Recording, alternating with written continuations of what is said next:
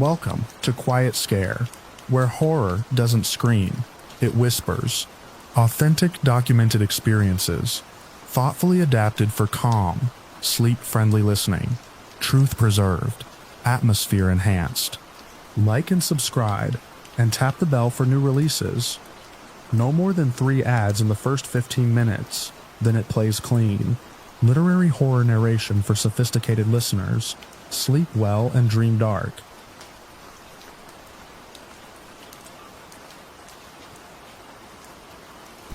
I found the markings because a sheet of corrugated metal shifted under my boot and exposed a stairwell that should not have been there. The building was an old plating plant on the edge of town. A squat brick rectangle with broken window frames and a roofline sagging like a tired back. I'd walked through dozens of places like it. Paper mills, shuttered schools, cold warehouses. Once you know the pattern of abandoned structures, you start recognizing the way neglect arranges itself. Dust piles where the wind pushes it. Water stains blooming under broken gutters. Graffiti layered in years like tree rings. This place looked ordinary. It was daylight, the kind of clear afternoon where sunlight makes every piece of shattered glass sparkle like frost. I had parked my truck down the service road and slipped through a chain link gap that someone had widened with bolt cutters months before. The weeds in the lot were waist high. A rusted forklift sat tipped on its side like it had been dropped there and forgotten mid-shift. Inside, the air smelled like old metal and dry insulation. Urban exploring is mostly patience. You walk slowly. You watch your footing. You let your eyes adjust to what shouldn't be there. My camera hung on a strap against my chest, bumping lightly as I stepped through the open loading bay. The first floor was empty except for old tanks and racks of pipes that had long since been stripped of anything valuable. Sunlight poured through broken windows and lit up drifting dust. Somewhere deeper in the structure, a loose panel knocked softly in the breeze. I started photographing the usual things. Peeling warning signs, a ladder bolted into a wall, the skeleton of an overhead crane track, nothing unusual. Then I noticed the floor. Factories are built with repetition, straight lines, regular spacing. Even when things collapse, the geometry usually remains obvious. But one section of the concrete had been cut and patched at some point. The rectangle was subtle but visible once I saw it, maybe 10 feet across. The edges slightly raised. I crouched to examine it. The concrete wasn't just patched. It had been removed and poured again, then scored with faint grooves that looked deliberate. Not letters, not numbers, just shallow lines forming shapes that repeated in a pattern that felt organized but not immediately readable. I photographed them. At first I thought maybe they were some kind of industrial guide marks, alignment references for equipment that used to sit there. But the deeper I looked, the less sense that made. The lines intersected at angles that didn't match anything in the building. Then my boot nudged the sheet of metal. It had been leaning against the wall nearby, partly buried in dust. When it slid aside, it exposed a narrow seam in the patched concrete. A rectangular plate. My pulse picked up a little. Explorers get used to hidden spaces. Maintenance hatches, storage pits, crawl tunnels under old plants, but they're usually obvious once you spot them. This one had been disguised. I brushed dirt away with my glove until I could see the edges clearly. There was a recessed handle barely visible in the center. The plate was heavy. It took both hands and a slow pull to lift it. The hinges groaned softly as the lid tipped upward. Underneath was a stairwell descending into darkness. It wasn't part of the original building. The concrete down there was smoother, newer, poured with tighter seams. A metal ladder had been bolted along one wall. I turned on my flashlight and pointed it down. The beam revealed a small chamber maybe 15 feet below. No pipes, no machinery, just walls and markings. They covered the concrete in dense rows. Dark lines etched directly into the surface, looping and branching in ways that reminded me of diagrams more than graffiti. I climbed down. The air in the chamber felt cooler than the factory above. Still and dry. My footsteps echoed in a tight, hollow way that suggested solid concrete on every side. The markings were everywhere, thousands of them. Some looked like geometric clusters, triangles intersecting with curved lines, shapes repeating in different orientations. Others resembled grids that had been distorted or folded inward. I photographed everything: close-ups, wide angles, sections of wall, the floor, even the ceiling. The strangest part wasn't the symbols themselves, it was the precision. Whoever carved them had used careful tools. The grooves were consistent in depth and width. The spacing between rows was exact. It looked less like vandalism and more like documentation. One wall had a large panel of markings arranged in a rectangular block about the size of a whiteboard. The shapes were denser there, layered over one another as if someone had revised the pattern multiple times. I took nearly 50 photos before climbing back up. Standing again in the sunlight felt strange, like surfacing from underwater. I closed the metal hatch the way I had found it, and leaned the sheet of corrugated metal back into place. Not because I was trying to hide it, more because explorers tend to leave places the way they found them. By the time I drove home, I was already thinking about who might recognize the markings. I posted a handful of the photos that evening in a private exploration group online. It was a small community, mostly people who traded location tips and structural warnings. The response came faster than I expected. People zoomed in on the images, cropped them, rotated them, compared them with other patterns. Someone suggested they looked like surveying diagrams. Someone else thought they resembled old control schematics. A few people said they'd never seen anything like them. Within a day, the photos had spread outside the group. I started receiving messages from accounts I didn't recognize, asking for the exact location of the building. Some sounded like curious hobbyists. Others were more direct. One message simply asked if I had removed anything from the site. I hadn't. By the second day, rumors had started. Someone claimed the chamber looked like a mapping grid. Someone claimed it resembled data encoding patterns. Someone else suggested the markings weren't human writing at all. That was when things changed. On the third morning, I drove back to the plating plant. I had planned to bring measuring tools and document the chamber more carefully.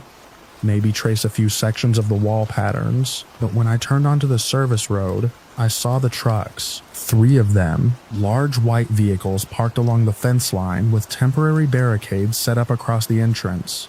Men in plain work jackets stood near the gate talking to each other. The chain link gap had been closed with fresh fencing. A sign hung from the barricade: structure condemned, demolition scheduled. I pulled over about 50 yards away and watched. No company logos, no construction branding, just blank vehicles and workers moving with quiet efficiency. A crane truck rolled into the lot not long after. From where I sat, I could see them entering the building through the same loading bay I had used.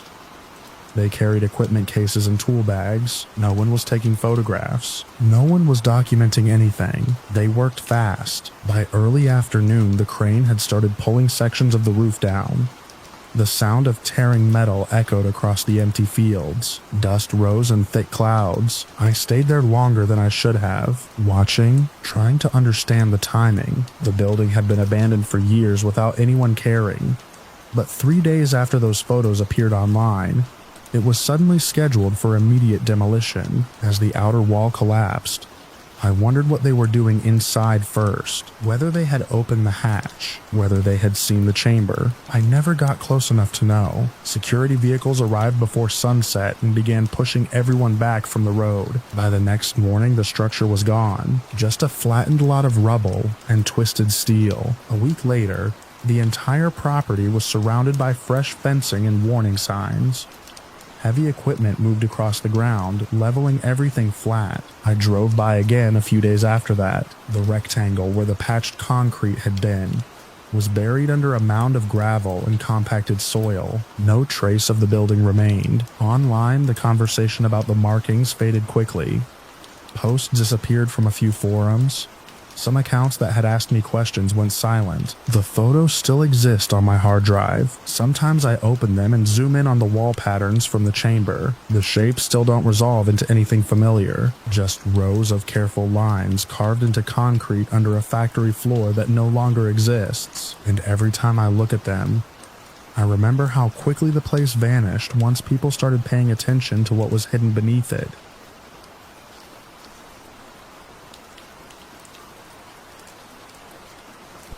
The first time I saw it, I was coming back from a late shift at the marina. The kind of shift where the smell of diesel and salt sticks to your clothes, and the night feels thicker than it should. The highway that runs along the marsh outside town is empty after midnight. Just a thin ribbon of pavement raised above miles of black water and reeds. I had driven it so many times that I could recognize every bend by the angle of the guardrail and the way the wind moved through the grass. That night the fog sat low over the marsh, not dense enough to hide the road, but thick enough to blur the horizon. My headlights pushed into it like dull cones of chalky light. The tide had come in, and the marsh pools reflected the sky, which meant everything beyond the road looked like dark water. I remember easing off the accelerator because the wind had picked up. You could hear it pushing through the reeds even with the windows closed. The truck rattled the way old trucks do when they've been driven longer than anyone planned. About halfway through the marsh stretch, something moved on the right shoulder. At first I assumed it was a deer. That happens a lot out there. The animals wander out of the grass and freeze in the headlights. I lifted my foot from the gas and let the truck roll slower, but the shape didn't freeze. It stepped. The motion was upright. That was the first thing that didn't sit right in my mind. The shape lifted one leg and placed it down in a deliberate stride across the narrow gravel shoulder toward the road. For a moment, the fog thinned and the headlights caught the side of it. It was tall, taller than any person I knew around town. The body was covered in dark hair that moved in the wind. My hands tightened on the steering wheel before my brain had time to decide what I was looking at. The thing stepped onto the asphalt. The truck's headlights hit it fully then, and the details came through in pieces, the way things do when you're startled. Long arms, shoulders that seemed too wide, a head that sat forward on the neck.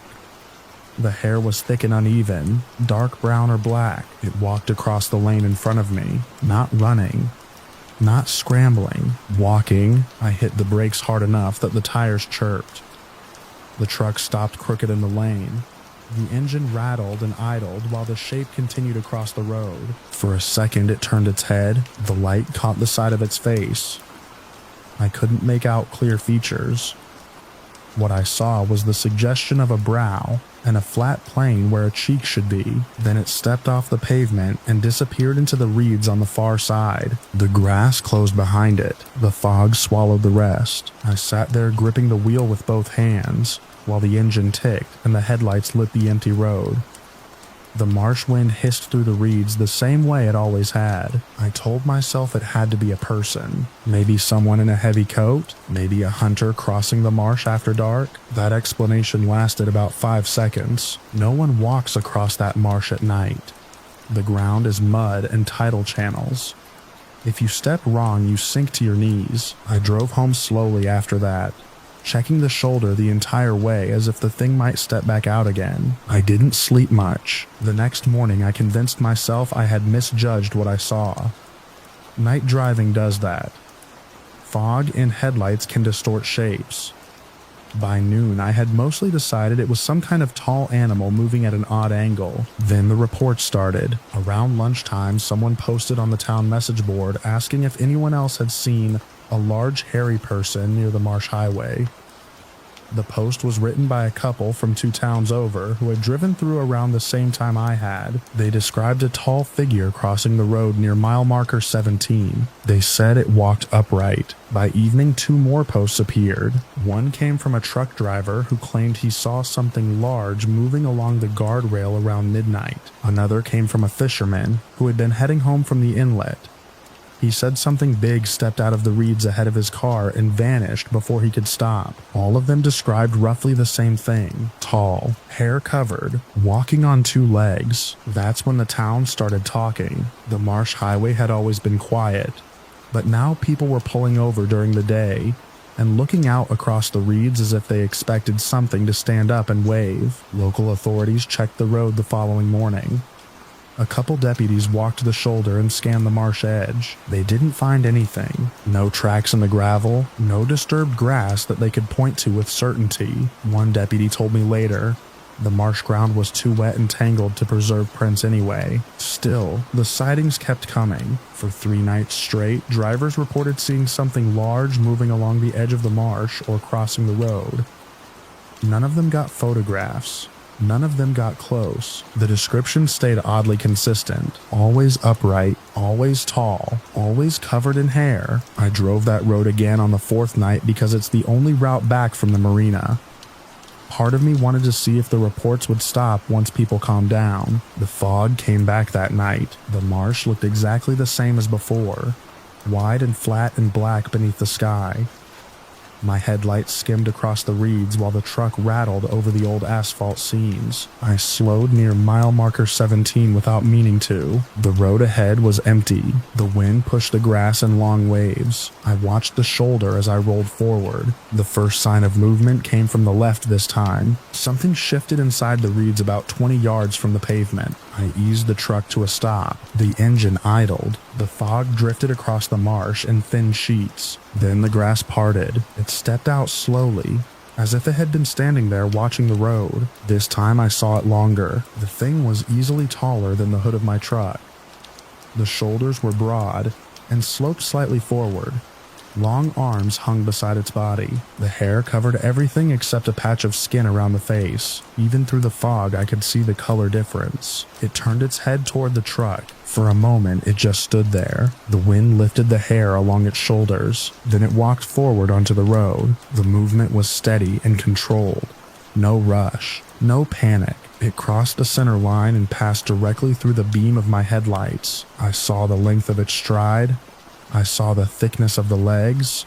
I saw the way the arms swung naturally as it moved. It looked real, completely physical, and completely out of place. The moment stretched long enough for my brain to start listing possibilities again. Someone in a costume, a trick of light, a bear standing upright. None of those explanations fit what my eyes were seeing. The thing reached the far shoulder and paused. It turned slightly. For a second, it faced the truck fully. Its eyes reflected the headlights. Then it stepped into the marsh grass and vanished. I waited there a long time before moving. The fog drifted back across the road, and the reeds swayed the way they always had. When I finally drove home, I realized my hands were shaking. The next day, a group of local volunteers organized a search along the marsh.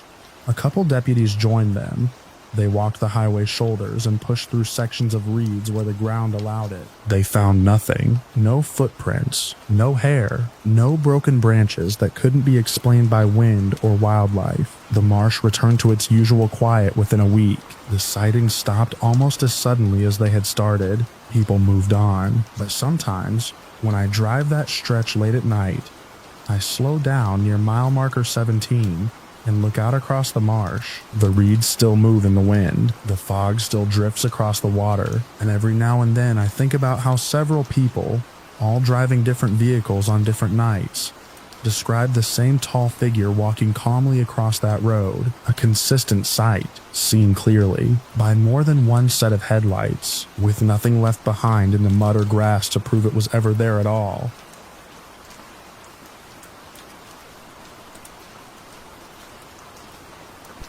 Midday in our town has a certain stillness to it. Not quiet exactly. The highway hum carries across the hayfields, trucks downshifting as they take the bend near the grain elevator. Wind pushes dust along the shoulder roads. The bell over the door of my shop rings every now and then when someone comes in for a tire patch or a tow chain, or just to talk while their engine cools. I built the place with my brother 15 years ago. A small roadside garage and service desk just outside town limits. Close enough for the farmers to reach, but far enough that travelers usually spotted us first when something went wrong. The sign out front said Madsen Roadside and Repair, hand-painted and weathered. People in 3 counties knew if they were stuck I would come. That was my problem, according to my wife. I never let the phone ring out. That day started the way most of them did. The sky was flat blue and wide. No clouds. Just wind dragging over the prairie grass. I had the big service door open and a pickup on the lift, draining oil into a metal pan. The radio was murmuring farm prices. My hands smelled like rubber and solvent. Just before noon, I wiped my palms on a rag and stepped into the office to log the job. The phone rang. I remember noticing the sound because it echoed oddly in the room. Not loud, just hollow, like it was coming from farther away than the wall. I picked it up. The voice on the other end was a man's, low and careful, not frantic the way people usually sound when they're stranded. He said his car had gone off the county road near a stretch of river west of town. Said he was fine but stuck in soft ground. He'd tried calling a couple numbers, but mine was the one he reached. That part didn't strike me as strange. My number was painted on 3 billboards in the side of my truck. What I remember now is how specific he was about where he was. He described the road by the old irrigation ditch, mentioned a broken fence post and a narrow cattle gate, said he'd slid near the riverbank trying to turn around. It was a place I knew. Most locals avoided that stretch because the ground got soft near the water, especially in spring. But tourists and out-of-town hunters sometimes wandered down there. I asked if he was hurt. He said no, just embarrassed and needing a pull. I told him I'd be there soon. I hung up and stood in the office for a moment looking out the dusty window toward the highway. The wind had picked up. I could see grass bending in waves. Calls like that came in every week. Someone stuck in sand. Someone slid off a ranch track. Nothing unusual. Still, I remember writing the location down in my small notebook before leaving. I always kept one in the truck glove box, a habit I picked up after getting turned around on dirt roads years ago. The note looked like this when they found it later. River Road past ditch. Broken post gate. I locked the shop door, grabbed my tow chain, and drove out. The route took me through town first, past the diner where lunch crowds were starting to gather, past the school playground, then west along the highway until the pavement ended and gravel took over. Once you leave the highway out there, the land changes, fields open wider, houses disappear. You start seeing long irrigation arms and windmills instead of fences. The road becomes pale dust and scattered stones. I drove with the windows down. The air smelled like dry earth and river mud somewhere far ahead. The turnoff he described came exactly where I expected it. A narrow dirt road, barely wider than a truck, running alongside a ditch that carried snowmelt from the foothills. The broken fence post was there too. That detail stuck with me even then. The man had described it perfectly. I turned down the track and drove slowly. The ground was uneven, and the truck bounced over old tire ruts hardened by the sun. The river came into view after a few minutes. Not wide, just a slow green bend cutting through cottonwoods. I kept looking for a car in the ditch or stuck near the bank. There wasn't one. I pulled to a stop and let the engine idle. The wind moved through the cottonwood leaves in a steady whisper. Grass brushed against the truck doors. A hawk circled somewhere overhead. I remember stepping out and standing beside the truck, scanning the road both directions. No vehicle, no person, just the track running along the river. I walked a little farther down the road, expecting maybe the car was around the bend. Sometimes drivers exaggerate how close they are to a landmark, but the road curved ahead empty. The mud near the bank showed old tire tracks and cattle prints. Nothing fresh. I stood there long enough that the truck engine ticked as it cooled. Eventually, I went back to the cab and tried calling the number that had appeared on the shop phone display. It rang once. Then the line went dead. I told myself the man had probably managed to get out on his own. Maybe he'd flagged someone else down. Maybe he'd walked toward the highway. That explanation felt reasonable enough that I climbed back in the truck and started the engine again. I drove another mile along the river before turning around. Even then, I kept watching the road ahead for a stranded car. There was nothing. Later, when the investigators retraced the route, They said there were no new tire tracks except mine. What happened after I turned around is harder to piece together. The last clear thing anyone knows is that my truck left the dirt road and drove toward the river crossing farther downstream. The crossing is an old concrete ford.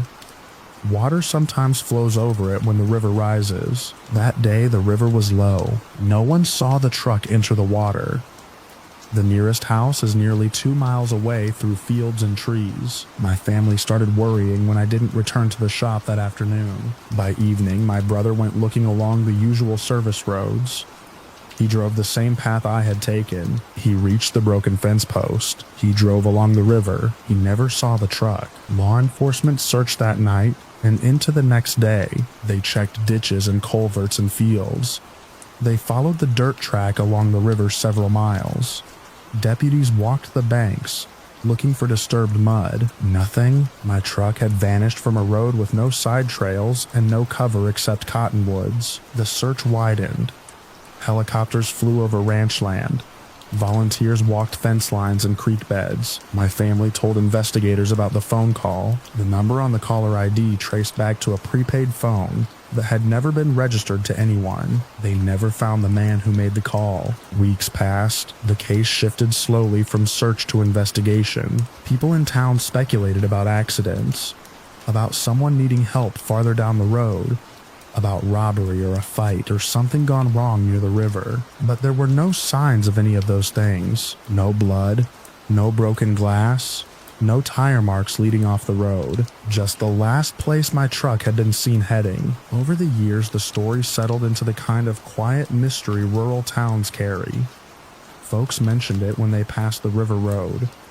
Some stopped driving that route entirely. My family kept hoping something would surface. 5 years later, it did. A drought lowered the river enough that parts of the bank exposed mud that hadn't seen daylight in decades. A fisherman walking the bend noticed metal under the water near the old ford crossing. Divers came out the next morning. They pulled my truck from the river slowly, the winch cable creaking as it rose, dripping into the sunlight. The vehicle was intact, windows closed, doors locked. Inside the cab, they found my notebook in the glove compartment.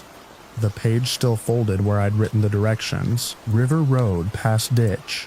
Broken post gate. There were no remains inside. No evidence anyone had been in the truck when it entered the water. Investigators said the vehicle had rolled into the river sometime that afternoon years earlier. Maybe the brakes failed. Maybe the ground gave way near the bank. Maybe something else happened along that road. No one could explain why the truck had been found miles downstream from where I turned around. No one could explain why there were no tracks leading toward the crossing that day. And no one ever found the man who called asking for help. My wife kept one of the papers the deputies left behind during the search. It had a list of procedural notes and constraints the investigators followed.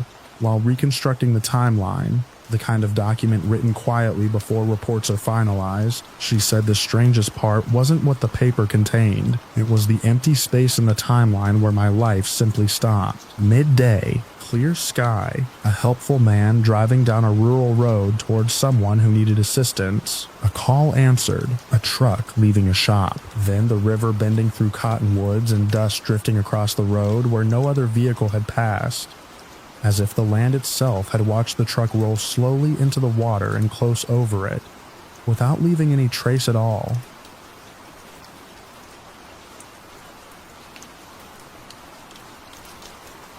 The morning they opened the gate for me, the air smelled like wet concrete and old paper.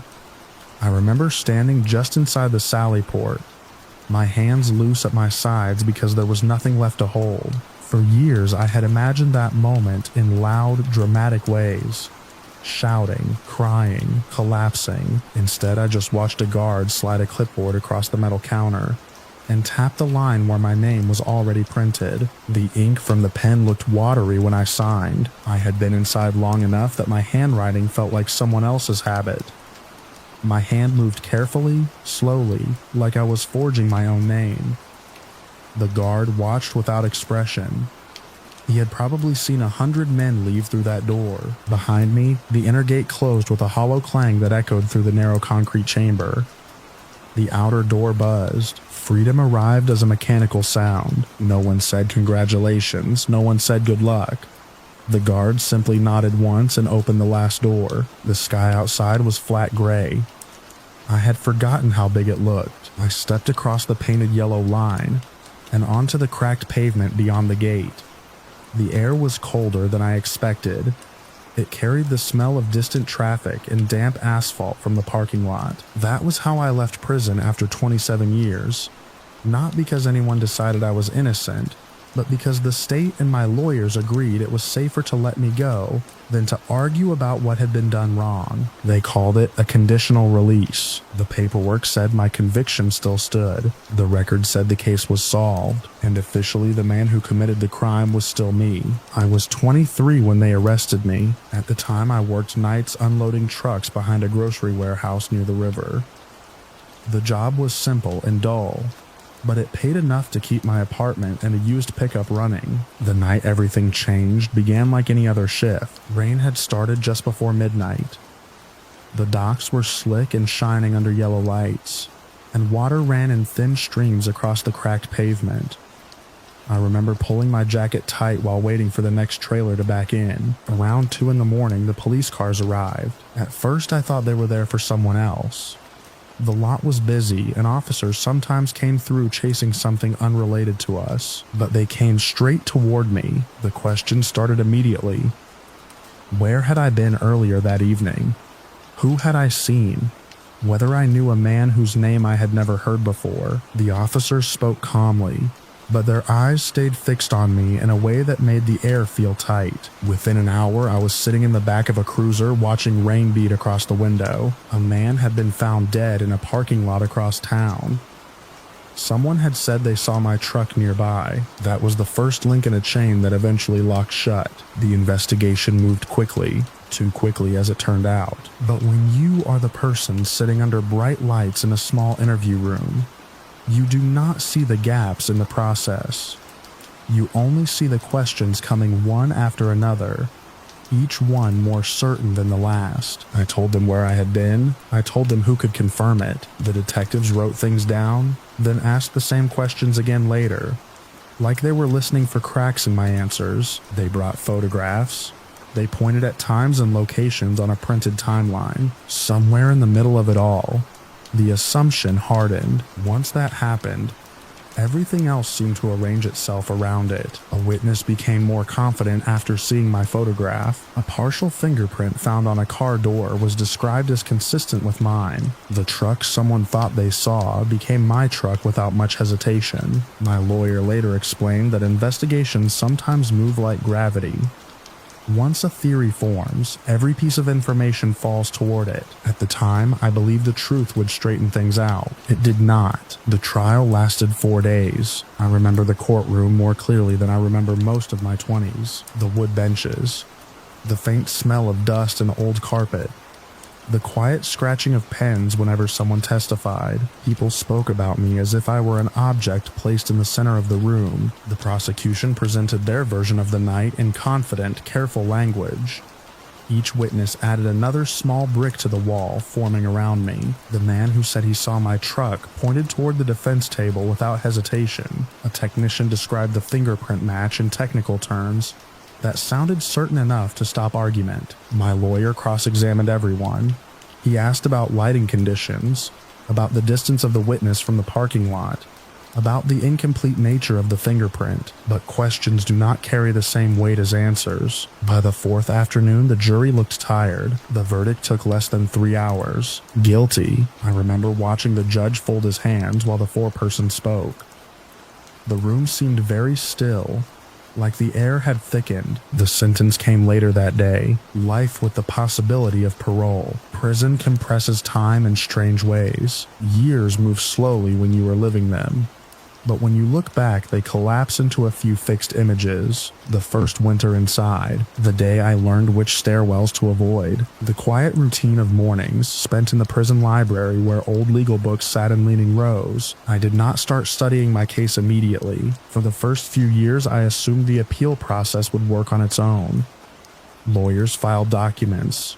Courts reviewed transcripts. Motions appeared and disappeared in paperwork I barely understood. Each denial arrived with language that sounded polite and distant. No reversible error. Sufficient evidence. Conviction affirmed. Eventually, the lawyers stopped writing. That was when I began reading. The prison library was a narrow room with humming fluorescent lights and metal shelves that bowed slightly in the middle.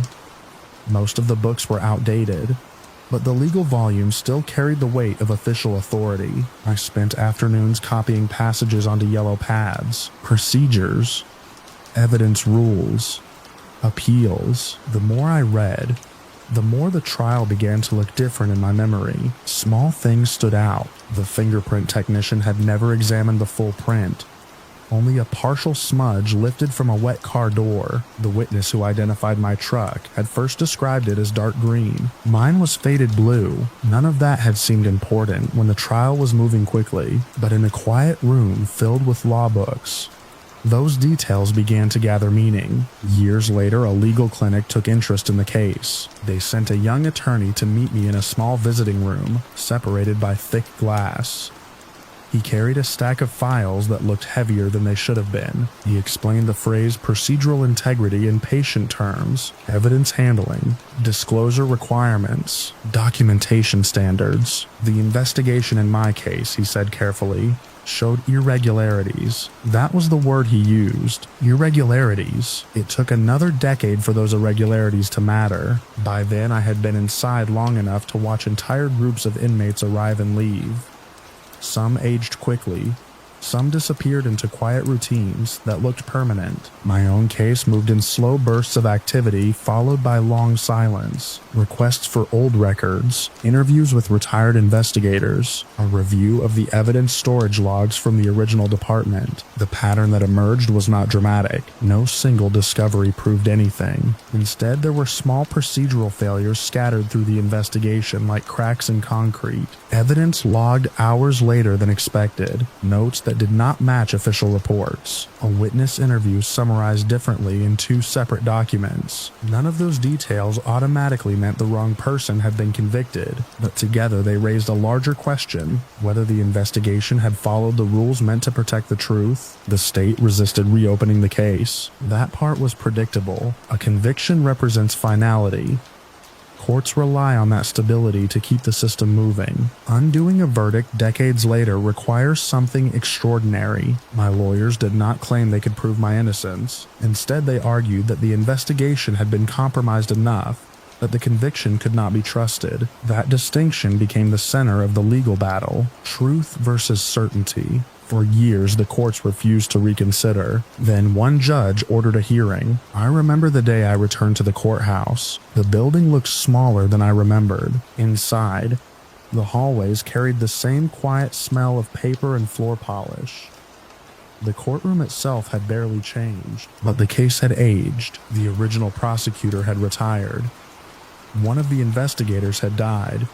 Records that once sat neatly in cabinets now existed mostly as photocopies and scanned files. Experts testified about missing documentation and questionable procedures. One retired detective admitted under questioning that certain evidence logs might have been completed after the fact to organize the file. The phrase hung in the courtroom like dust in sunlight. My lawyers argued that the investigation had been shaped by assumptions too early in the process. The state responded that the jury had weighed the evidence and reached a lawful conclusion. Both statements were technically true. The judge listened for 2 days without showing much expression. At the end, he did not overturn the conviction. Instead, he suggested something else: negotiation. The agreement took months. I was not present for most of it.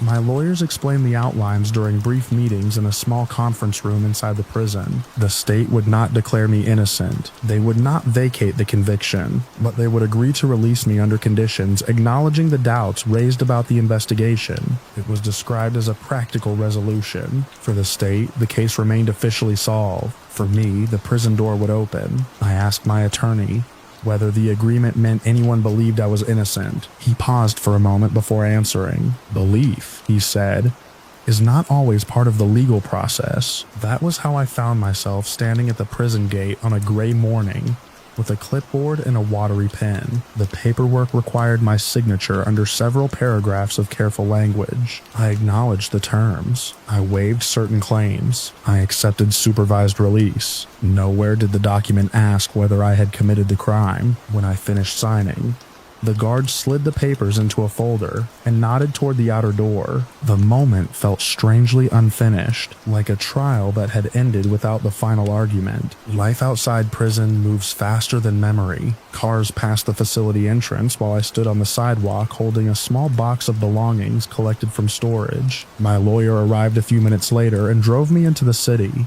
During the ride, he explained the conditions of my release and the schedule for future court check-ins. His voice was calm, professional. I watched unfamiliar buildings slide past the window. Somewhere in those streets was the parking lot, where the crime had happened all those years ago. The official record still described the case in simple terms. A suspect identified, evidence presented, a jury verdict solved. But the files my lawyers had gathered told a quieter story. Documents that did not align, procedures that bent slightly under pressure, moments in the investigation where certainty appeared before understanding. None of it proved who had truly been in that parking lot that night. And after nearly 3 decades, no one seemed eager to reopen that question. Late that evening, I stood outside the small apartment, arranged for my transition. The city had changed while I was gone. Buildings were taller. Traffic sounded heavier. The sky above the streetlights looked wide and colorless. Somewhere in a courthouse file, my name still sat beside the word guilty. Somewhere else in a box of records were the doubts that had opened the prison gate. Both versions existed at the same time, sealed into the same history. I watched a car pass slowly through the intersection at the end of the block, its headlights sliding across wet pavement. For a moment, the light reflected off the street in a way that reminded me of rain on the warehouse docks all those years ago. Then the car turned the corner, and the street went quiet again, leaving only the dim glow of the lamps and the sound of distant traffic fading into the dark.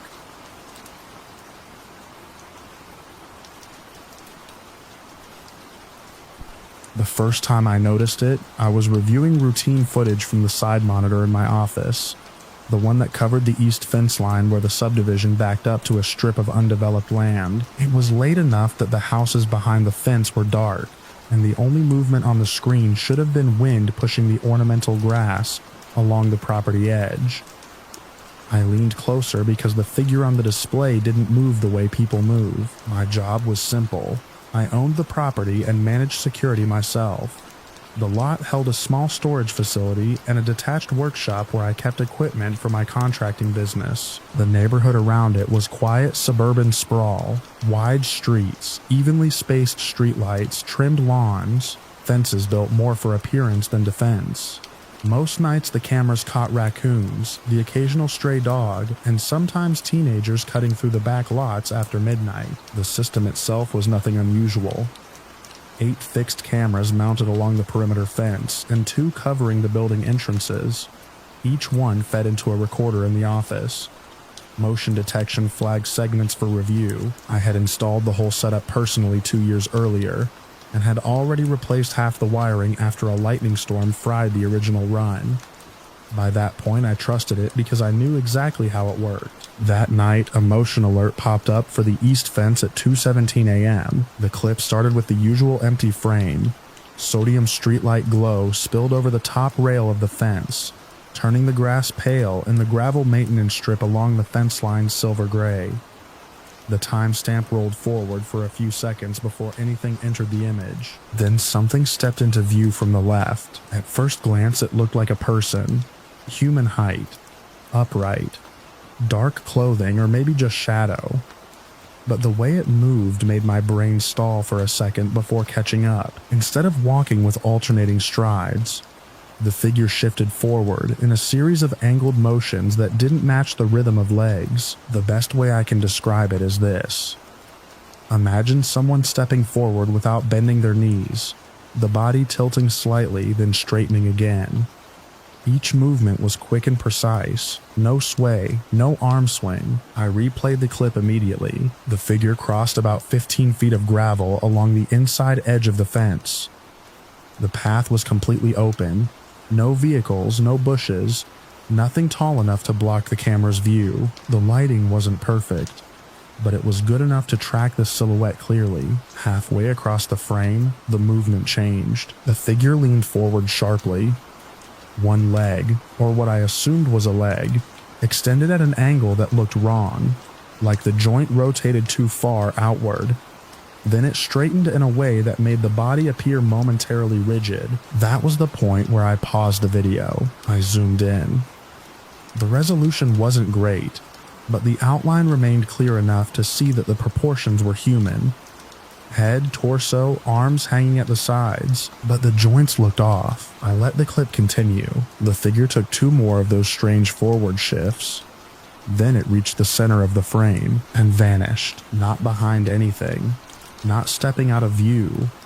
The silhouette was simply present in one frame and gone in the next while still standing in the open gravel strip. I stared at the screen for a long time before moving. The cameras were live, so I pulled up the current feed from the same location. The fence line looked exactly like it always did. Quiet, empty, the grass moving slightly in the breeze. I rewound the recording again. Same result, frame by frame. The sequence was identical every time I watched it. The figure crossed into the frame, moved with those stiff angled steps, leaned forward, straightened, then disappeared. The next frame showed nothing but gravel and grass. My first assumption was a glitch in the recording. I checked the file integrity on the system. No errors. No dropped frames reported by the recorder. The timestamp advanced normally. The clip length matched the motion event duration. I watched it again at half speed. The movement became even more unsettling when slowed down. The angles of the legs didn't follow a normal gait. There was a moment where the knee appeared to bend backward slightly before correcting. The final moment happened between frames. One frame contained the figure mid-step. The next showed an empty fence line. I left the office and walked the perimeter. The gravel strip along the fence still held shallow impressions where someone had stepped. They were faint, but visible under the security light mounted on the corner pole. The prints ran left to right across the frame, exactly where the figure had moved in the video. They stopped halfway across the gravel. No exit tracks, just a partial footprint and then smooth gravel beyond it. I crouched and ran a hand across the surface. The stones were undisturbed past that point. If someone had jumped the fence or run into the grass, there would have been marks. There weren't. I finished the perimeter check and went back inside. For the next hour, I examined the footage from every other camera on the property. The figure never appeared on any of them. The east fence camera was the only one that recorded motion during that time window. I considered the possibility of someone entering from the blind spot between cameras, but that didn't explain the disappearance. The figure had been standing in the open center of the frame.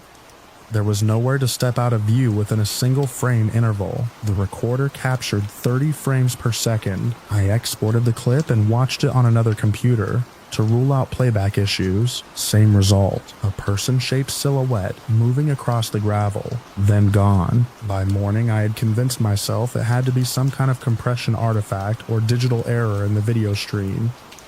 I had worked with enough electronics to know strange glitches could happen, especially with low-light cameras, but the footprints bothered me. They were real.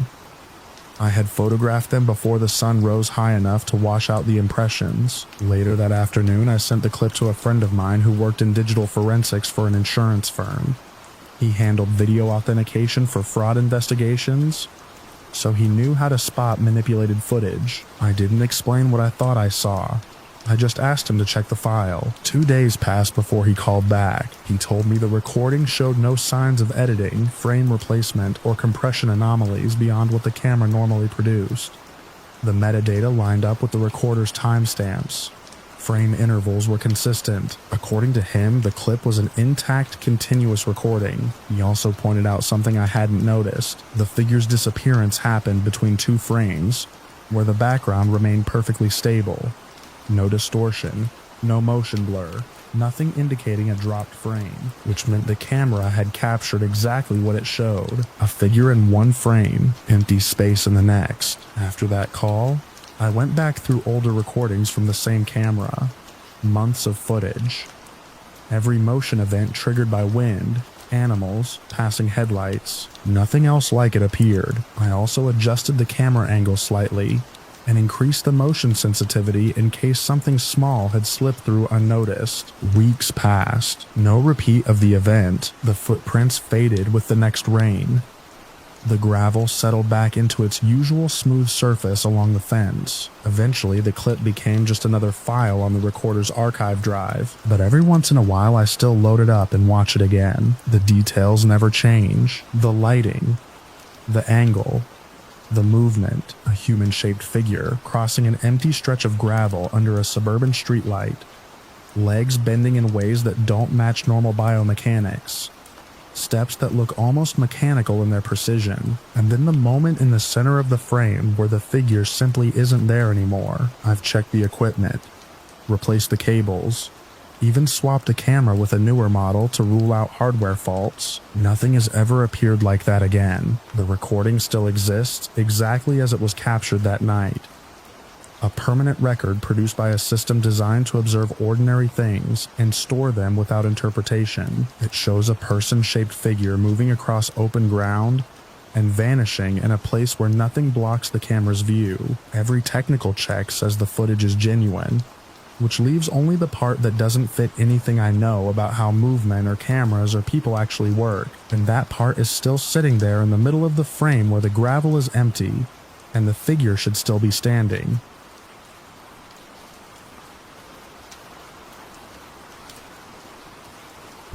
The first thing that woke me wasn't a sound. It was the smell. Anyone who spends enough nights in the mountains learns the normal catalog of nighttime odors.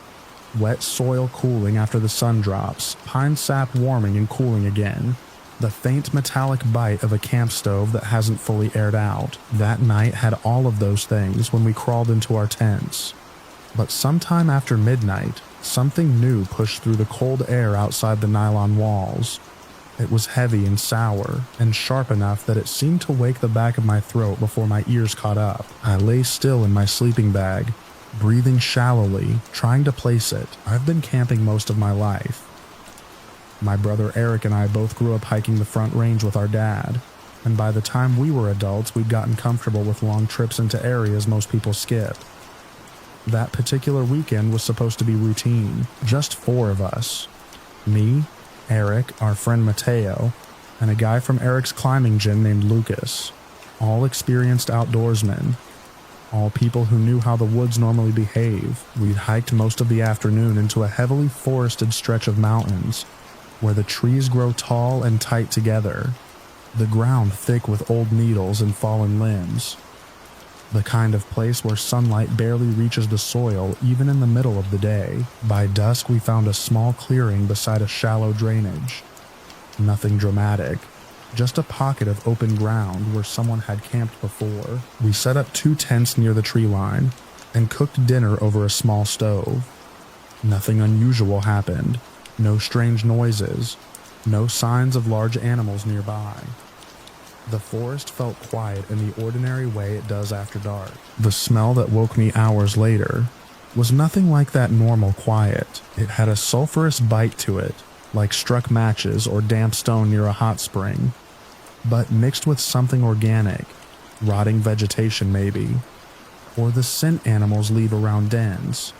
Only stronger, strong enough that I could taste it. I unzipped my sleeping bag slightly and listened. The forest had gone still. When you sleep outside long enough, you get used to a constant background layer of sound. Insects, shifting branches, the occasional small animal pushing through brush. That night there was none of that. No wind either. Just the weight of the trees and the smell. Then I heard the movement. It wasn't loud.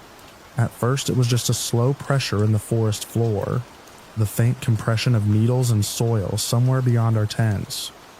One step, then another, 2 legs. That's what my brain told me before I even fully processed it. Not the 4-beat rhythm of deer or elk, not the quick scatter of smaller animals. This was a measured pattern. 1 foot, then the other. Heavy. I stayed still inside my sleeping bag, staring at the dark fabric of the tent wall a foot from my face. The movement circled slowly through the trees. I couldn't see it, but I could hear the weight behind each step. The smell grew stronger. My first thought was a bear standing upright. That happens sometimes when they're curious. But bears don't move like that for long.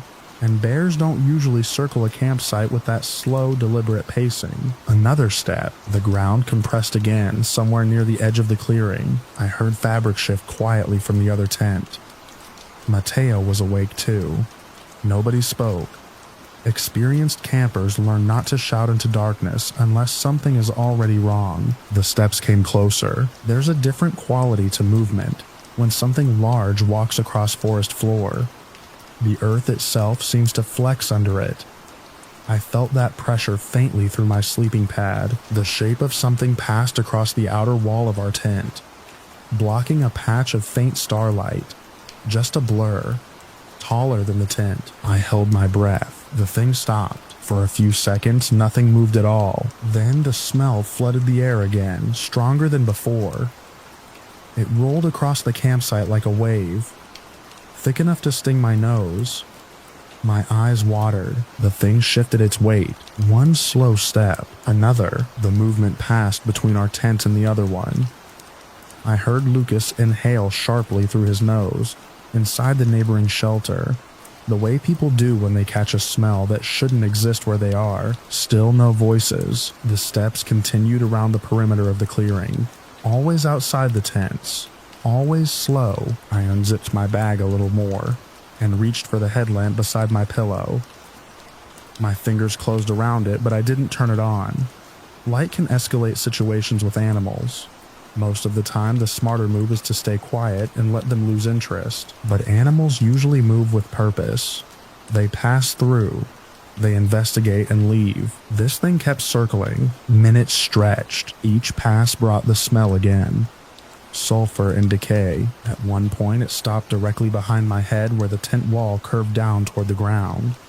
The nylon barely moved, but I could sense the presence through it.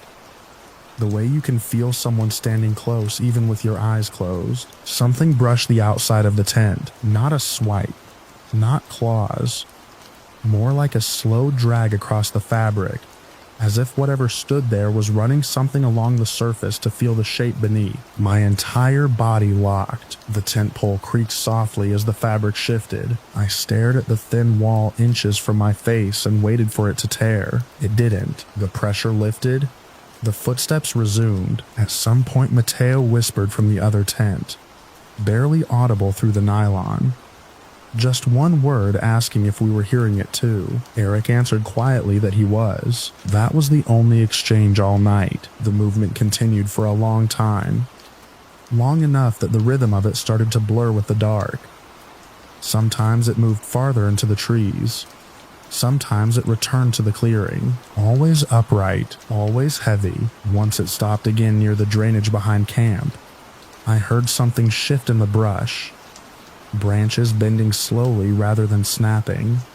Then stillness. I remember thinking that if it rushed the tents, there would be no time to react. Instead, it walked away. The steps faded into the forest. The smell lingered longer than the sound. None of us slept after that. We stayed quiet until the first gray hint of dawn filtered through the trees. When the forest finally started making normal morning noise again, the silence inside the tents broke all at once. Zippers opened. Cold air poured into the clearing as we stepped out. No one spoke at first. The campsite looked normal. Our gear was exactly where we left it. The drainage trickled quietly through stones.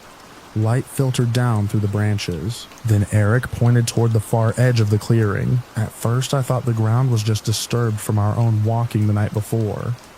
But as we moved closer, the pattern became obvious. Footprints. Large ones. They began at the tree line, where the forest thickened into shadow. From there, they crossed the clearing in a wide loop around both tents. The soil there was soft enough to hold impressions clearly. Each print had the shape of a long, narrow foot, with distinct toe marks pressed into the dirt. 5 of them, spread wider than a human foot. But the size wasn't the strangest part. The stride was. The prints were spaced like something walking upright. each one aligned in a path that circled us again and again through the clearing. Before heading back into the trees on the opposite side, Lucas crouched beside one of them. None of us said much. Experienced outdoorsmen don't jump to conclusions when the woods present something unfamiliar. But we all knew what the tracks in that soil didn't match. They weren't bear. Bears leave a very different pattern. They weren't elk or moose or any hoofed animal. They weren't human either.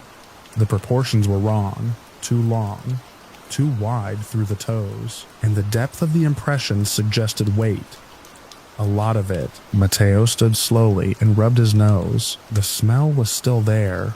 Faint, but unmistakable. It clung to the air around the prints like a residue. We followed the trackway only a short distance into the forest. The trees closed in quickly, and the ground hardened under old roots and rock. The prints disappeared after maybe 30 yards. The woods beyond that point looked untouched. No broken branches. No hair caught on bark. Nothing that explained what had walked around our camp for hours. We stood there for a long time, listening to the normal sounds of the forest returning. Eventually, Eric said we should pack up. Nobody argued. Breaking camp took half the time it usually does. Gear went into packs quickly. The tents came down. The stove cooled and disappeared into a bag. Before leaving, I looked once more across the clearing. Morning light had reached the ground now.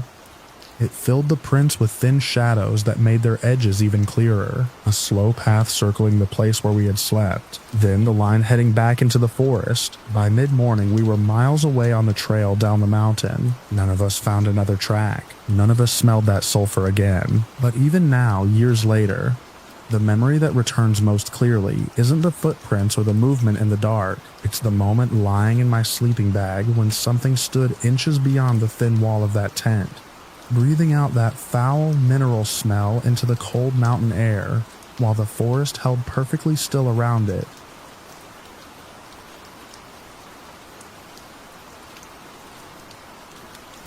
The call came in just after the lunch rush, while I was standing behind the shop counter with a rag over my shoulder and a half-finished cup of coffee cooling beside the register. The front door of Miller's Auto stayed open that time of day to let the warm air move through, and the sound of trucks rolling down the county road drifted in and out like slow waves.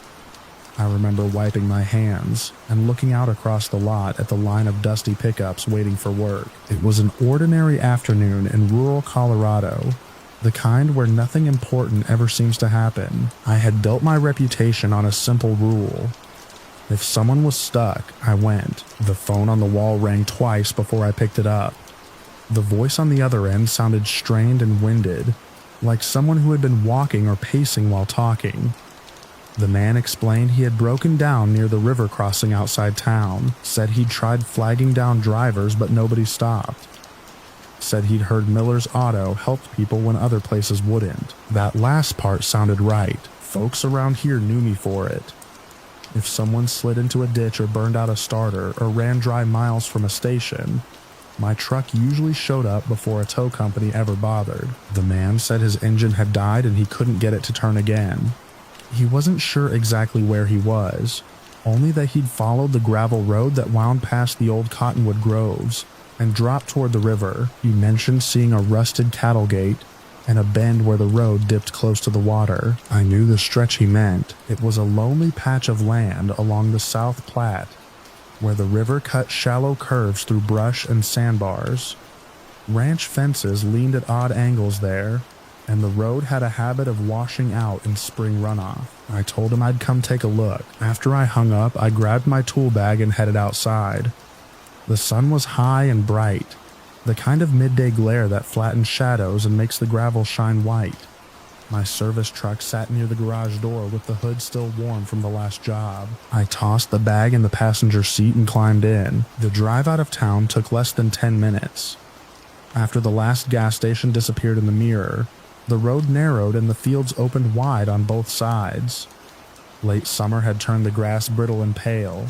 The mountains stood faint and blue on the horizon like they always did. I remember thinking the whole situation sounded simple. Probably a dead battery, or a seized alternator, something easy. The gravel road to the river branched off near a leading fence post. with a faded reflector nailed to it. My tires crunched onto the turn, kicking dust behind me. The farther I drove, the quieter things got. No houses, no power lines, just cottonwoods scattered along the riverbank, and wind moving through dry weeds. I kept an eye out for the man's vehicle but didn't see anything at first. The road twisted along a shallow ridge before dipping lower toward the water. Tire ruts from earlier drivers cut 2 dark tracks through the dust. Another half-mile passed. Still nothing. I slowed the truck and rolled down the window. The smell of river mud drifted in on the breeze. That was when I noticed something strange. The tire tracks ahead looked fresh, but they stopped. Not gradually, not turning off somewhere. They just ended near the edge of a wide clearing where the road flattened beside the river. I pulled forward slowly and parked. The river moved quietly beyond a strip of brush about 20 yards away. Sunlight flickered across the water through the cottonwood leaves. Aside from that, the clearing was empty. No stalled car, no stranded driver, just dirt and weeds and wind. I stepped out of the truck and looked around, expecting the man to come walking out from somewhere. Maybe he'd pushed the vehicle farther down the road. Maybe he'd wandered off to get a signal, but the clearing held nothing. I crouched to look at the ground. The tire marks that led into the clearing were narrow, like something small had driven through recently. A sedan, maybe. They cut straight across the dirt and ended close to the riverbank. I walked toward the river, scanning the ground. That was when I noticed the slope. The dirt near the water dropped more sharply than it first appeared. The bank was soft in places, packed with loose sand where the river rose during spring runoff. At the bottom, the water ran slow and dark. I stood there a moment, listening. The wind moved through the cottonwoods with a soft rattling sound. Somewhere upstream, a bird called once and then went quiet. The place felt empty in a way that didn't make sense. I walked back toward my truck and checked the road again. No other vehicles had come down that way since the tracks I'd followed. No fresh prints. No sign anyone had been walking around recently. Just those tracks leading in and nowhere leading out. I went back to the riverbank. The sand along the edge had been disturbed. Not footprints exactly. More like sliding marks where something heavy had shifted toward the water. I looked down into the river. The current there moved slowly but steadily. The surface reflected the sky in dull gray ripples. It was deep enough in that bend to swallow a car if one had rolled in. I shaded my eyes and scanned the water. Nothing. Just the reflection of clouds moving across the surface. For a moment I wondered if the driver had somehow pushed his vehicle farther downstream, maybe trying to get traction along the bank, but there was no path for it. The brush and fallen limbs would have stopped anything with wheels. I walked the clearing again, slower this time. A piece of broken glass lay half buried in the dirt near the edge of the tracks. I picked it up and turned it in the light. It looked like it might have come from a headlight. I dropped it back where I found it. The whole situation started feeling wrong, in a quiet, creeping way. Not dangerous exactly. Just off, like arriving somewhere after an accident already happened. I stood there a while longer, watching the river and listening to the wind. No one came. Eventually, I went back to my truck and grabbed the small portable winch I carried for roadside recoveries. If a car had slipped down the bank, I figured I might be able to hook onto something under the water. I carried the cable toward the edge. The sand shifted slightly under my boots. The slope down to the water looked steeper the closer I got. A thin layer of dried mud cracked under my weight. I paused and looked back toward the road. My truck sat alone in the clearing, sunlight glaring off the windshield. Beyond it, the gravel road stretched empty toward the hills. No dust trails, no approaching vehicles, just quiet. I stepped closer to the river and leaned out over the bank. The water was darker there than I expected. The bottom dropped off sharply a few feet from shore. If something heavy had rolled in, it could have sunk quickly. I tried to see beneath the surface. The reflection of the sky kept shifting, breaking apart whenever the current moved. Then something caught my eye, a faint shape below the waterline. It wasn't clear enough to identify, just a dull outline several feet down. Maybe metal, Maybe a shadow. I moved down the slope another step to get a better look. The dirt gave slightly under my weight. I planted my boot and leaned forward. The river smelled colder up close, like wet stone and algae.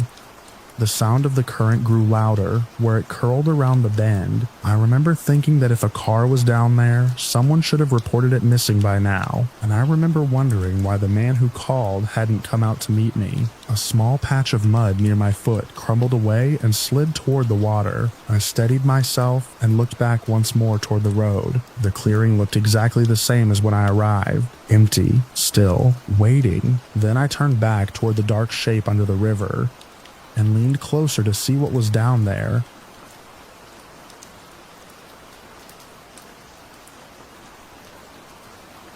The road into the valley had not been used in years. Grass had grown through the cracks in the asphalt, and the faded center line disappeared beneath wind-blown dust long before the industrial buildings came into view. I parked beside a collapsed guardrail and walked the remaining distance with my camera and notebook, stepping over gravel and rusted bolts that must have once held something heavy in place. I had come because the place did not exist, at least not on any map I could find. I'm a historian by trade, though most people would probably call me an explorer now. My work tends to sit in the narrow space between archives and forgotten ground, when a place disappears from the official record but still leaves shadows in property filings, shipping logs, or aerial photographs. That's usually where I end up. The Valley facility had first appeared in a shipment ledger from the late 70s.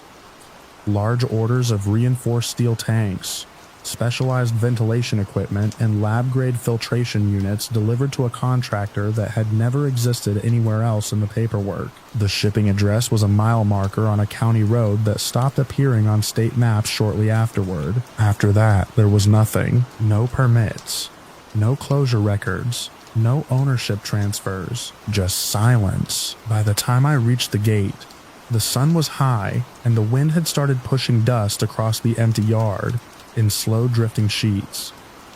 The chain link fence had collapsed inward years ago. Someone had cut the lock cleanly through with bolt cutters and left it hanging like a broken tooth. Beyond it stood 3 low concrete buildings and a tall cylindrical structure that might have been a processing tower. All of it was stained the same dull color as the surrounding hills. It looked abandoned the way places do when people leave quickly, not gradually. The yard still held equipment racks and metal pallets scattered in uneven rows. A forklift sat beside the loading dock with its forks lowered halfway to the ground, as if the operator had stepped off mid-task and never returned. I walked slowly through the open gate and took photographs from several angles before approaching the nearest building. The front door hung partially open. Inside, the air smelled dry and metallic. Dust coated everything, but the outlines of certain objects were still visible on work tables where they had once been stored. Clipboards lay scattered across the floor. A stack of sealed sample jars had rolled against the far wall and gathered in a corner. The lighting fixtures were intact but dead. Sunlight entered through narrow windows near the ceiling, leaving most of the interior in shadow. I began documenting the room the way I always do. Wide shots first, then close details, labels, serial numbers, wall markings, anything that could later anchor the place to a date or organization. What stood out immediately was the paperwork. Most abandoned facilities have almost none. Companies clear documents before leaving, because paper is evidence. Here, the opposite seemed true. Folders lay open across several desks. A metal cabinet had been pulled away from the wall with drawers spilling onto the floor. The papers weren't organized, but they were everywhere. I crouched beside the nearest stack and began flipping through. Typed memos, handwritten notes, diagrams printed on aging matrix paper. Many of the pages were stamped with internal tracking numbers, but no company logo. Some documents were clearly research logs, rows of dates, followed by observation summaries written in clinical language, environmental conditions, equipment adjustments, references to containment parameters. What they were containing wasn't stated. I photographed each page carefully. At the back of the room, I found a wall map pinned beneath several layers of notes. It showed a cross-section diagram of the valley beneath the facility, marked with boreholes and underground chambers. Several were circled in red marker with arrows pointing toward the central tower structure outside. Someone had written a phrase along the margin in thick block letters. Stability window narrowing. The handwriting looked rushed. I moved deeper into the building. The next room contained a row of sealed cabinets and a heavy steel door standing open. Beyond it was a narrow laboratory corridor. Glass observation panels lined one side, though whatever equipment had once occupied the rooms behind them was gone. Every cart was empty, every workbench cleared. It felt less like abandonment and more like extraction, as if someone had returned later and removed only the most important things. I found the first sign of haste near the end of the corridor. A clipboard lay on the floor with its pages half torn free. The top sheet had been ripped sharply across the center, leaving jagged edges that suggested someone had pulled it away quickly. The remaining half read like a final entry, containment thresholds falling below acceptable margin. Recommend immediate suspension of phase trials until stabilization model recalibrated. The signature line beneath it was blank. I photographed it and placed the paper back exactly where I had found it. By midday, the sun had burned away most of the dust clouds outside. From the roof, I could see the entire site clearly. 3 support buildings, the central tower, and behind them several long trenches cut into the hillside that had since partially collapsed. Those trenches caught my attention immediately. They were too straight to be natural erosion. I climbed down and walked toward them, up close. The cuts revealed reinforced concrete walls buried beneath the soil. Sections of heavy piping ran along the trench floors before disappearing into sealed access ports. It looked like infrastructure designed to carry something underground. The pipes were thick, heavily insulated and connected directly to the tower structure. I followed them back across the yard. The tower entrance was unlocked. Inside, the temperature dropped noticeably. The structure was hollow, except for a vertical shaft lined with metal rings and ladder rungs descending into darkness. Beside the shaft sat a metal desk bolted to the floor. Most of its drawers were empty, but the bottom drawer had jammed halfway open, trapping a thin binder inside. I worked it loose slowly. The binder contained printed reports with dates that ran for nearly 6 years. Each section documented a different phase of whatever research had taken place here. The early entries described exploratory drilling beneath the valley, geological mapping, soil density readings. Later entries shifted toward containment, modeling, and environmental response patterns. The final pages were different, shorter, more urgent. One paragraph appeared repeatedly, with minor variations: surface stability decreasing, subsurface resonance increasing beyond projected tolerance. Several pages later, a final typed memo summarized the situation in stark terms. If containment fails, surface displacement may erase all structural evidence of the site within hours. The date on the memo was the last recorded entry in the binder. No closure report followed. No evacuation summary. Nothing to explain what happened after that. Tucked inside the back cover was a folded photocopy of what appeared to be a safety document, the kind used internally to guide field procedures. The heading referenced archival handling standards and narrative restrictions, and though it seemed unrelated to the research itself, the formatting made it stand out sharply from the other material. I photographed it out of habit before returning it to the binder, noting the strange reference tag printed along the margin. By the time I finished documenting the tower, the afternoon light had begun to shift toward the western ridge. I packed my equipment slowly. The place had the feeling of something unfinished, like a story cut off mid-sentence. Facilities close down all the time. Companies disappear. Research programs end, but they usually leave a trail. This one ended abruptly. I drove back down the valley road just before sunset, my camera full of photographs, and my notebook heavy with copied passages from the documents. 2 days later, I returned. I wanted additional measurements from the trench structures, and a better look at the underground shaft with proper lighting equipment. The roadblock appeared half a mile before the site. 2 black trucks sat across the pavement with hazard lights flashing. Beyond them, Dust rose from the valley floor in thick gray clouds. I parked and walked forward. From the ridge above the facility, I could see the entire site clearly. Bulldozers, excavators, several men in reflective vests moving quickly between machines. One building had already collapsed into a heap of shattered concrete. The second was halfway down, its outer wall folding inward under the weight of the demolition arm. The tower still stood, but cables had been attached to its upper frame. I watched as the excavator pulled. The structure resisted for a moment, then the entire tower tilted sideways and fell with a heavy crash that echoed across the valley. Dust swallowed the site almost instantly. No markings appeared on the trucks, no company names, just blank doors and dark windows. One of the workers noticed me on the ridge. He didn't wave, he didn't signal, he simply pointed toward the road. A few minutes later, another truck drove up behind my car and waited there with the engine running. I left shortly after. The next week, I returned again. This time with copies of my photographs and printed notes in the passenger seat. The valley road had been regraded. Fresh soil covered the old entrance. Where the facility had stood was now a flattened stretch of dirt, with no visible foundations or debris.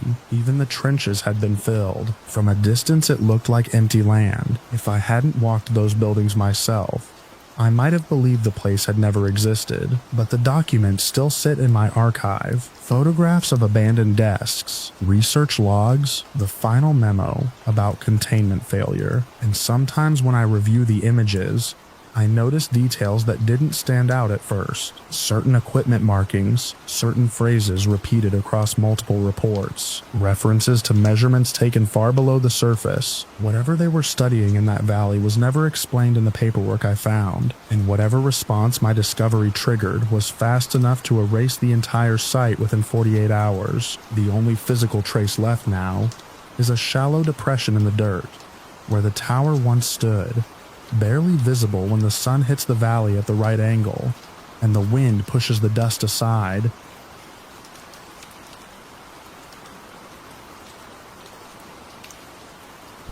The desert before dawn has a way of flattening sound. Even the wind seems to pass overhead instead of through you. That morning I was outside because the generator had coughed twice during the night, and I wanted to make sure it hadn't stalled completely. Our place sits high in the desert basin, a dry shelf of pale dirt and scrub, where the sky opens wider than it feels like it should.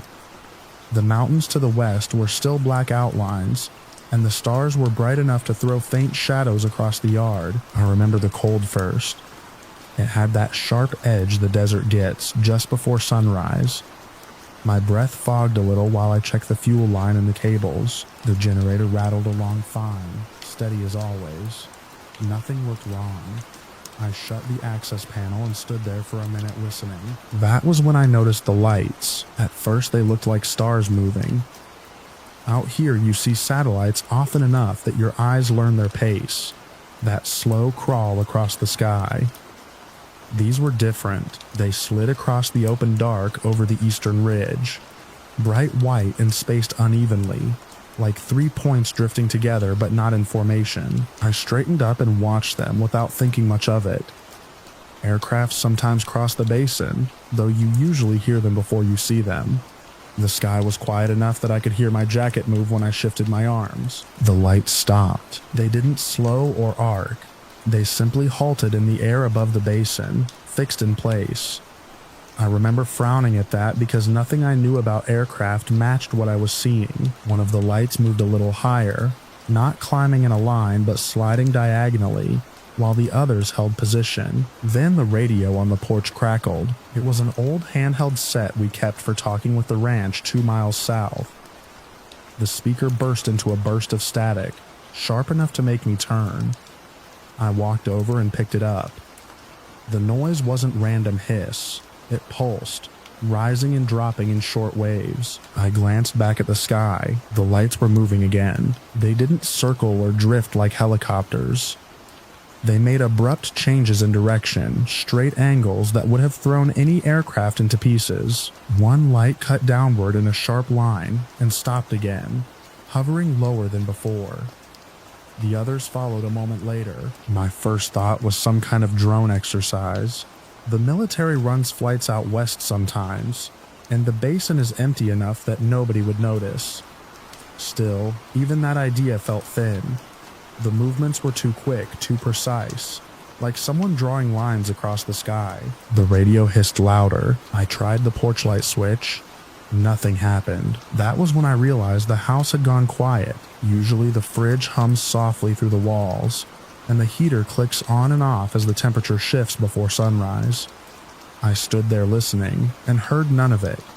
Just the generator outside behind me, and the faint scrape of sand moving across the ground. I stepped back into the house and flipped another switch. Nothing. The generator outside was still running, but the electricity inside had dropped out.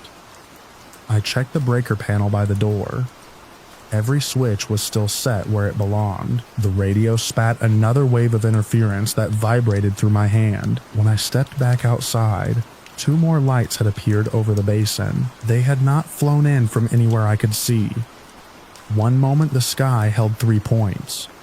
The next there were 5. They were brighter now, almost too bright to stare at directly. Not blinking like aircraft markers, not shifting color. Just a steady white that seemed to hang against the darkness. The lowest one moved again. It dropped sharply toward the ground before stopping halfway down the sky. The others spread apart, each drifting outward as if marking invisible corners of something wide and silent over the basin floor. My truck sat parked beside the shed. On impulse, I walked over and tried the door. The interior light didn't come on when I opened it.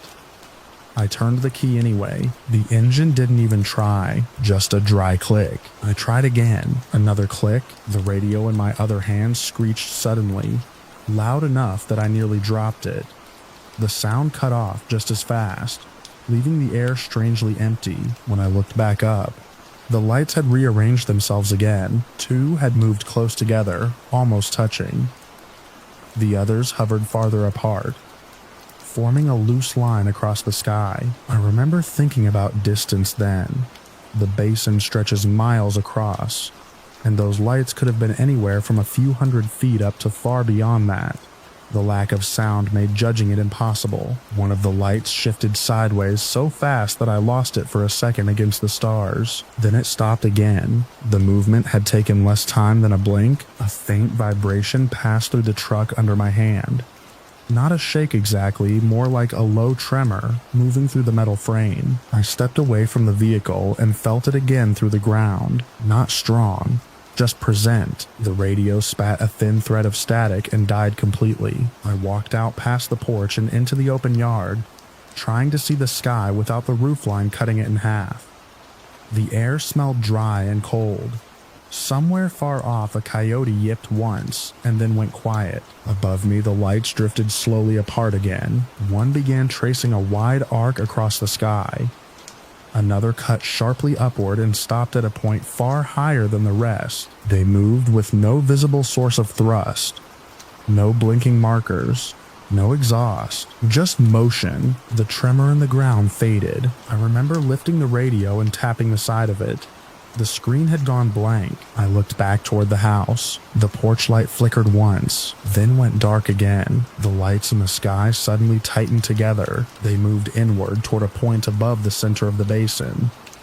Each one crossed the distance with that same abrupt speed, stopping precisely when it reached the cluster. For a moment they held there, 5 bright points hovering close together. The air felt heavier. The generator behind me sputtered once, then steadied again. Something about the lights changed then. Not their color or brightness exactly. More the way they held themselves in place, like a pause before something else. I had the odd sense that whatever influence had knocked out the electronics around the house was strongest right then. The truck sat silent, the radio dead in my hand. The lights moved again, fast. They split apart in different directions. One shot straight up into the dark sky. Another cut sideways toward the mountains.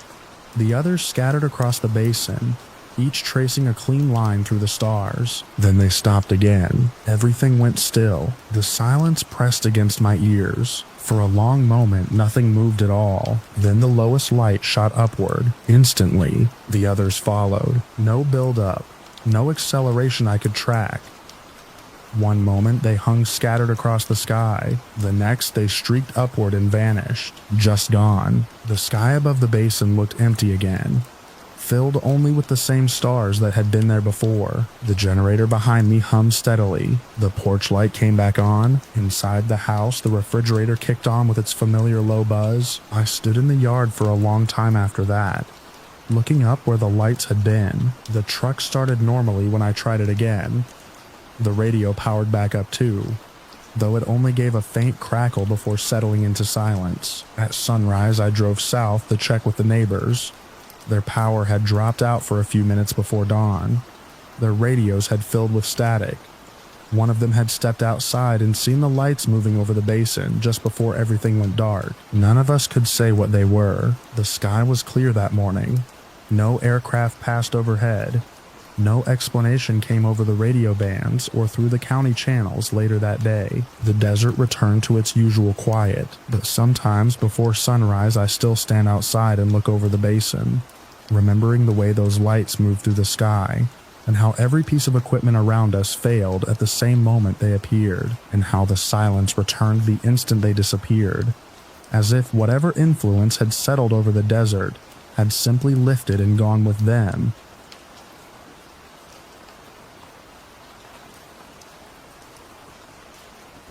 The first time I saw it, I was driving the marsh road that runs north of the old ferry landing, the stretch locals use when they want to avoid the highway patrol and the glare of the coastal strip malls. It was late enough that the tide had crept into the grass and turned the whole marshland into a dark sheet of water reflecting the moon. The road there bends between the reeds and the low barrier posts, and on nights like that, you feel as if you're driving across a narrow causeway floating in black glass. I remember because I had the window cracked for the salt air and the smell of the marsh was strong, that mix of mud and ocean that never quite leaves your clothes. I'd driven that road hundreds of times before that night, and until then it had never given me a reason to slow down. I was about 10 minutes outside town, heading home after helping a friend move a small fishing skiff into storage. It was well past midnight. Traffic was non-existent, the kind of quiet where you notice your tires more than your engine. My headlights were the only light on the road. The marsh to my left stretched out flat and silver under the moon. On the right side, the ground rose slightly toward a line of scrub trees and the start of a wildlife preserve. Every few seconds, the beam of my headlights would sweep across the white reflector posts along the shoulder. Then the beam caught something tall. At first, I thought it was one of those roadside survey markers. Sometimes they stick orange flags or poles out near the marsh banks, but this wasn't a pole. It moved. The thing was standing maybe 30 yards ahead of my truck, partly in the road and partly in the grass. My headlights hit it full on as I rounded the bend. For a second, my brain tried to turn it into a person, the way your mind always does with shapes in the dark. But the proportions didn't line up. It was too tall, not towering like some storybook monster, just wrong enough that my brain kept trying to resize it. If a tall man stood on the shoulder there, he'd reach maybe to the bottom of the road sign behind him. This figure stood level with it. The first thing I noticed clearly were the legs, long, straight, bent slightly at the knee like someone pausing mid-step. It was standing upright, bipedal. That part I'm certain about. The surface of it looked dark gray or brown in the headlights. Not reflective like clothing, more like wet bark or mud. The upper body seemed narrow compared to the legs, with shoulders that sloped inward instead of outward. I slowed automatically, not because I was curious, because I didn't understand what I was seeing. The figure turned its head toward the truck. That movement was quick and smooth. Too smooth, actually. Most people shift their shoulders when they turn their head. This looked like the head moved first and the body followed a second later. My headlights washed over its face, but the features never resolved. The glare flattened everything into shadow. I could tell the head was elongated slightly, with something like a neck that seemed longer than normal. Then it stepped, one long stride across the pavement. The motion was silent. No splash in the marsh water, no scuff on the asphalt, just a shift from one side of the beam to the other. I braked harder then. My truck rolled down to maybe 10 miles an hour. The figure had reached the opposite shoulder now. It paused there, half turned toward the marsh. For a moment it just stood. That stillness is what stuck with me later. Animals rarely freeze like that in headlights unless they're deer, and deer hold themselves differently. This posture was upright and balanced like a person waiting. Then it took another step, not toward the trees, toward the marsh water. The grass parted and the thing moved into the dark reeds. My headlights followed automatically as I edged forward. The marsh water was only knee-deep in most places, but the grass grows tall and dense. When the figure entered it, the reeds swallowed most of its body. For 1 second I saw the upper half above the grass. Then it was gone. The marsh closed behind it, as if nothing had moved through there at all. I sat in the truck with the engine idling, and the headlights pointed into the reeds. The air through the open window smelled stronger now, like the tide had shifted while I wasn't paying attention. I waited. Nothing came back out. No ripples, no movement. The beam of my headlights just illuminated the tops of the grass, moving slightly in the breeze. I eventually drove on because there was nothing else to do. The road curved away from the marsh after another mile and climbed toward town. Once I reached the streetlights, the whole thing felt unreal, like the memory of a shape glimpsed from the corner of your eye. I told myself it had been a person, someone walking through the marsh for whatever reason, but the proportions didn't sit right in my mind, and neither did the silence. The next morning I mentioned it to the woman who runs the gas station near the harbor. She's lived in town longer than most of us and hears every rumor that passes through. I described the location and what I'd seen. She didn't laugh. Instead, she said 2 other drivers had come in earlier that week with nearly the same story. Late night, same road, a tall figure crossing near the marsh. One of them had called the sheriff's office. That part bothered me more than the sighting itself. If I had been the only one, I could chalk it up to misjudging distance or lighting. Night driving does strange things to your perception, but multiple reports meant other people had seen something that made them stop and think long enough to call it in. By afternoon, the local authorities had taken it seriously enough to send a deputy down to the marsh road. He spoke with me briefly that evening after someone passed along my name. The conversation was quick and practical. He asked where exactly the figure had been standing, how tall I thought it was, whether I had seen clothing or heard anything. I told him the truth. No clothing I could recognize, no sound, just a tall, upright shape crossing the road and entering the marsh. He wrote it down without commenting. 2 days later, a small investigative team came out from the county wildlife office. That's what the deputy called them. Wildlife specialists, he said. People who knew how to track animals through wetlands. They searched the area where I'd seen the figure. I went down there again that evening out of curiosity and watched from the roadside while they worked the marsh banks with flashlights and long poles. The tide was low that night, exposing wide sections of mud between the grass clusters. If something large had walked through recently, you would expect some kind of impression in the silt, but they didn't find any. No footprints, no broken reeds, no disturbed mud deep enough to suggest something heavy passing through. One of the investigators eventually walked over to my truck and asked me to point out the exact place I'd seen the figure step into the marsh. I showed him the spot as best I could remember. He shined his light over the grass and the water line. The beam moved slowly back and forth. Then he nodded in a way that didn't reveal anything. The official explanation leaned toward a misidentified person walking through the marsh, or possibly a large bird caught in the headlights at an odd angle, but that didn't line up with the posture I saw, or the height, or the movement. Over the next week, 3 more sightings came in from drivers using that same coastal stretch late at night. The descriptions varied slightly, but the main details matched. Tall, upright, crossing the road from the preserve side toward the marsh, always late at night, always silent. The authorities expanded the search area for a while. They brought in additional wildlife staff, and even flew a small drone over the marsh flats at dawn to check for nesting birds or hidden structures. Again, they found nothing. No animal large enough to explain the reports. No human camps or equipment in the reeds. No physical evidence of any kind. Eventually, the activity faded. The drone flight stopped. The patrols became less frequent. The reports slowed and then disappeared. People in town moved on to other things. But I still drive that road sometimes when I'm coming back late from the harbor. The marsh looks the same as it always did.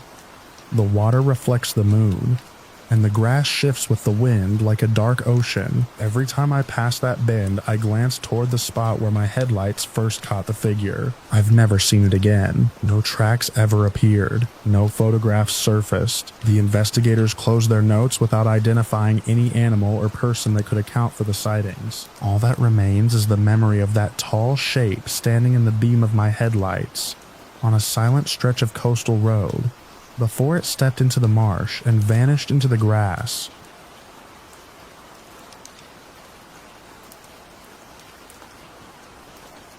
The first thing I noticed was the quiet. We had set up camp in a shallow bowl between two ridges, a place where the forest pressed in thick on every side, but the ground leveled out just enough for tents and a fire ring. I remember dropping my pack beside a fallen log and stretching my shoulders while the last light bled through the treetops. We had been hiking most of the afternoon along an old game trail that wound through the hills, and by the time we stopped, the air had cooled and the shadows had begun to stretch long across the moss. It was the kind of spot experienced hikers learn to recognize instantly, sheltered from wind, near a narrow stream, and far enough off the main path that nobody else would wander through by accident. There were 4 of us.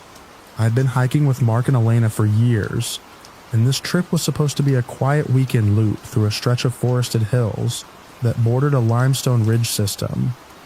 Nate was the only newer addition to the group, though he wasn't inexperienced. He had that calm, practical way of moving through rough terrain that told you he'd spent a lot of nights outside. By the time the tents were up and the fire started, the sun had dropped behind the ridge. The woods changed quickly after that. At dusk, the forest still holds shape. You can see trunks, branches, slopes. But once the light drains away, the landscape flattens into layers of shadow. The hills around us turned into dark silhouettes, and the tree line became a wall of black shapes against a deep blue sky. We cooked a simple meal over the fire and sat around it for a while, listening to the steady trickle of the nearby stream. Somewhere deeper in the forest, an owl called once and then again from farther away. It was quiet enough that every small sound stood out. The first thing that broke the calm was Mark standing up with a flashlight and circling the edge of camp. He didn't say anything at first. He just swept the beam across the ground where the leaf litter had been flattened by our boots earlier. Then he said something short and low, more to himself than anyone else. Elena walked over to him. I followed. The light from the flashlight angled down toward the soft dirt near the tree line. Tracks? At first, I thought they were ours. But the shape was wrong. Too narrow at the heel, too long through the front. Nate crouched beside them and brushed aside a layer of loose pine needles. The soil beneath was damp enough to hold detail. The print looked fresh. I remember that detail very clearly. Fresh? It had been made after we arrived. No one spoke for a moment. The fire behind us cracked and shifted, sending a brief spray of sparks upward. Nate finally said that it was probably a large animal, elk maybe, or a bear moving through the area after smelling food. That explanation made sense on the surface, but the print didn't look like a hoof, and it didn't match any bear track I'd ever seen. It was longer than my boot. We found several more prints leading along the edge of the trees. They didn't cross through the campsite. They circled it. That was the detail that made the air feel colder. The tracks stayed just inside the vegetation line, weaving between trunks and low brush, always a few yards from where the firelight ended, like something had walked around the clearing while we were setting up. Mark eventually said what we were all thinking. If something had been moving around out there, it had done it quietly enough that none of us noticed. We checked the area with our lights for several minutes. Nothing moved. The woods looked normal again. Branches, leaves. empty darkness between the trunks. Eventually we returned to the fire. The mood had changed, though none of us said it directly. People shifted in their seats more. Conversation stopped halfway through. You start listening differently once you know something has been close to you without being seen. The fire burned lower as the night deepened. Wind moved faintly across the ridge above us, but down in the hollow the air remained still. The smoke from the fire rose straight up until it vanished into the dark canopy. That was when Elena noticed the eyes. She didn't shout. She just leaned forward slowly and pointed toward a break in the trees across the clearing. Two small points of light hovered there. At first they looked like reflections from our fire, but they stayed perfectly level, too high to belong to a small animal, too steady to be drifting sparks. The eyes blinked once, then they shifted sideways behind a cluster of branches. None of us moved. There is a strange moment in situations like that, where everyone is waiting for someone else to decide what the next action should be. Mark finally grabbed a flashlight and swept the beam across the area. The eyes vanished instantly. The beam lit up tree trunks, moss, and tangled undergrowth. Nothing stood there. We kept the light moving for a while. Still nothing. But after the beam moved away, the woods seemed darker than before. Then came the sound. It wasn't loud, just a slow movement through leaves. Somewhere beyond the trees, a step, then another. Not the quick scatter of a deer bolting away. This was measured, deliberate. I remember the exact sensation that crept through my chest at that moment.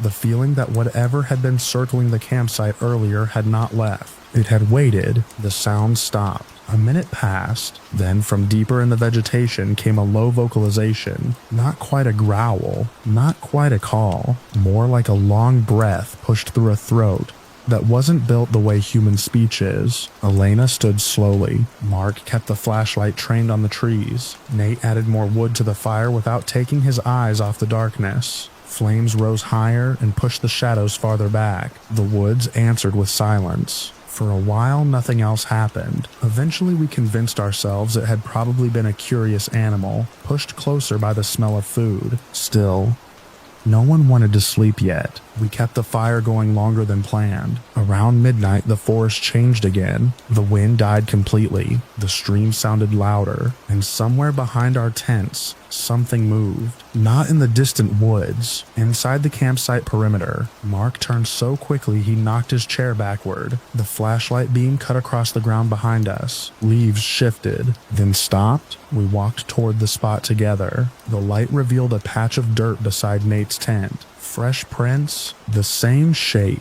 the same long front edge. They came from the trees, crossed halfway into camp, and then turned away. No animal tracks accompanied them, no hoof marks, no paw pads, just those narrow impressions pressing into the soil. A slow circuit, then retreat. We stood there for a long time looking at them. Something had stepped into the edge of the firelight. While we were all facing the opposite direction, none of us had heard it approach. None of us had heard it leave. After that, we kept the fire high and took turns staying awake. The hours stretched. Every crack of a branch sounded louder than it should have. Twice we thought we saw movement beyond the vegetation line. Once I caught the faint outline of something tall sliding between two trees before disappearing again. The vocalization returned near the darkest part of the night. Closer this time, shorter. It came from somewhere uphill behind the camp. We froze. Another sound followed. Footsteps. Slow, then faster. Branches snapped in quick succession. Something was moving toward the clearing. Fast. Mark lifted the flashlight. The beam struck the tree line just as something stopped at the edge of the vegetation. For a fraction of a second I saw the eyes again. Higher than before. Much higher. Then they dropped out of sight. Silence fell hard over the campsite. No movement. No sound. We waited. 1 minute. Then another. Nothing emerged from the trees. Eventually the forest settled again. The rest of the night passed with no further approach, though none of us slept. When dawn finally crept through the hills, the woods returned to their normal shape. Birds began calling. Mist hung low across the ground. We checked the edge of camp once the light was strong enough to see clearly. The prints were still there, a full line of them now. curving through the trees behind our tents. They had approached the clearing several times during the night, sometimes close enough that the edges of the impressions overlapped the ground we had walked earlier. The trail eventually led toward a narrow gap between boulders at the base of the ridge. Beyond that point, the ground turned rocky, and the tracks disappeared. We packed our gear quietly. No one suggested following the trail. Before leaving, I looked back once more at the campsite. Morning light filled the clearing. The place looked peaceful again, but just inside the shadow of the trees, the soil still held the marks where something had stood watching us through the firelight for hours before the sun finally came up.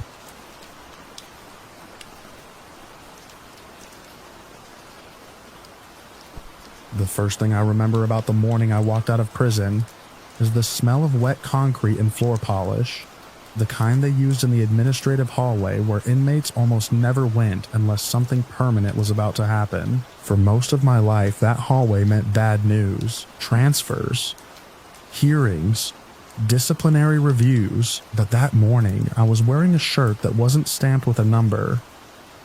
It still felt strange on my shoulders, like borrowed clothes at a funeral. The fabric was stiff from sitting folded in a plastic bag for years while my lawyers argued over paperwork, evidence boxes, and a sentence that had once promised I would die inside that building. My name is Daniel Mercer, and I spent 23 years in prison for a murder I did not commit. At least that's what I have said every single day since the arrest. The state stopped arguing about whether I said it. What they argued about was whether it mattered. I stood outside the courtroom doors that morning with 2 deputies nearby, though the cuffs had already come off. That was one of the small signals that something unusual was happening. Prison teaches you to read signals like weather, the way someone carries a clipboard, the sound of keys, the distance guards keep from you. No cuffs meant the paperwork was already done. The hearing itself was a formality. My attorney, Harold Baines, had explained the arrangement to me 2 weeks earlier, during a visit that lasted exactly 30 minutes. He spoke carefully, the way lawyers do when the truth sits somewhere between victory and surrender. The state would vacate the life sentence if I entered what they called a compromise plea. I would not say I was guilty, but I would not say I was innocent either. Legally, it meant I accepted that a jury might convict me again if the case went back to trial. In exchange, the years I had already served would count as the full sentence. I would walk out that same day. When he first explained it, I watched a dust particle drift through the visiting room light and land on the metal table between us. 23 years. That dust moved faster than my case ever had. The state had a problem. Evidence from the original investigation had deteriorated or disappeared over the decades. Witnesses had died. Some had moved away. A detective involved in my interrogation had been disciplined in an unrelated case years later. None of that proved I was innocent, but it made another trial dangerous. For them, for me. The prosecutor didn't want to risk losing. My attorney didn't want to risk me staying in prison forever, so they built a legal bridge across the middle. A plea that ended the case without answering the question that had defined my life. I remember asking Harold only one thing. If I take it, does that mean the truth never comes out? He looked at me for a long moment and said the truth, and the law had never been the same thing. After that, the choice was mostly silence. The courtroom that morning felt smaller than I expected. I had not seen it since the original sentencing, when the room seemed enormous and bright and unreal, like a place built to hold the end of someone's life. Now it looked ordinary. A few rows of wooden benches, a flag, the judge, older than before but still steady behind the bench. The prosecutor had changed. The woman standing at the state's table was younger than the case itself. She held a file that probably weighed less than the boxes of evidence that once filled the police archive. The judge read through the terms slowly. Each line was another brick, sealing the past in place. I acknowledged that the state possessed evidence which might persuade a jury. I acknowledged that accepting the plea was in my interest. I acknowledged that I understood the consequences. What I did not acknowledge was guilt. And what the state did not acknowledge was doubt. The judge asked if anyone had forced or threatened me into the plea. I said no. That part was true. Prison doesn't need threats to make a person understand the value of a door opening. The hearing lasted less than 15 minutes. Then the judge closed the file. The case of State v. Mercer, which had once filled weeks of testimony and headlines, ended with the sound of a folder being slid across a desk. Time served. Release authorized. Case closed. No one in the courtroom applauded. No one said anything dramatic. The clerk stamped the final document. That sound was louder than the sentencing had been. Afterward, they brought me back through the administrative hallway where the smell of floor polish hung in the air. A guard walked beside me carrying the property bag that held the few things I had entered prison with decades earlier. A wallet, a watch that no longer worked, a photograph of my younger sister standing in front of a lake house that was sold years ago. My sister died while I was inside. Cancer. The prison chaplain told me in a quiet office with no windows. That was how most of the outside world reached me over the years. Through small rooms and careful voices. In the processing office, they had me sign several more forms confirming my release conditions. Technically, I was a free man. Legally, I was something stranger. Not convicted, not exonerated. A man who had accepted punishment without admitting the crime. I stepped through the final gate just after noon. The air outside felt colder than it should have for early spring. Clouds covered most of the sky, flattening the sunlight into a pale gray that made everything look unfinished. Harold stood near the parking lot with a paper coffee cup in one hand. We shook hands. His grip felt lighter than I remembered. He told me the press had been notified about the hearing, but none had arrived yet. The case was old. The story had faded from public memory. People had moved on. That sentence carried a strange weight. I had not moved on. I had been sitting in the same place while the rest of the world rearranged itself. Harold asked what I planned to do next. I told him I wanted to see the lake. He nodded, though I could tell he didn't understand why. The lake was where everything started 23 years earlier. A man named Victor Hale was found dead in a boathouse near that same water. He had been a contractor working on renovations around the area. The police said we argued the night he died. They said someone saw my truck nearby. They said a wrench found in the boathouse matched one missing from my garage. Most of those things were technically true, but none of them meant I killed him. I drove out there later that afternoon in a borrowed car Harold arranged for me. The roads looked both familiar and foreign at the same time. New buildings had appeared along stretches that used to be empty woods. Old diners were gone. Gas stations had changed names, but the lake itself remained the same wide gray sheet under the clouds. I parked near the gravel path that led toward the old docks. The boathouse where Hale died had been torn down years ago after a storm damaged the structure. All that remained was a section of concrete foundation, half covered with moss. I walked out along the shoreline slowly, feeling the uneven stones shift beneath my shoes. For 2 decades I had replayed that night in my head, with the precision of someone trying to remember the exact moment a machine broke. I had been at the lake earlier that evening because Hale and I were supposed to meet. He owed me money for a job. We argued. He left angry. That part the witnesses got right. What none of them saw was what happened later. The night had grown colder. I came back to the lake hours afterward because I thought Hale might still be working in the boathouse. He was known for staying late, but when I reached the structure, the lights were off. The door was partly open. Inside, the air smelled like lake water and gasoline. Hale was already on the floor. At first, I thought he had slipped. Then I saw the blood. I remember backing out slowly. The way people move when they step into something they don't understand. I remember the quiet, and I remember a sound outside the boathouse. Not footsteps exactly, more like someone shifting their weight on the dock boards. When I stepped outside, the dock was empty. The lake was dark. The police arrived later after someone reported hearing shouting earlier that evening. They found the wrench. They found my truck tire tracks. They found enough pieces to build a story, but they never found whoever stood on that dock. Over the years, I told that detail many times. Investigators always wrote it down. Then they moved on. Standing there again after all that time, I watched the water move in slow gray ripples under the wind. The dock that replaced the old one extended farther into the lake now. new wood, new metal railings, but near the far end I noticed something that made me stop. A section of the boards dipped slightly, as if one support underneath had shifted, the same place where the old dock used to creak, the same place where I remembered hearing that faint shift of weight. I walked out slowly. The boards groaned under my steps. Halfway down the dock, the wind died for a moment. The lake's surface went flat, and for a few seconds the water reflected the sky so clearly it looked like another sheet of concrete beneath my feet. I reached the dip section. The wood flexed. I looked down between the boards and saw the dark water moving underneath. Then I noticed something caught between two planks, a small metal object wedged tight, where it must have slipped years ago. I knelt and pulled it free. It was a socket wrench head, old, rusted, but the size stamped on the side matched the set that had been missing from my garage the night hail died. I stood there holding it while the wind returned across the lake.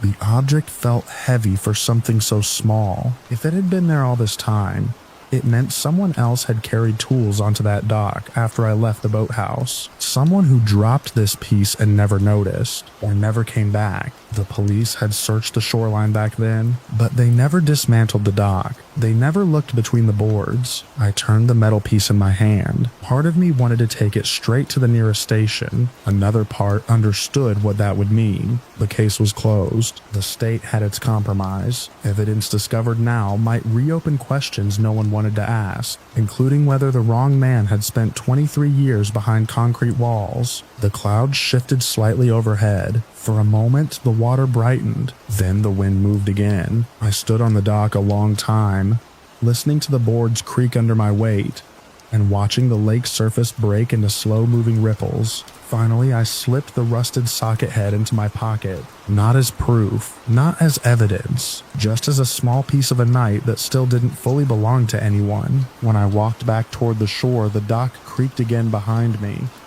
The same quiet shift of wood that had echoed in my memory for decades. This time I stopped and looked back. The far end of the dock was empty, but the boards moved once more, gently, as if someone had just stepped away and vanished into the gray water beyond the rails.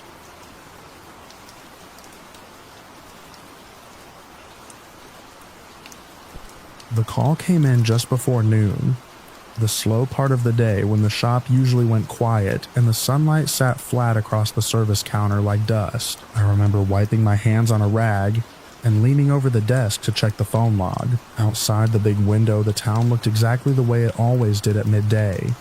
2 pickup trucks parked crooked along the curb, the hardware store sign creaking a little in the breeze, and the long empty stretch of county road leading out past the grain silos toward miles of scrub and pasture. Nothing about the moment felt unusual. Nothing hinted that the next half hour would become the last normal piece of my life anyone could account for. I've worked roadside assistance in this town most of my adult life. People around here don't think twice about calling the shop when they're stuck. Flat tires, dead batteries, the occasional truck that slides into a ditch during the winter. It isn't complicated work, but it matters. When someone calls, you go. That's the whole job. The phone rang twice before I picked it up. The voice on the other end was low and thin, like the caller was standing somewhere open and windy. I caught pieces more than full sentences. Something about a car that wouldn't start. Something about being out on County E near the old cattle gate. The caller didn't sound panicked, just tired. I asked a couple quick questions, the routine ones. Make, model, what the engine was doing. The answers were vague but believable. I remember writing down sedan and no turnover on the pad beside the register. County E runs a long way through empty land. It's not unusual for people to break down out there, especially if they cut through to save time getting to the highway. When I asked for a name, the caller hesitated. Then the line went quiet. Not a hang-up exactly, just silence. I said hello once more, waited a moment, and the call ended. It wasn't the strangest service call I'd ever taken. Some people lose signal out there. Some people just assume we'll find them. I stood there for a second, listening to the empty hum of the shop. My coworker had stepped out for lunch, and the garage bays were quiet. Through the open service door, I could see the tow truck parked under the shade awning. Helping stranded drivers isn't something we schedule for later. I grabbed the keys. The drive out of town took less than a minute.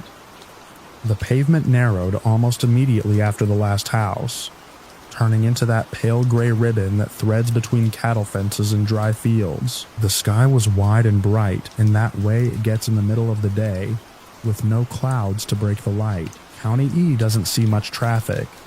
You can drive 10 minutes without passing another vehicle. I rolled the windows halfway down and listened to the truck engine settle into its steady rhythm. Wind pushed the smell of sun-baked grass through the cab. The caller had said something about a cattle gate. I knew the one they probably meant. There's an old ranch entrance about 6 miles out, where the road dips slightly and curves around a stand of cottonwoods. The gate hasn't been used in years, but people still mention it when they give directions. About halfway there, I noticed something small that stuck with me later. No other cars. Usually you see at least one truck coming the opposite direction, or dust rising from a distant turnoff. That afternoon, the road stayed empty. Even the farmhouses set back in the fields looked quiet. I checked the time on the dash clock. Still early afternoon. The road curved gently, and the cottonwoods appeared ahead like a dark patch against the pale grass. I slowed as I approached the cattle gate. The fence line ran straight on both sides of the road, wire pulled tight between weathered posts. The gate itself leaned crooked, chained shut. No sedan. I pulled onto the gravel shoulder and let the engine idle. Wind moved through the trees with a dry, rattling sound. I stepped out of the truck and scanned the road behind me. The pavement stretched away empty, heat shimmering above it. Sometimes drivers manage to coast off the road when the engine dies. I walked a short distance along the ditch, looking for tire tracks or a vehicle tucked behind the brush. Nothing. I checked the notebook in my shirt pocket, making sure I hadn't misunderstood the location. County EC, Cattle Gate. That was it. The wind picked up slightly, tugging at the loose chain hanging from the gatepost. It tapped against the metal with a soft, irregular clink. I leaned into the truck cab and grabbed the handheld radio. Reception out here can be spotty, but the shop antenna usually catches something if you're patient. I tried calling in. Static answered. I waited a moment and tried again, adjusting the channel dial. More static. The strange part wasn't that the radio struggled to reach town. That happens out here. The strange part was the feeling that settled in while I stood beside the truck, listening to the wind move through the cottonwoods. It felt like arriving somewhere I hadn't meant to be. I walked farther down the road, scanning the fields on either side. The grass rolled away in pale waves toward distant fences and low hills. Nothing moved out there except the wind. No stalled car, no driver waiting beside the road, just the empty county line stretching toward the horizon. I remember thinking the caller must have given the wrong landmark. Maybe they were farther down the road. I climbed back into the truck and drove another mile, then another. The land out there becomes flatter the farther you go. The fences continue in long straight lines, and the sky seems to press down harder on the road. I slowed at every bend, expecting to see a car pulled onto the shoulder or a person waving from the ditch. Nothing appeared. At one point I stopped the truck again and shut off the engine. The silence out there was enormous. No traffic, no machinery from distant farms, not even birds moving overhead, just wind passing through dry grass. I tried the radio once more. This time I heard a faint burst of sound, something like a voice trying to break through, but it dissolved back into static before I could make out words. I waited a while, then I turned the key and kept driving. About 3 miles past the cattle gate, the road dips slightly through a shallow draw.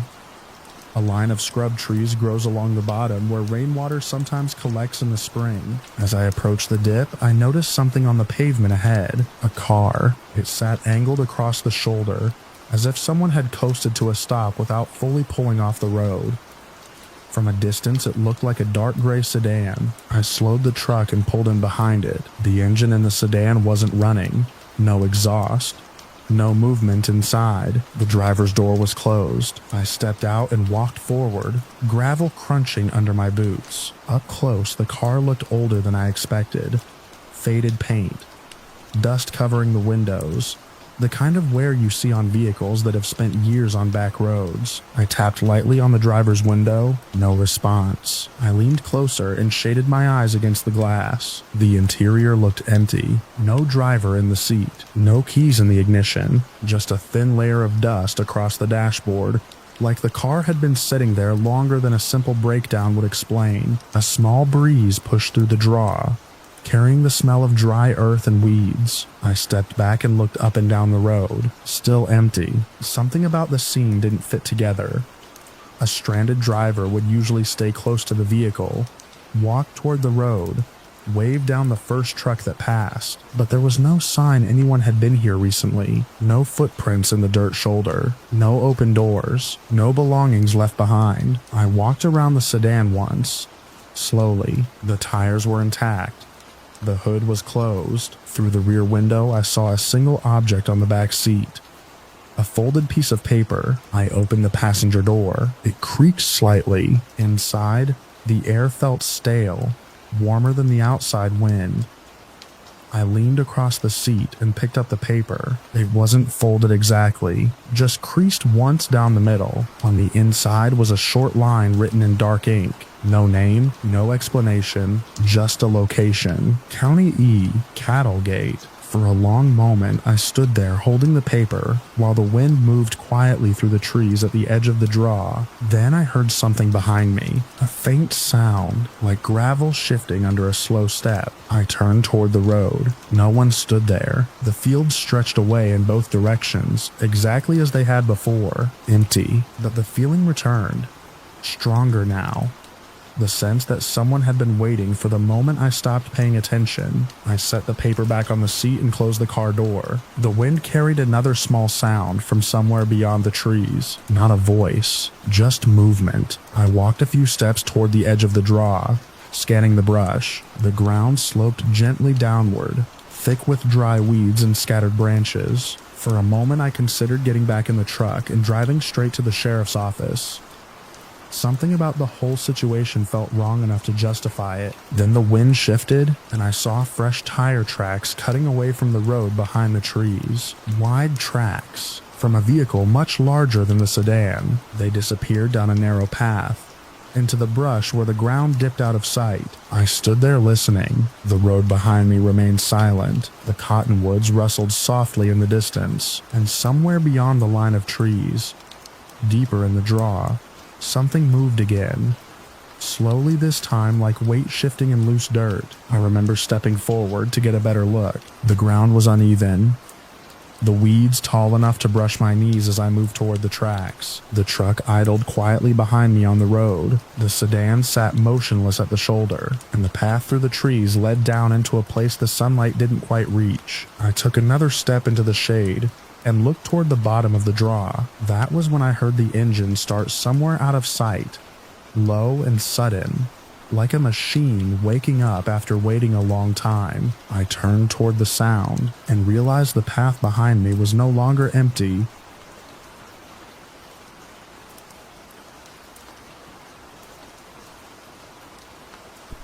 I first heard the sound just after midday, when the heat had settled into the granite like a held breath, and the flies started circling in tight, lazy spirals. I was walking a narrow ridge above the fractured face. Locals refuse to name directly, the place we only refer to as that side when tourists aren't listening. The rock there is split into deep seams, as if something enormous had tried to pry the mountain apart and failed halfway through. I had been hired to guide 2 visitors along a safer perimeter trail, but I kept drifting closer than I should have, drawn by a noise that didn't belong in daylight. It wasn't wind. I've lived around these formations long enough to tell the difference. Granite sings sometimes low, hollow tones when the temperature shifts, a kind of natural expansion and contraction. That's what the geologists say, and I've repeated it myself to keep people calm. But this sound rose and broke unevenly, like something trying to shape itself into a human scream, and not quite managing it. It stretched, snapped, then died in the cracks before echoing back thinner, distorted. The 2 hikers behind me had gone quiet. They'd been asking questions all morning about trails, about snakes, about whether anyone had ever gotten lost out here. When the sound came, they stopped walking.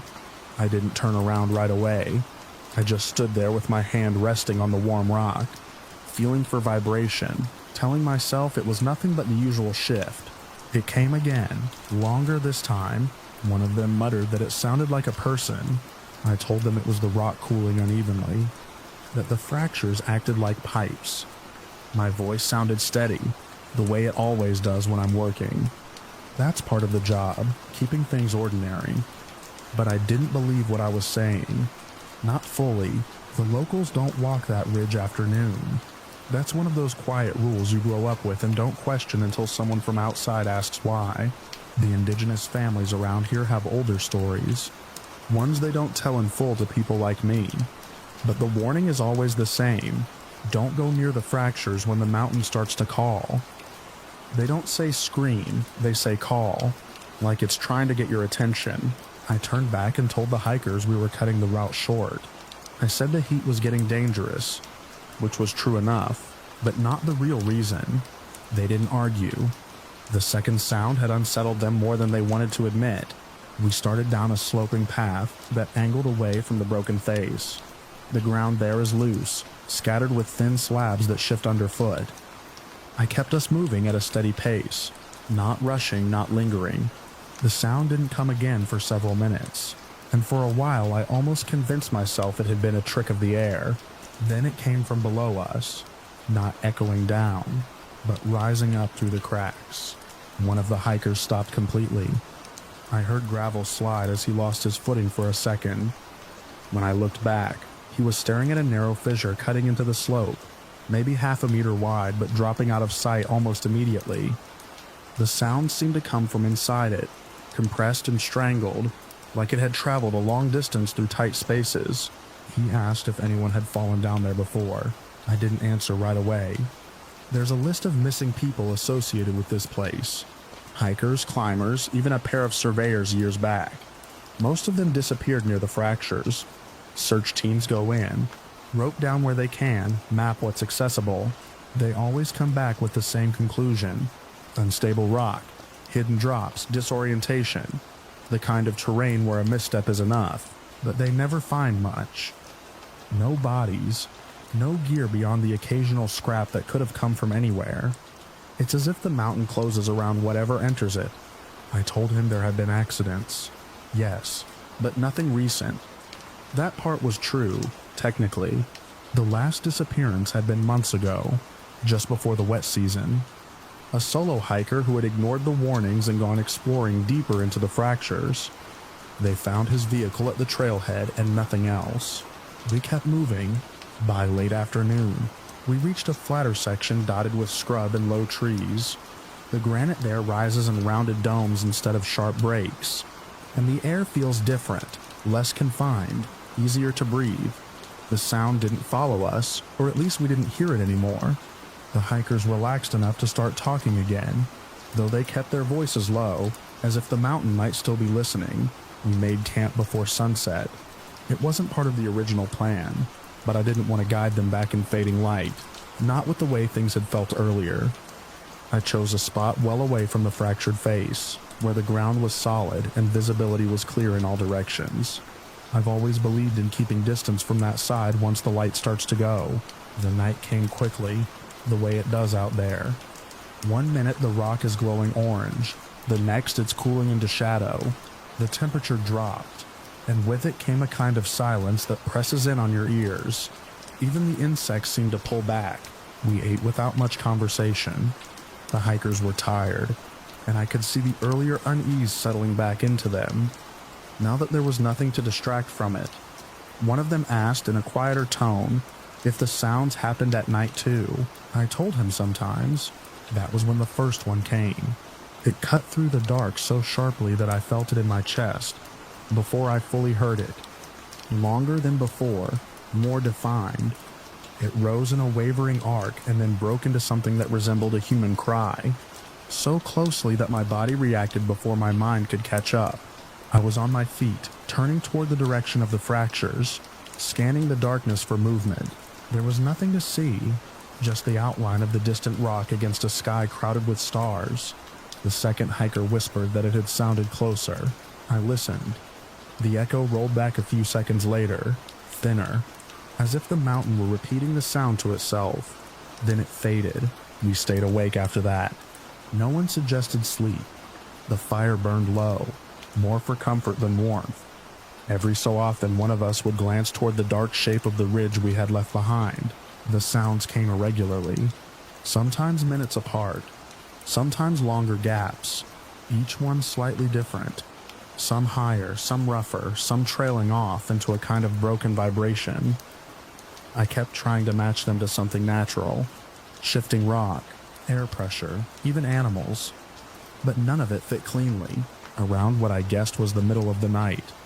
One of the hikers said he thought he heard something between the sounds.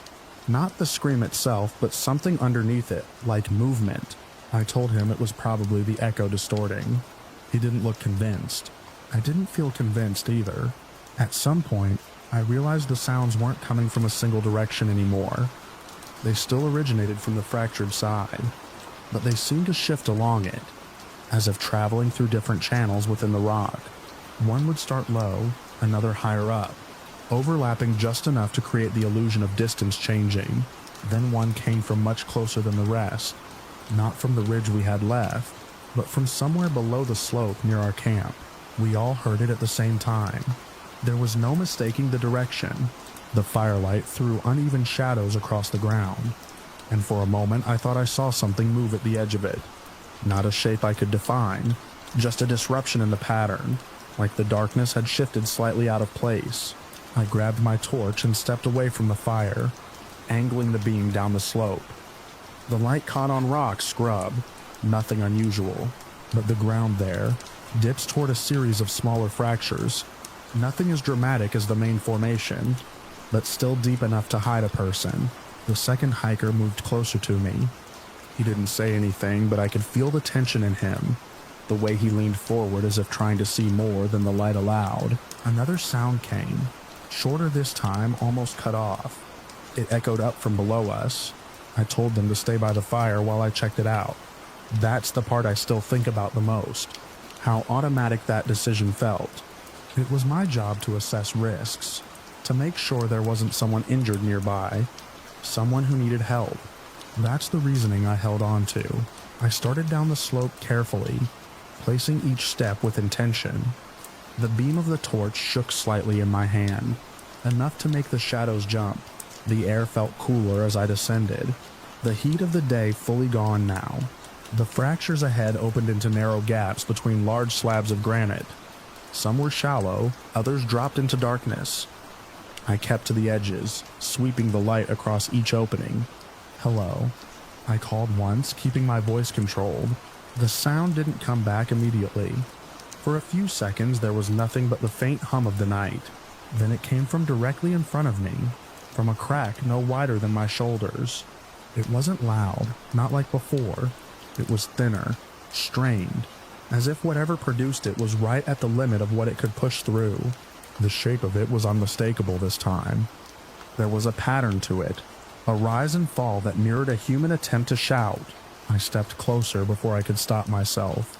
The light hit the inside of the crack, revealing smooth, worn stone descending at an angle. It looked like a natural chute, something water might have carved over time. It disappeared into darkness after a few meters. The beam unable to reach the bottom, the sound came again, softer, almost swallowed. I crouched, angling the torch further in. For a moment, I thought I saw movement, something shifting just beyond where the light faded. Not a clear form, just a suggestion of motion against the rock. I called out again, louder this time. There was no response. Not in any way I could recognize as an answer. Behind me, up at the camp, one of the hikers shouted my name. His voice sounded distant, stretched thin by the terrain. I turned halfway, about to respond, when the sound came again from the crack sharper, closer. It made me flinch, and in that brief moment, the light shifted.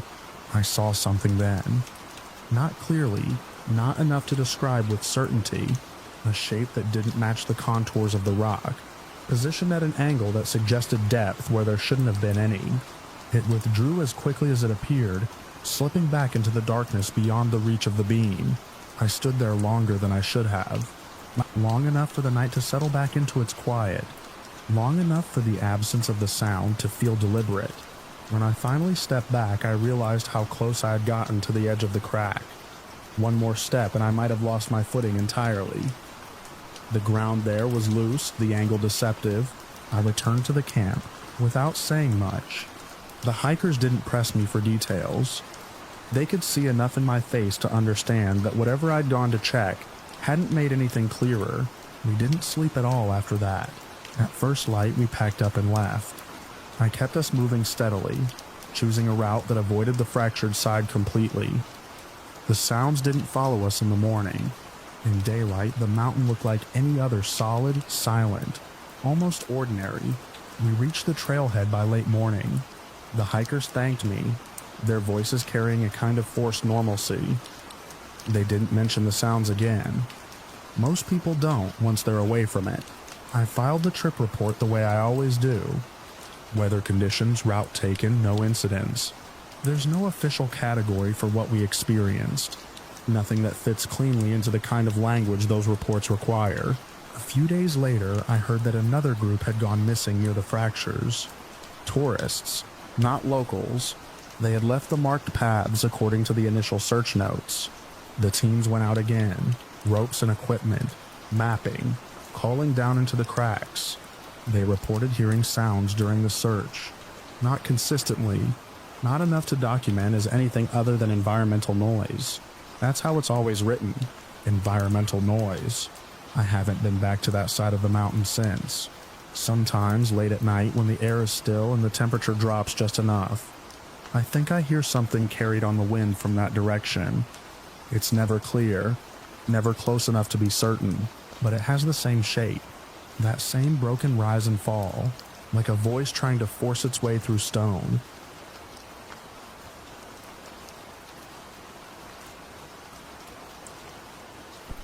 I reached the station just after dawn, when the tide slackened enough for the launch to nose into the lee side of the rock. The tower was already lit, its lantern revolving with a steady, indifferent rhythm that made the rest of the place feel staged, as if someone had left the mechanism running and stepped out of the scene. The air smelled of salt and cold iron. Gulls circled but didn't land. We were the relief crew. 2 of us sent to rotate the keepers off their post after a standard stretch. The schedule was precise out here because it had to be. The rock didn't forgive lapses, and the shipping lanes depended on that light burning without interruption. From the charts and the coastal office, everything had been normal. No storm warnings, no missed transmissions, just a routine changeover. But the closer we came, the more the routine thinned. The door to the station building was closed, latched from the outside as it should be, but there were scuffs on the threshold that didn't match the usual wear. I noticed them before anything else.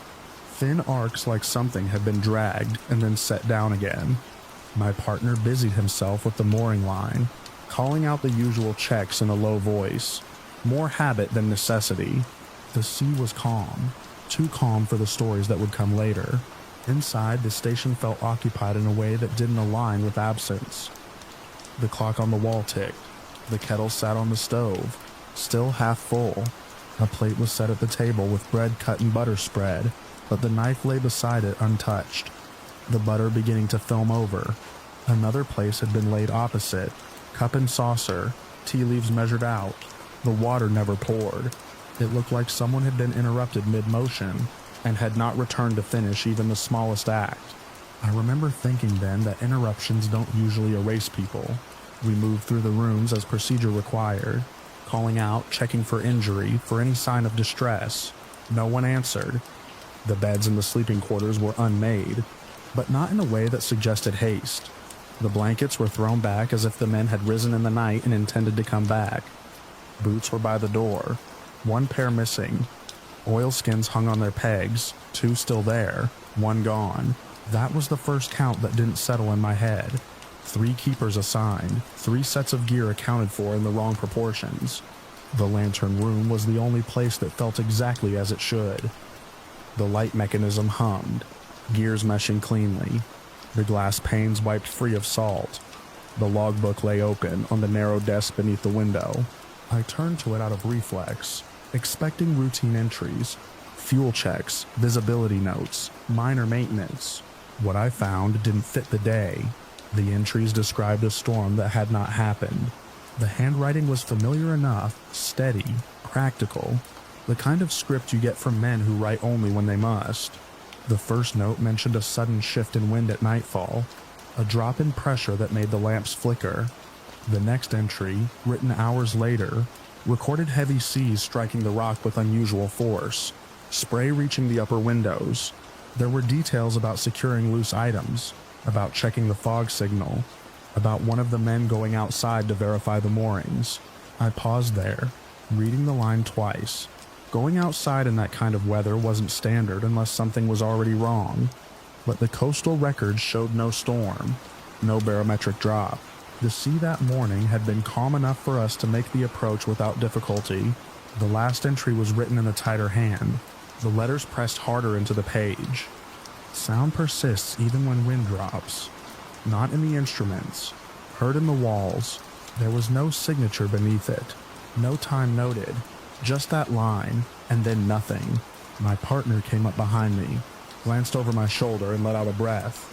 He tried to keep even. He said it might be a misreading, that the men could have exaggerated a squall, that sometimes out here the weather plays tricks on perception. He was right in the way that explanations often are. Right before they fail, we check the exterior next. The rock sloped sharply down to the water on all sides, leaving little room for anything to remain hidden. There were no signs of a fall, no broken railings, no equipment out of place beyond the scuffs I had seen earlier. The mooring lines were secure. The small outbuilding where supplies were kept was locked, its contents undisturbed. What we did find, near the edge of the rock where the spray would reach in heavier weather, was a length of rope coiled in a way that didn't match the usual storage. It had been uncoiled and then wound again, but not tightly. The end was frayed as if it had been under strain and then released. There were marks on the stone nearby, shallow grooves that might have been made by something pulled across it. Though there was nothing there now, we stood there longer than necessary, both of us looking out over a sea that gave nothing back. Back inside, the sense of interruption deepened the longer we stayed. It wasn't just the meal left unfinished or the beds left open. It was the small things, a book face down on a chair, a pen uncapped beside the logbook, a jacket draped over a railing as if its owner had stepped away for a moment. These are the traces of presence that usually resolve into absence when enough time passes. Here they felt suspended, as if time had stalled at the point of departure. We went through the logbook again. Slower this time. The entries before the storm notes were unremarkable. Steady observations of visibility, routine maintenance, minor repairs. There was no hint of strain, no indication that the man had been anything but competent and composed. The shift in tone was abrupt, contained entirely within those last few pages. I tried to align the written storm with the physical state of the station. If the seas had been as heavy as described, there would have been damage, or at least signs of it. Salt deposits, displaced equipment, something out of place, but the station was intact. The only marks were those scuffs at the door and the rope by the edge. My partner suggested we might be dealing with a shared misperception, something that can happen in isolated conditions. He didn't use the word, but I knew what he meant. A break, not in one mind but across several. It was a possibility that fit the lack of physical evidence, the mismatch between the logbook and the records. It didn't explain the rope or the way the light had continued to operate without interruption. We checked the mechanisms next, running through the maintenance routines, as if the act itself might restore a sense of normalcy. The fuel levels were within expected ranges. The clockwork had been wound recently. There was no sign that the light had faltered. If the keepers had experienced distress, it had not extended to neglecting their primary duty. That, more than anything, unsettled me. As the day wore on, the absence began to take on a shape. It wasn't empty in the way an abandoned place is empty. It was precise, bounded by the last actions of the men who had been there. They had prepared a meal. They had written in the logbook. They had maintained the light, and then at some point that was not recorded, they had left the interior of a safe structure and not returned. There are protocols for this kind of situation, though they are rarely needed. We signaled the mainland, reported the absence, described the state of the station. The response was measured, procedural. A search would be organized. Additional personnel would be sent. We were to remain on site, maintain the light, and preserve the scene as much as possible. Evening came without incident. The sea remained calm, the sky clear. There was no sign of the storm the logbook described. No shift in pressure, no change in the wind. The light continued its rotation, cutting across the water in steady intervals. It was after dark that I first noticed the sound. It wasn't loud. It wasn't even distinct at first. More a suggestion than a noise. A low presence that seemed to sit just below the threshold of hearing. I dismissed it as the usual collection of mechanical hums and distant surf. The kind of background that fades until you focus on it.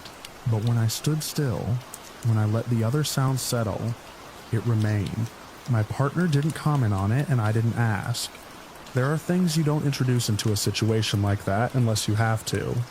Instead, I moved through the station again, listening as I went. The sound wasn't localized.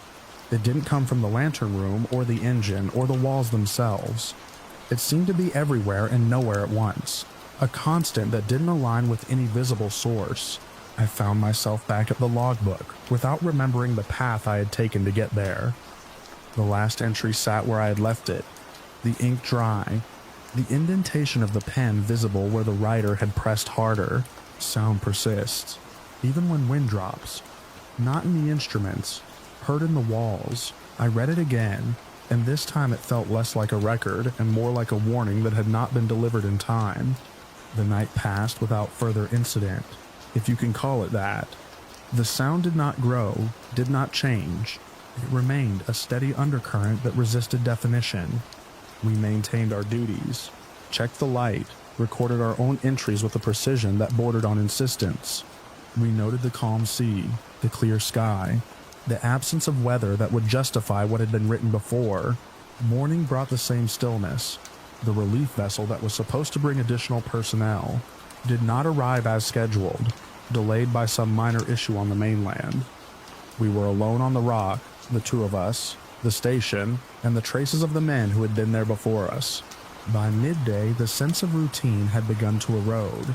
It wasn't dramatic. It didn't announce itself. It was a gradual shift, a misalignment between what we were doing and why we were doing it. The tasks remained the same, but the context had thinned. We were maintaining a light for ships that we could not see. In a place where the last record contradicted the reality in front of us, the sound remained. I noticed my partner pausing more often, standing in the same place for longer than necessary, as if listening for something he wasn't naming. When he did speak, it was about practical things, the level of fuel, the timing of the next check. He did not mention the logbook. He did not mention the rope. In the late afternoon, I went back to the edge of the rock where we had found it. The rope was still there, coiled loosely, the frayed end resting against the stone. The grooves beside it seemed deeper in the angled light, more defined. I crouched to examine them, tracing their path with my eyes. They led toward the water, then stopped. There was no indication of what had been pulled, or why. I stood there for a long time, the sound present even out in the open air, where it should have dissipated if it were tied to the structure. It didn't. It remained constant, unaccounted for. When I turned back toward the station, I had the distinct impression that something had shifted behind me. Though the sea was unchanged, the horizon flat and empty. That evening we prepared a meal and did not eat it. It wasn't a conscious decision. We set the table out of habit, boiled water, cut bread. We sat down, and then we didn't proceed. The act of eating seemed out of place, as if it belonged to a sequence we had stepped out of without realizing it. The plate sat there, the food cooling, mirroring what we had found on our arrival. I became aware of the parallel as it was happening, the way our actions were aligning with those of the missing men. It didn't feel like imitation. It felt like continuation. We left the table as it was. Night fell again, and with it, a tightening of the space around us. The station felt smaller, the rooms closer together, the walls more present. The sound was no longer something I had to focus on to perceive. It was there as immediate as the ticking clock, as the turning of the light. At some point, without discussion, we both moved toward the door. I remember the latch under my hand, the cool metal, the slight resistance as it lifted. I remember the way the air outside felt no different from the air inside. The same salt, the same cold. There was no storm. There was no wind. Beyond a light breeze, the rock was as we had left it. The rope lay coiled near the edge. The grooves in the stone caught the lantern's sweep, appearing and disappearing in the rhythm of the light. We stepped out. I can account for everything up to that point with the kind of clarity that comes from repetition and training. After that, the sequence becomes less precise. There are impressions rather than events, fragments that don't align into a continuous record. The sound was still there, but it seemed to have direction now, a pull rather than a presence. It drew us toward the edge where the rope lay, toward the grooves that led nowhere. I remember thinking that if there had been a storm, if the seas had been as described, this would have been the place to secure something, to hold against a force that could pull a man from his footing. But the sea was calm. We moved closer. There is a point in any account where the line between observation and inference becomes difficult to maintain. I am aware of that as I try to set this down, to keep to what can be stated without extension. We were at the edge. The rope was between us. The grooves were underfoot. The light passed over us in steady intervals, illuminating then leaving us in shadow. The sound persisted. I recall looking back at the station, at the open door, at the table inside, with the untouched meal. I recall the sense that we were repeating something that had already happened, that the sequence had been set and we were moving through it without deviation. After that, there is a gap. When I regained a clear sense of sequence, I was inside again, standing in the lantern room, the logbook open in front of me. My hands were on the desk. The pen lay where I had left it earlier. There was a new entry on the page. The handwriting was mine. It described the calm sea, clear sky, the absence of any weather that would justify what had been recorded before. It noted the condition of the station, the untouched meal, the rope by the edge. It mentioned the sound briefly, without elaboration. At the end of the entry, there was a line I did not remember writing. Went outside to verify. There was no signature beneath it.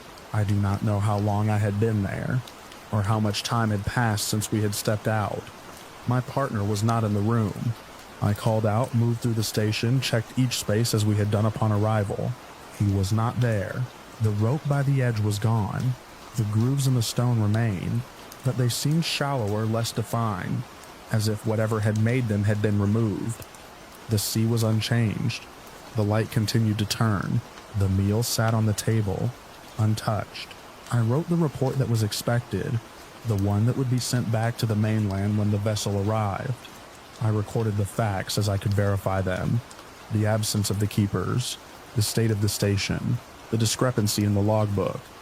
I did not include the parts that could not be aligned with anything outside of my own experience. The relief vessel came the following morning.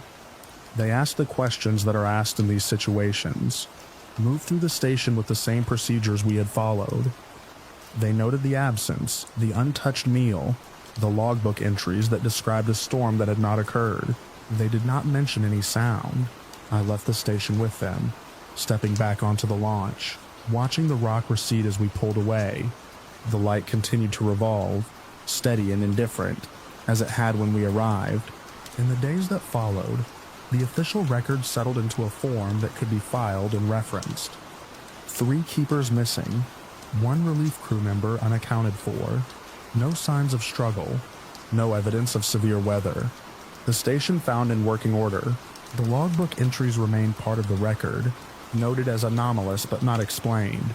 I have read those entries since, compared them to my own, traced the progression from routine to something that did not fit.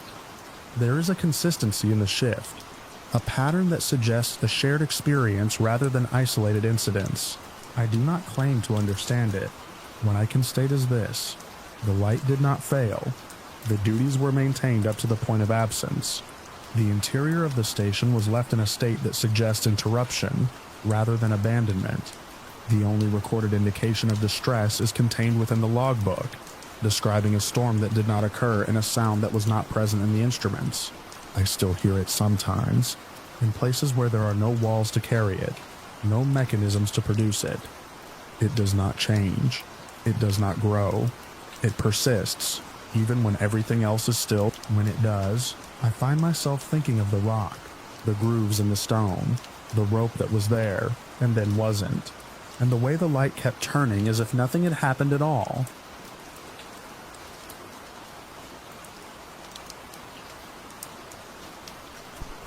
I remember the way the guideline felt in my hand before I dropped below the lip of the sinkhole, a taut nylon certainty running from my reel into the dark water, the one promise you trust more than your own sense of direction when the light dies. I checked it twice, clipped it clean, and slipped under with the kind of calm that comes from doing the same sequence 100 times without incident. The entrance shaft was narrow but familiar from the survey notes, a straight descent that opened into a sloping tunnel. My primary light cut a clean cone through the water, bright enough to flatten the silt on the floor into a pale ribbon. I kept my trim steady and my fins slow, careful not to stir anything up this early. There's a way your breathing settles when everything is right, a steady draw and release that you can feel in your chest and hear in the regulator, like a metronome set to the work. I ran the line along the right wall as planned, placing arrows at intervals that made sense for a return under stress. The cave took a gradual turn, then dipped again.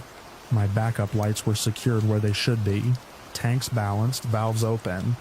I remember touching each piece of equipment in sequence, a habit I picked up after watching someone miss a simple switch in a much easier dive. I wasn't going to be that person. At around the first major restriction, the tunnel pinched down to a slot just wide enough for my shoulders. I paused there, letting my breathing slow, angling my body so the tanks cleared without scraping. The rock felt close on both sides, the kind of proximity that amplifies small mistakes. I guided the line through and pulled myself gently along, careful not to snag anything. On the other side, the passage opened again, and I let out a small stream of bubbles that drifted up and vanished into the black. I checked my time and gas, noted the distance in my head. The plan was conservative: turn early, leave a wide margin. There's no room for improvisation in a place like that, not if you intend to come back. Further in, the cave branched into a low, flat corridor with a layer of fine silt that looked undisturbed. I felt a small lift of curiosity, the kind that pushes you a little deeper, but I stayed on the main line. I placed another marker, confirmed direction, and kept moving. The walls here were smooth in places, eroded into shapes that caught the light and threw it back in soft, uneven reflections. It was quiet except for the constant rhythm of my breathing and the occasional tick of gear. The first hint that something was off came as a subtle change in the way my fin kicks felt. The water seemed heavier, as if I were pushing through something thicker. I slowed, watched the beam of my light, and saw faint motes lifting from the floor where my fin wash reached. I adjusted my position, raised my knees, tried to minimize disturbance. It settled for a moment. Then the tunnel dipped again, and the ceiling lowered enough that I had to angle my head to keep from knocking my light. I followed the line by touch more than sight, my glove brushing it at regular intervals. The visibility dropped a notch, not enough to worry me, but enough to sharpen my focus. I remember thinking that I should mark a turn soon, even though my gauges still showed plenty of margin. I stopped at a slight widening, secured a directional marker pointing out, and took a second to reassess. My breathing had quickened without me noticing. I forced it back into rhythm, counting the draw and release without actually counting, just feeling for that even pace again. The cave ahead looked similar to what I'd already passed. Another stretch of low ceiling and silt. I turned. On the way back, the cave felt different. It always does, but this was more than the usual reversal. The shapes seemed less distinct, the line less obvious in the beam of my light. I kept a hand on it, sliding along, trusting the markers I had placed. The first one appeared where I expected, confirming I was on the right path. I moved past it, careful not to kick up more silt. Somewhere between that marker and the next, my fin brushed the floor harder than I intended. It was a small mistake, a slight loss of control as I adjusted my trim under the low ceiling. But in that environment, small mistakes don't stay small. A cloud of fine silt billowed up instantly, a pale curtain that swallowed the light. I stopped, froze in place, and waited for it to settle. It didn't. Instead, the cloud spread, thickening until the beam from my primary light reflected back at me. A white wall inches from my mask. I switched to a tighter beam, tried to cut through it, but it only illuminated more suspended particles. The water had turned opaque. I tightened my grip on the line, reassuring myself that I still had a physical reference. This is what the training is for, I told myself. Lost visibility. Follow the line. Slow movements. No panic. I could do this blind if I had to. I started forward again, one hand on the line, the other tucked in to avoid snagging. My fins moved in small, controlled motions. The cave ceiling brushed the top of my tank, reminding me of how little space there was. I focused on the tactile feedback, the line sliding through my fingers, the occasional roughness where it crossed a rock. After what felt like a short distance, my hand found a marker. I felt the shape, confirmed the direction, and moved on. My breathing was louder now. The regulators inhale a sharp pull, the exhale a rush of bubbles I couldn't see. I forced myself to slow it down again, to keep from burning through gas too quickly. The next stretch seemed longer, without visual cues. Time stretched in strange ways. I measured progress by the feel of the line, the subtle changes in tension. At one point it went slack, then taut again as if it had shifted slightly. I paused, traced it back a few inches, then forward, making sure it was still anchored where it should be. It felt secure. Then my hand slipped off. It was a momentary thing, a loss of contact as my glove slid over something smooth. I reached out immediately, sweeping in a small arc where the line should have been. My fingers met only water. I widened the search, careful not to move too much, keeping my body as still as possible to avoid worsening the silt. My other hand stayed close to my chest. I traced outward again, a little further this time, then back, trying to relocate the line by feel. Nothing. I told myself it was just a matter of inches, that I had drifted slightly and the line was still there. I extended my arm more, sweeping a broader area. My fin brushed the ceiling, sending a faint vibration through my body. I froze again, then resumed the search, slower, more deliberate. The line was gone. I switched to my backup light, hoping a different angle might cut through the silt enough to give me a hint of direction. It made no difference. The water remained a solid wall of suspended particles, reflecting everything back. I reached for my reel, the safety spool I carried for exactly this scenario. My fingers found it clipped to my harness. I unclipped it, secured the end to a point on the wall I could feel, and began to pay out line in a slow circle, searching for the main guideline. The circle expanded gradually, my body pivoting in place. The spool unwound between my fingers, a thin line marking my path back to the starting point of the search. I kept the radius small at first, then larger, careful to maintain orientation. Still nothing. My breathing accelerated again despite my efforts. I could feel the increased resistance in each inhale, the way my chest tightened slightly. I checked my gauges by bringing them close to my mask, angling the light to read them through the haze. The numbers were lower than I liked, but not yet critical. There was still time. If I could find the line, I continued the search. Expanding the circle further, the spool line grew longer, a tether to a point that might not even be useful if I couldn't reconnect to the main path. My fin clipped something solid, and I felt a jolt through my leg. I reached down, confirmed it was just rock, then resumed. At some point the spool jerked in my hand, a sudden tension that pulled my wrist. I followed it back, thinking I had snagged something, maybe even the main line. My fingers traced along until they reached the anchor point I had set. The line had looped around a projection, tightening on itself. I freed it, but the brief hope it gave me faded quickly. I adjusted my approach, moving slightly forward while maintaining contact with the spool line, trying to cover new ground. The cave here felt unfamiliar without sight. The walls closer or farther than I expected. My shoulder brushed rock. Then my tank scraped lightly against the ceiling. I corrected, but the sense of orientation was slipping. I paused again, forced myself to think. The last marker I had felt was behind me, somewhere in the cloud. The main line had been straight, more or less, following the right wall. If I could find that wall, I might be able to trace it back to the line. I reached out to my right, feeling for rock. My hand met empty water. I moved slightly, extended further, and finally touched a surface. It felt smooth, slightly curved. I followed it with my hand, keeping my body close, moving slowly along its contour. For a few seconds it worked. The wall gave me a reference, something to orient against. I moved hand over hand, hoping to intersect the line where it ran along this surface.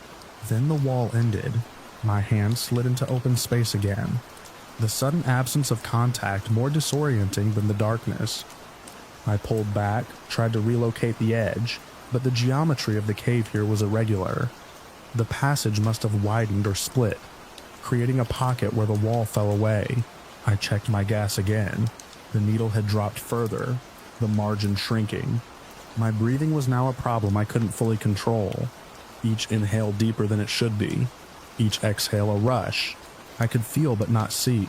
I made a decision to move in, what I believed was the direction of the exit, using the faint memory of my approach and the orientation of the last marker. It was a calculated guess, the kind you try to avoid but sometimes can't. I held the spool line in one hand and moved forward, letting it pay out behind me. My other hand reached ahead, feeling for obstacles. The cave seemed to narrow again, the ceiling dropping. My tank bumped lightly, then harder as I misjudged the clearance. I adjusted, but the movement stirred more silt, thickening the cloud even further. At some point, my fin caught the spool line, wrapping it briefly around my ankle. I stopped, reached down and freed it, but the delay cost me both time and composure. My breathing spiked again, and I could feel the regulator struggling slightly to keep up with the demand. I tried to slow down to regain that steady rhythm from the beginning, but the environment pressed in from all sides. The absence of sight, the tight space, the knowledge of the overhead rock, all of it compounded into a pressure that was hard to ignore. I remember bringing the camera up at some point, more out of habit than intention, angling it forward even though there was nothing to see. The red indicator light glowed faintly, a small steady point in the darkness. I don't know why I kept it running. Maybe because it was something familiar, something routine. My movements became less precise. I felt it in the way my fins kicked, in the way my hands searched ahead.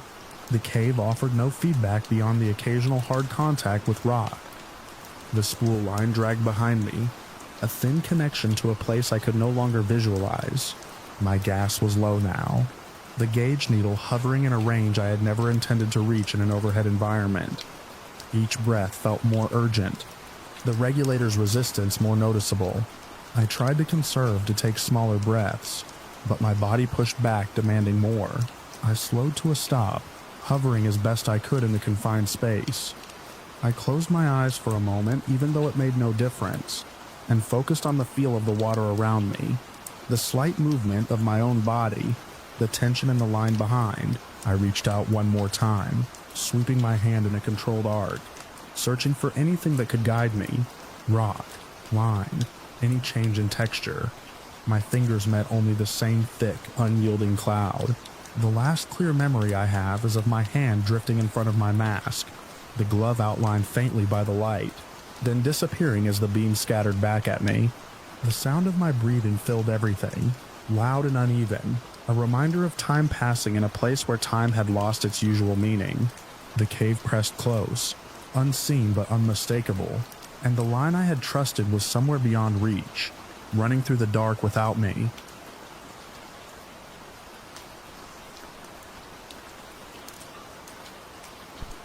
I woke to the smell before I understood the heat. A bitter, oily smoke that didn't belong to wood or winter kindling. And I remember thinking something was wrong with the stove, even as the ceiling above me flickered orange. By the time I swung my legs out of bed, the hallway was already breathing smoke. It moved low and fast, like it had somewhere to be. I called out for the kids as I pulled on my boots, my voice catching in my throat from the first lungful. No one answered. That wasn't unusual at that hour. It was late, well past midnight, the kind of quiet where the house settles into itself and every small noise sounds larger than it is. I stepped into the hall and felt the heat push back. It wasn't gradual, it was immediate, like opening an oven. The far end, where the living room met the front door, was glowing through the smoke, a pulsing, angry light. I turned the other way toward the bedrooms. Their doors were closed. That detail has never left me. I reached the first one and grabbed the knob. It was warm but not burning. I opened it and shouted their names. The room was empty. The bed was made the way it had been hours earlier, blanket tucked, pillow dented from earlier that night. No sign of anyone getting up in a hurry. No clothes on the floor. No window open. I moved to the next room. Same thing. Empty bed. Still air. No movement. By then, the smoke was thick enough that I had to crouch. I remember thinking I must be wrong, that they must have gotten up for water or gone to the bathroom together. Kids do that. Cluster up when they're half asleep. I called again, louder this time, my voice breaking as I went room to room. Nothing. Behind me, something in the living room gave way with a sharp crack. The sound ran through the house like a warning. I could feel the fire growing, not just hear it. The heat changed, deepened, like it had found something bigger to feed on. I turned toward the bathroom, my last hope inside those walls. The door was ajar. I pushed it open with the back of my hand. Empty. The mirror was fogging from the heat. The light was still off. I don't remember deciding to leave the house. I just remember the next moment being outside, coughing hard enough to taste metal, the cold air cutting into my chest. The front of the house was already burning through the windows, flames licking out like they'd been waiting for oxygen. My wife was standing in the yard, barefoot, wrapped in a coat she must have grabbed on her way out. Her face was gray with ash, her eyes fixed on the house like she could still see through the walls. "They're not inside," I said, or tried to say. It came out in pieces. She shook her head once, fast, like she was rejecting the words before they settled. Then she moved past me, toward the door. I caught her by the arm. The heat was too much now. Even standing 10 feet away, it felt like standing too close to a bonfire.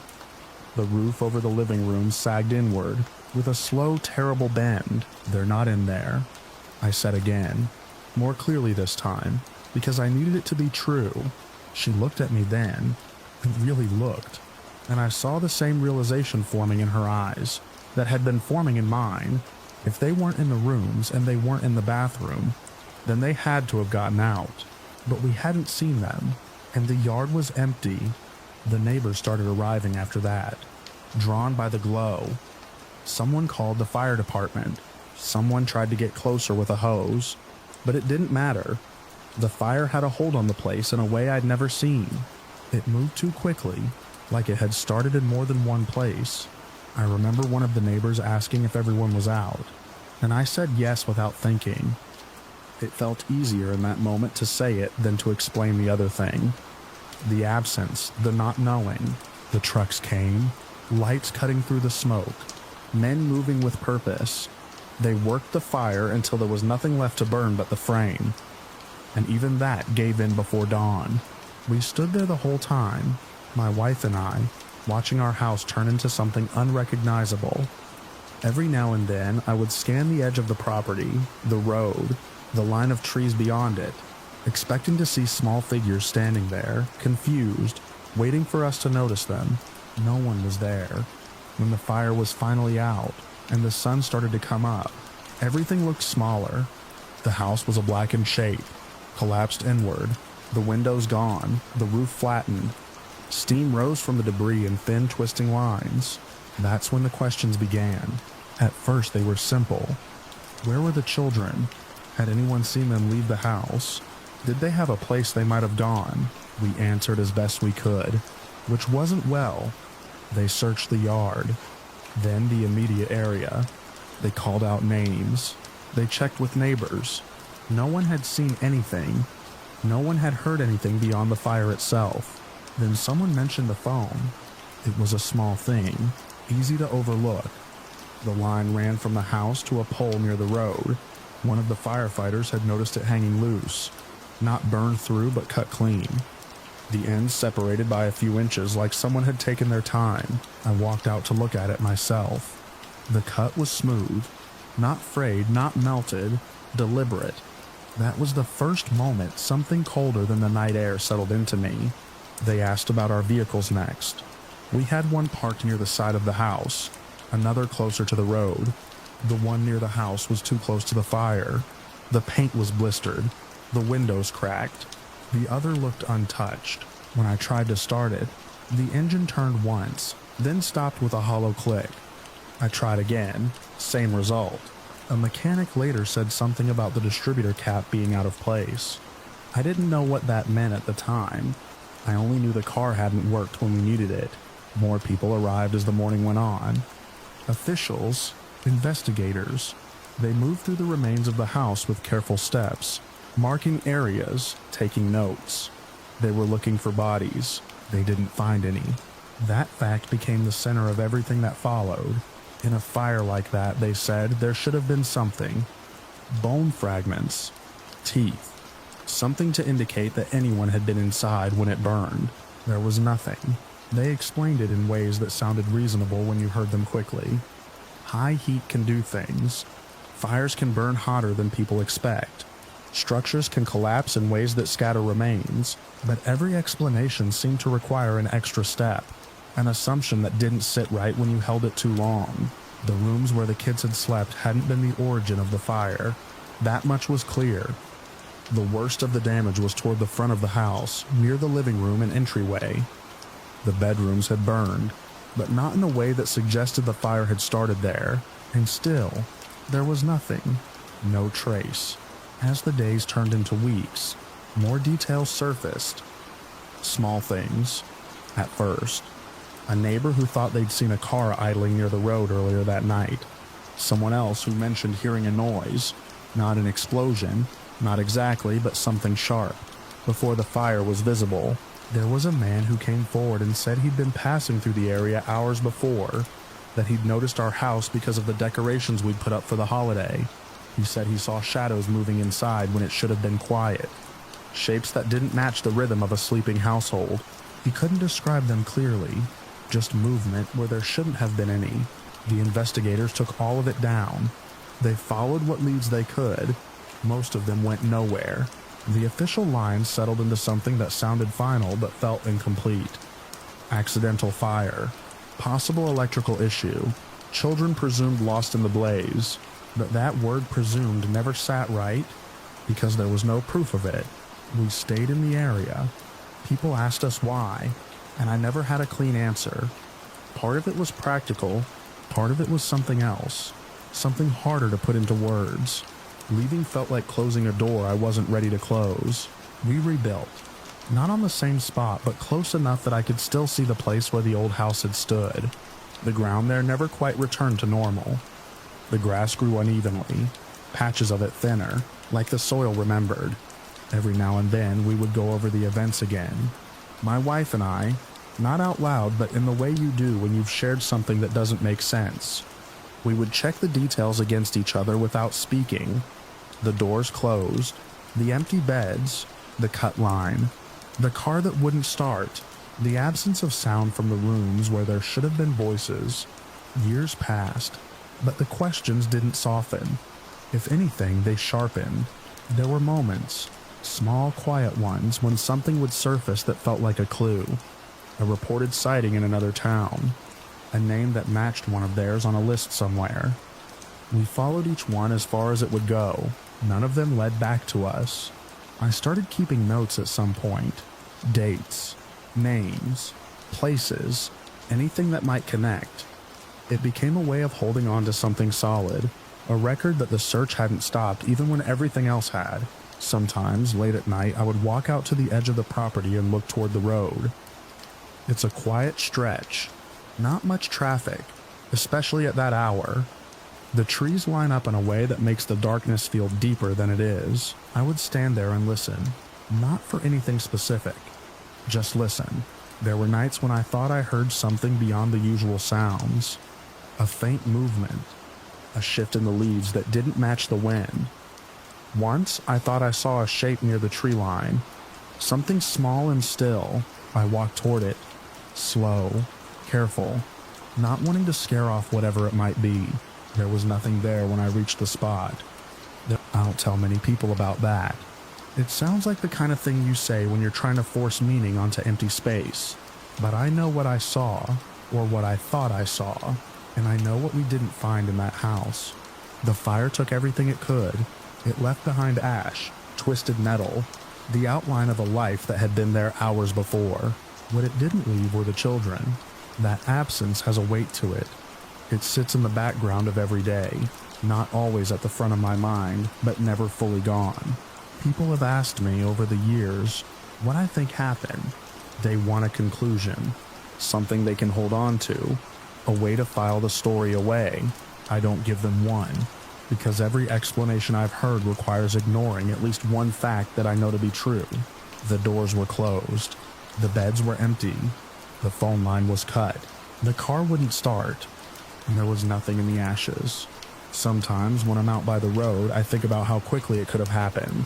How little time it would take for someone to move through a house like ours, late at night, when everything is quiet and predictable. I think about the fire starting after that, not before. I think about the way it burned, fast and focused, like it had a purpose. And I think about the fact that even now, all these years later, there has never been a single piece of evidence to prove that they died in that house. Only the assumption, only the story people settled on, because it was easier than the alternative. I still go out there some nights, stand at the edge of the dark, and listen for something that might close the distance between then and now. The trees don't answer.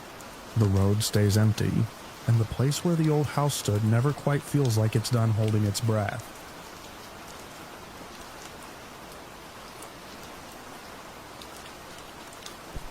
I first saw him on a terminal monitor that wasn't meant for passengers. A grainy split screen tucked behind a half-open door near gate C17, where the morning light comes in flat and colorless, and everything looks like it's already been handled by someone else.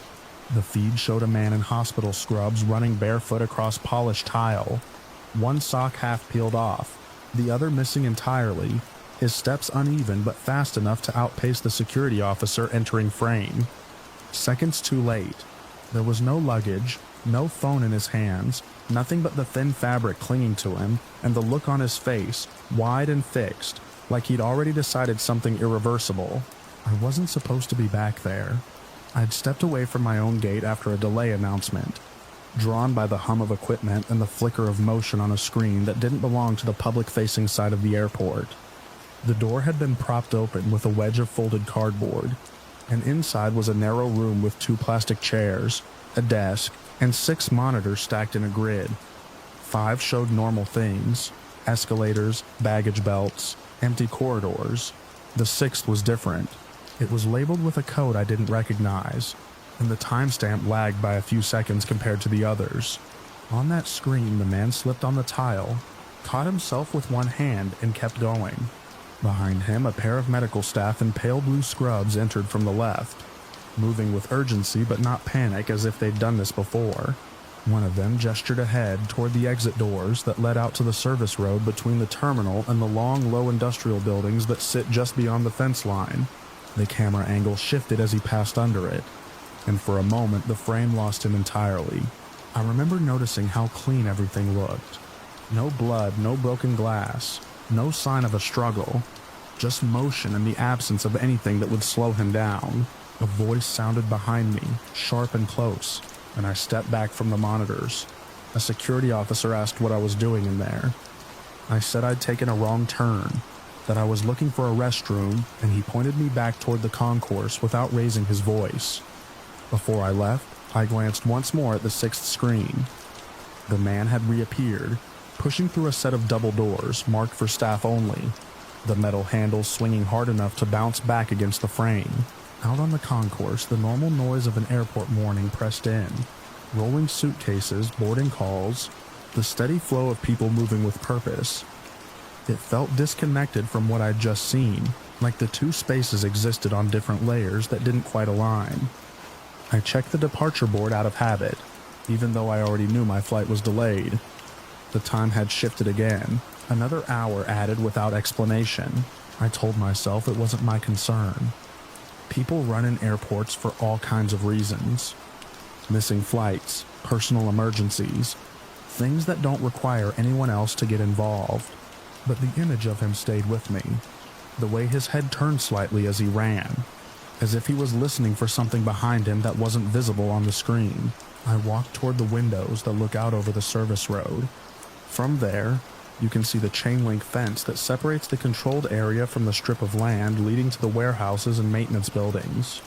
It's not a high fence, but it's topped with angled wire and spaced with cameras at regular intervals.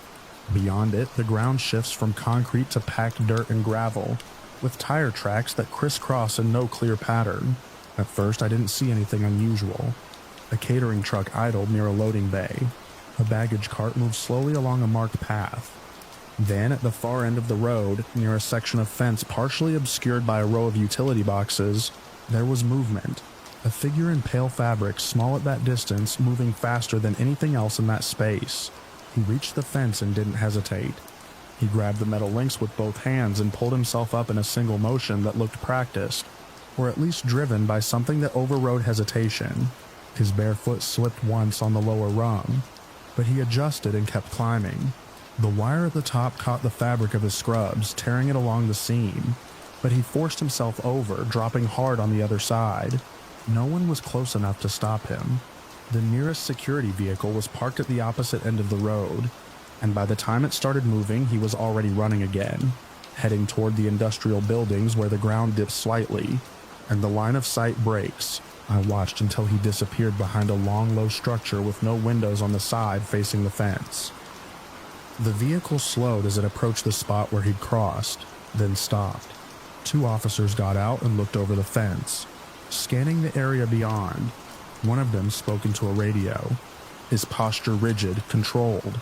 There was no visible urgency, just a shift in attention. I left the window and returned to my gate. Boarding was still delayed, the crowd thinner now as people drifted to find food or a place to sit. I took a seat near the charging stations and tried to focus on something else. My phone buzzed with a notification I didn't open. The overhead announcements blurred into a background pattern that didn't carry any specific meaning. After a while, curiosity pushed me back toward the corridor where I'd seen the monitors. The door was closed this time, the cardboard wedge gone. A small sign had been placed at eye level, stating that the area was restricted. I stood there for a moment, listening to the faint hum from inside, then moved on. Near the restrooms, I saw one of the medical staff from the video. The pale blue scrubs were the same, the posture slightly forward, as if still in motion even when standing still. He spoke quietly to a security officer, gesturing with one hand in a way that suggested explanation rather than alarm. I couldn't hear the words, only the cadence. The officer nodded once, then twice, and wrote something down on a small notepad. I passed by without slowing, catching only a fragment of their exchange as I moved out of range. The word transfer surfaced, then disappeared under the ambient noise. It didn't fit with what I'd seen.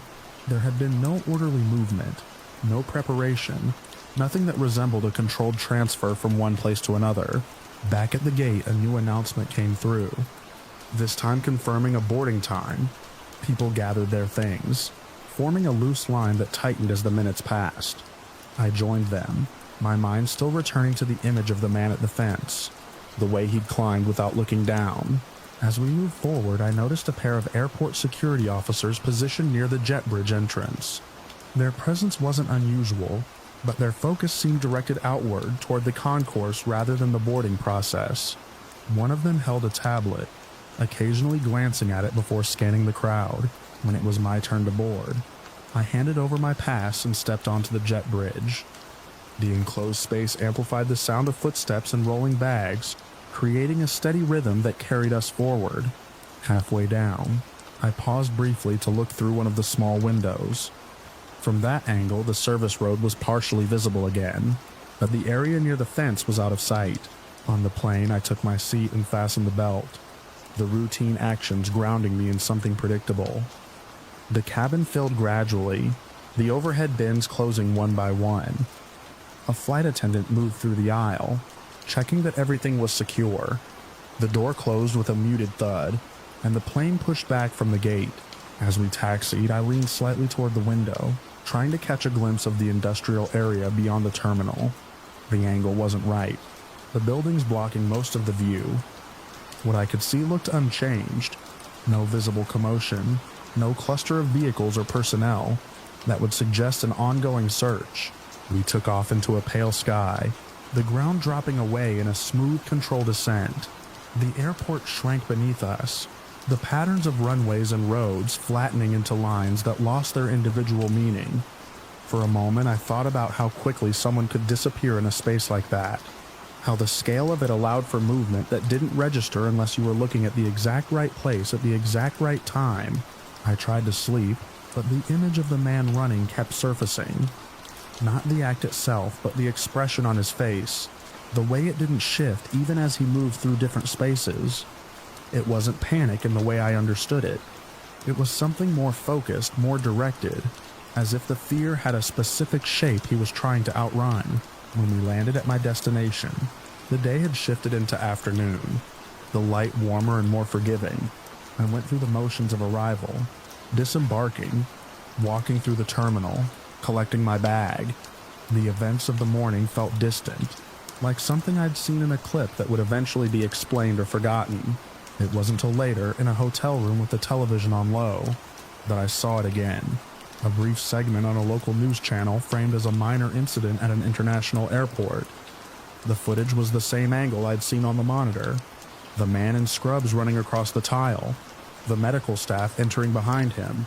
The clip cut just before he reached the exit doors. The anchor's voice described it as an unusual occurrence involving a patient who had left a medical facility connected to the airport. There was mention of ongoing efforts to locate the individual. A statement from airport authorities emphasizing that there was no threat to the public. The language was controlled, measured, designed to close the loop without providing detail. There was no footage of the fence, no mention of the industrial area, nothing about the point where he had actually left the secured space. The narrative ended at the doors, as if everything beyond them fell outside the frame of what needed to be reported. I turned off the television and sat in the quiet that followed, the room's air conditioning humming steadily. I thought about the gap between what I had seen and what was being shown, the way the story had been trimmed to fit a shape that didn't include the most critical part.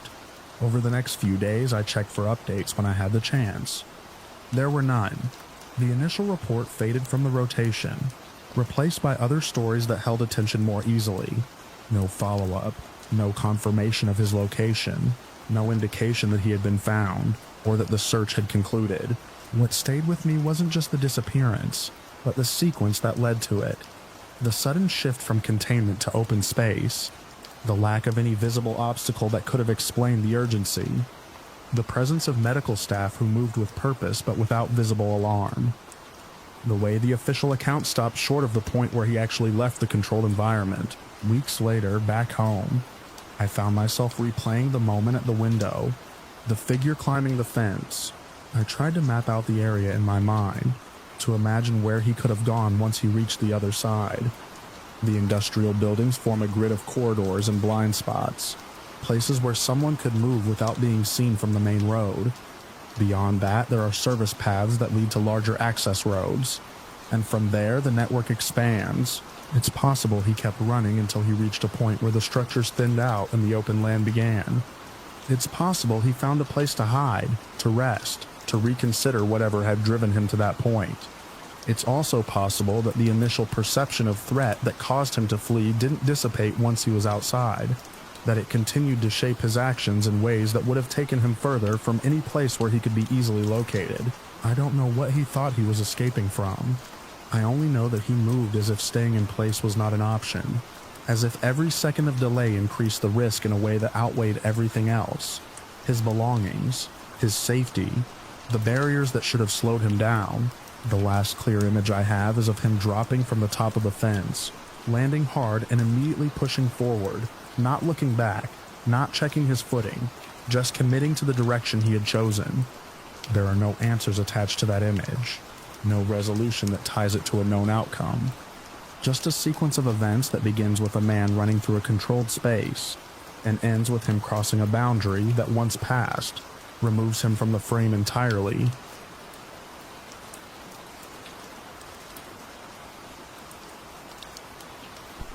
I first heard the mountain before I saw it, a low, hollow crack that rolled across the scrub like distant thunder, and then cut off too clean to be weather. I had been walking since mid-morning along a dry creek bed, following a line of pale stones that locals said would eventually point me toward the black heap. They all avoided naming directly. The air was still, heavy in a way that made every sound carry farther than it should, and yet the noise from ahead seemed to come from inside the ground rather than across it. By the time the granite rose into view, it didn't look like a mountain so much as a collapsed wall of the earth itself.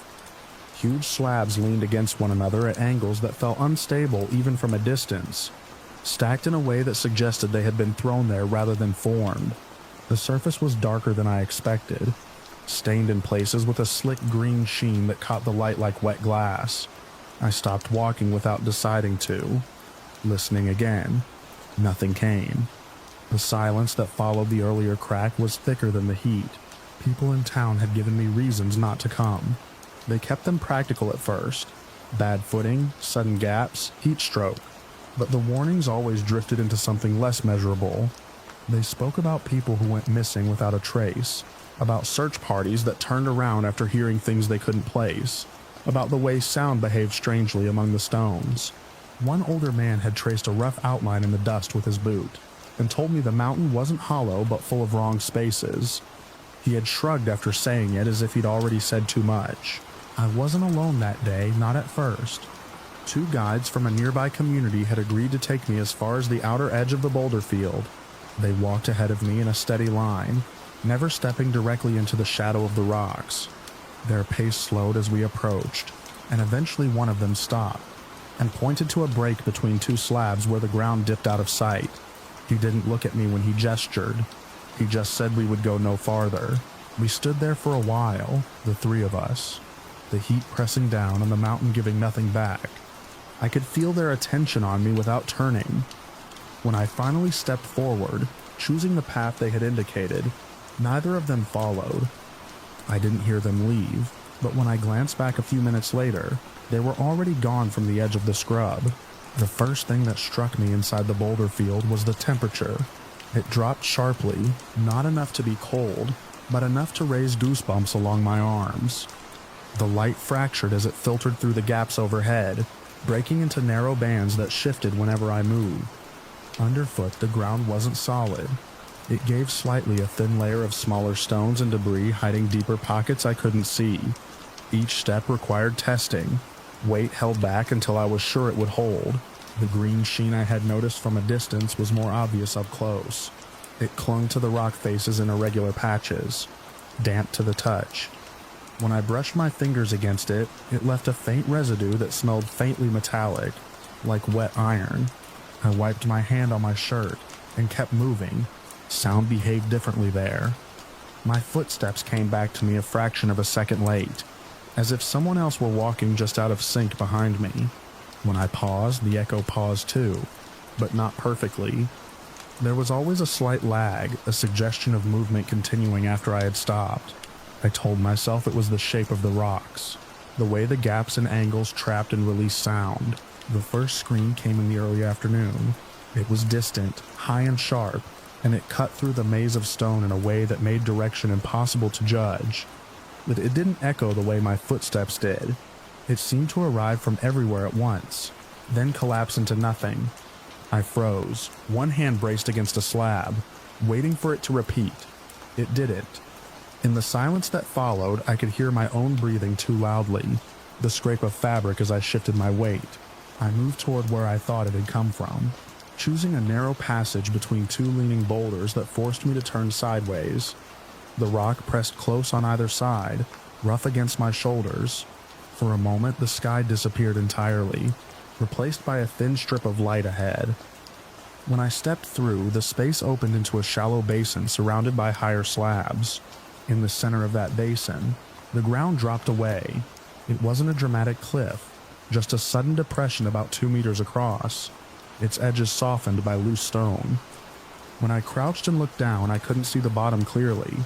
The light didn't reach far enough, and the sides curved inward slightly, swallowing what little brightness there was. I picked up a small rock and dropped it.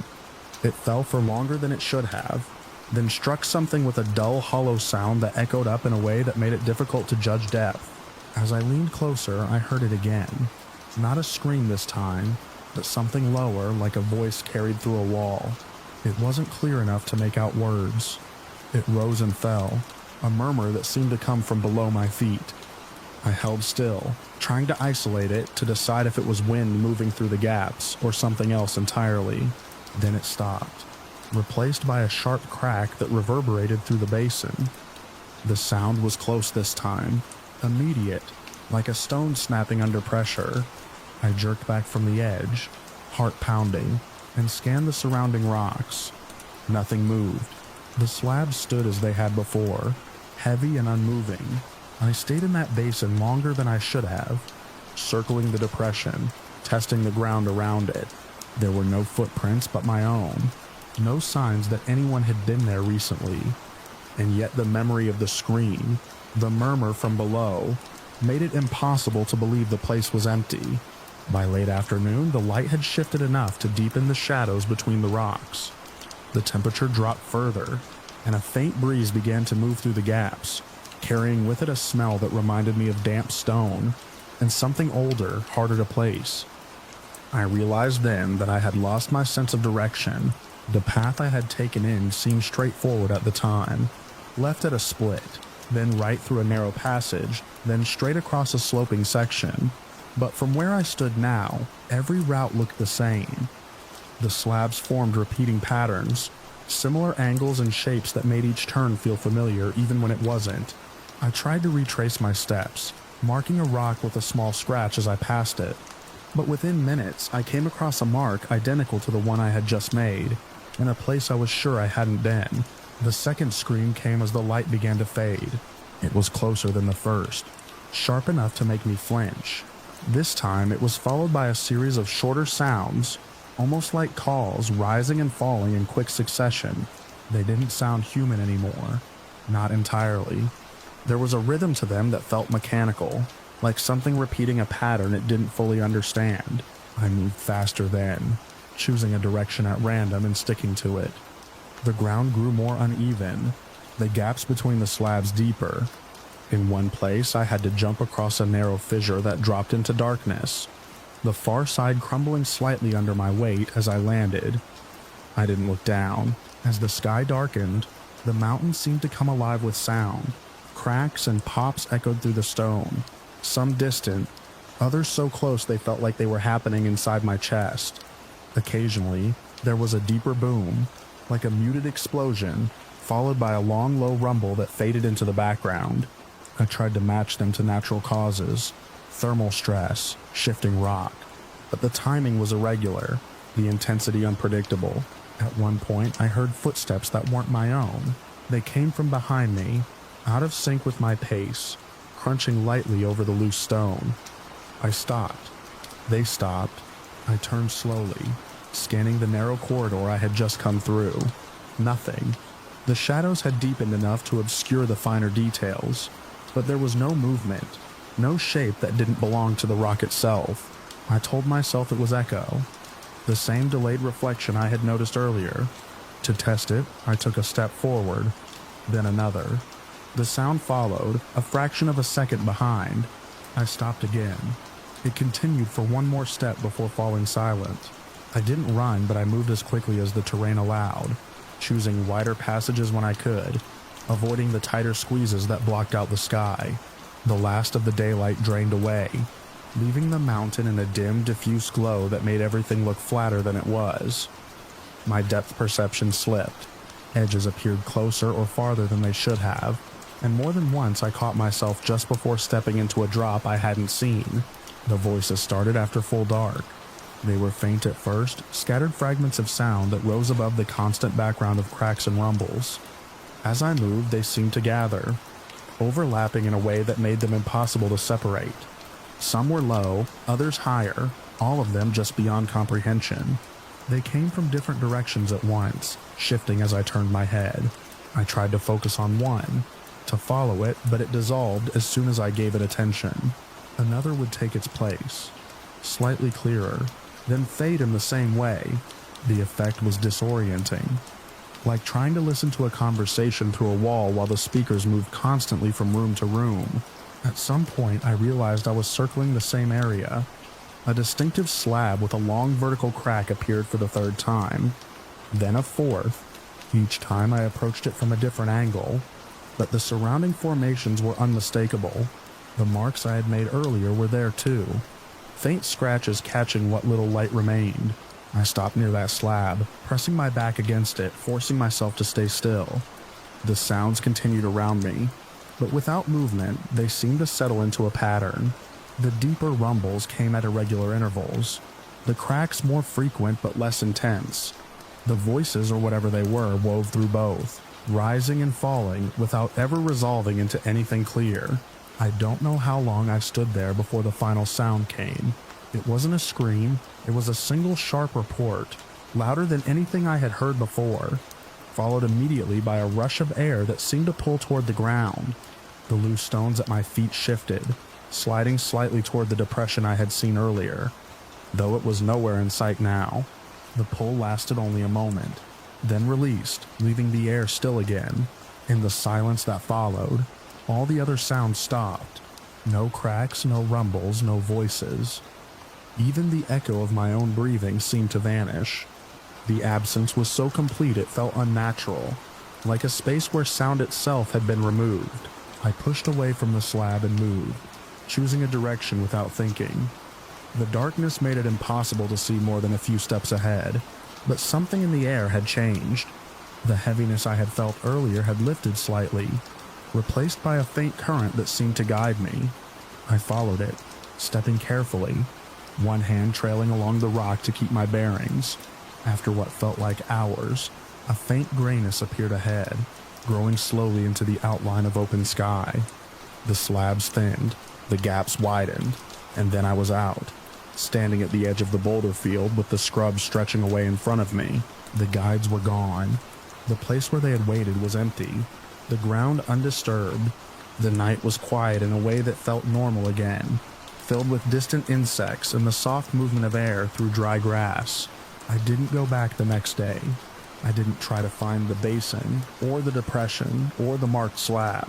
I left the area entirely, carrying with me only the memory of the sounds and the knowledge that I had been somewhere I didn't understand. Weeks later, I learned that another hiker had gone missing around the same time I had been there. He had entered from a different side with no guides and never came back out. Search teams found no trace of him, not a pack, not a footprint, nothing to suggest where he had gone. People still talk about the mountain in practical terms. They mention unstable ground, hidden gaps, the way sound travels unpredictably through the stone. They point to erosion, to algae, to the natural processes that shape and reshape the landscape over time. But sometimes when the wind is right and the air is still, they also mention the sound's cracks, like distant explosions, voices that don't resolve, and the occasional scream that seems to come from everywhere at once. I don't argue with any of it. I just remember standing in that basin, looking down into a space that didn't reflect light the way it should, and hearing something move far below where no one should have been. And I know that whatever explanation exists doesn't account for all of it. Not the timing, not the silence that followed, not the way the ground seemed to pull for a moment, as if something beneath the stone had shifted and taken something with it, leaving the surface untouched and the air empty, except for the echo of a sound that never quite finished.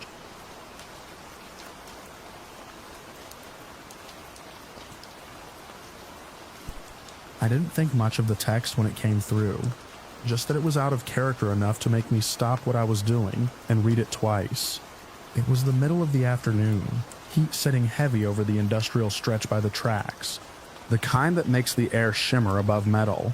I remember that because I was outside the shop when my phone buzzed, leaning against a dented railing and watching a freight train idle farther down the line. The message from Shiar was short, no punctuation, no emojis like she always used, just a flat line of words that didn't explain themselves. Something is wrong, I need a minute. That was it. No follow-up, no answer when I called. At first I told myself it was nothing. She worked nearby sometimes, picking up shifts at a warehouse office that backed up to the rail yard. The signal out there was bad. People got distracted, phones died. There were 100 normal explanations, and I cycled through all of them in the space of maybe 2 minutes. Then I called again, straight to voicemail. I sent a message back asking where she was, if she was okay, if she needed me to come get her. I watched the screen, waiting for the typing dots that never showed up. The heat pressed harder, or maybe I just started noticing it more. The train engine coughed somewhere down the track, a low mechanical sound that carried through the still air. 10 minutes passed, then 20. By the time I got in my car, I wasn't thinking clearly anymore.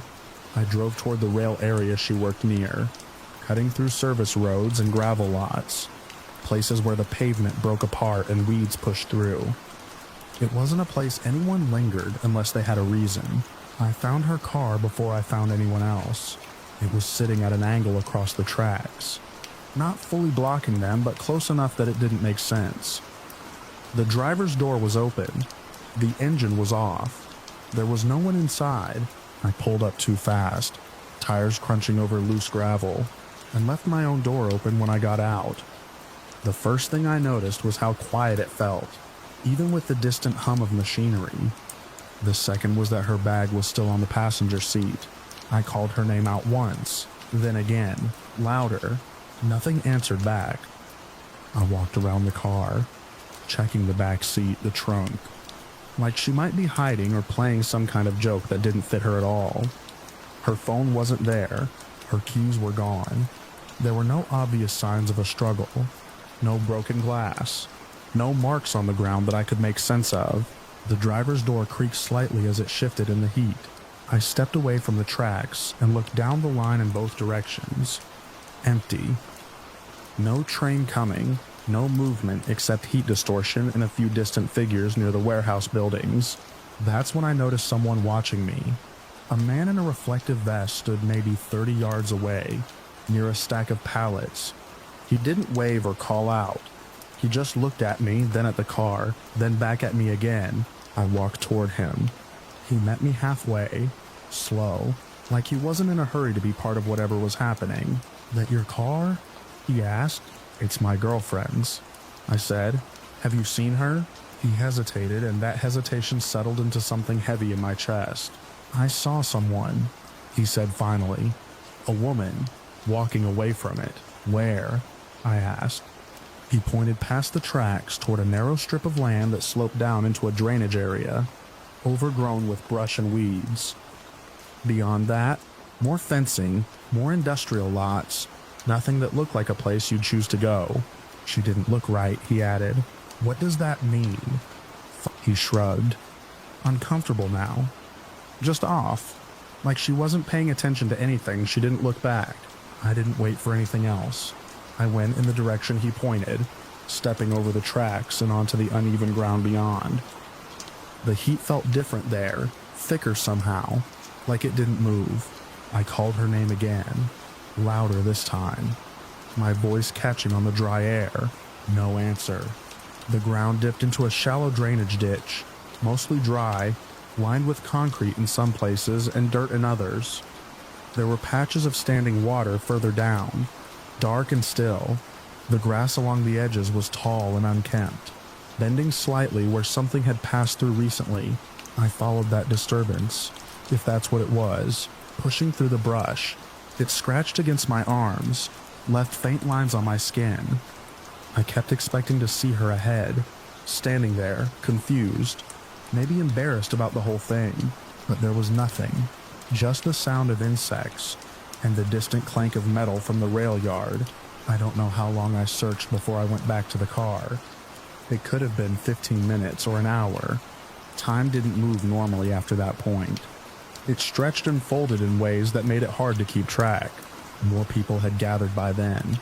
Another worker, a supervisor, someone had already called it in. The police arrived quickly. Or maybe it just felt that way because everything else had slowed down. They asked me the same questions over and over, each time with slight variations, like they were trying to catch something I might say differently. When was the last time you saw her? What did the message say? Did she seem upset earlier? Did you argue? Did she have any reason to leave? I answered everything as clearly as I could. I showed them the text. One of them wrote it down in a small notebook, then read it back to me, like hearing it out loud might make it make more sense. It didn't. They searched the area more thoroughly than I had, spreading out along the ditch and the surrounding land. They checked nearby buildings, talked to anyone who might have seen something. More witnesses came forward, each with small pieces that didn't quite fit together. One person said they saw her walking steadily, not running, not looking around. Another said she seemed like she was talking to herself, though they couldn't hear anything from that distance. Someone else thought she might have been injured based on the way she moved, but they weren't sure. None of it formed a clear picture. Her mother arrived before the sun started to drop, and I remember wishing she hadn't had to see it like that. The car, the open door, the empty space where Chihar should have been. She didn't cry right away. She stood there taking it in, her eyes moving over everything like she was trying to memorize it. Then she asked me what happened, and I didn't have an answer that felt like one. Days turned into weeks. Search teams combed the area again and again. They extended the radius, checked nearby roads, canals, abandoned structures. They brought in dogs at one point, but the trail didn't hold. It faded out somewhere past the drainage ditch, like she had simply stopped being there. The case shifted from urgent to ongoing, to something quieter, a word I hated hearing even when no one said it directly, unresolved. The only new thing they found came weeks later, a single shoe. Maybe it was hers. There was no question about that. Her mother confirmed it before anyone even asked. It had been lying in the drainage ditch, caught in a cluster of debris where water sometimes collected after heavy rain. There was no matching shoe nearby, and no other items, no additional clues, just that one piece, out of place, like everything else. I went back to the tracks more times than I can count. At first it was to help, to look, to do something instead of nothing. Later it became something else, something harder to explain. I would stand near where the car had been, trying to reconstruct it in my head. The angle of the vehicle, the open door, the direction she walked. I replayed the text over and over, looking for something hidden in it. Something is wrong, I need a minute. A minute for what? To think? To get away? To follow something only she could see? I talked to the witnesses myself a few times. Outside of the official statements, I wanted to hear it in their own words without the structure of a report. One of them told me something they hadn't mentioned before. Not because it was important, but because they weren't sure it meant anything. They said she paused once, just briefly near the edge of the ditch. Not long, just enough to shift her weight, like she was deciding whether to keep going. Then she did. That detail stuck with me more than anything else. Not the car, not the text, not even the shoe. Just that small pause, because it meant there was a moment, however brief, where she could have turned back, and she didn't. I still have her last message saved on my phone. I haven't deleted it, haven't changed the thread, haven't done anything that might make it feel less immediate than it did that day. Sometimes I open it just to make sure it's still there, exactly the same. The area by the tracks hasn't changed much. The same rusted rails, the same heat in the afternoon, the same empty stretches where nothing seems to happen until it does. Every time I go back, I walk a little farther along the ditch than I did before, like I might eventually reach the point where something becomes clear. I never do. There's just a place where the ground flattens out and the brush thins, and beyond that, more of the same. No markers, no signs, nothing that explains how someone can walk away from a car in the middle of the day and leave everything behind without a trace. Nothing that explains why. I stand there until the light starts to fade, until the shapes around me blur into something less defined, and I try to picture her still moving somewhere ahead of me, just out of sight. But there's never anything there, only the tracks behind me, the empty ground in front of me, and that last message sitting unchanged on my phone, like it's waiting for a reply that never came.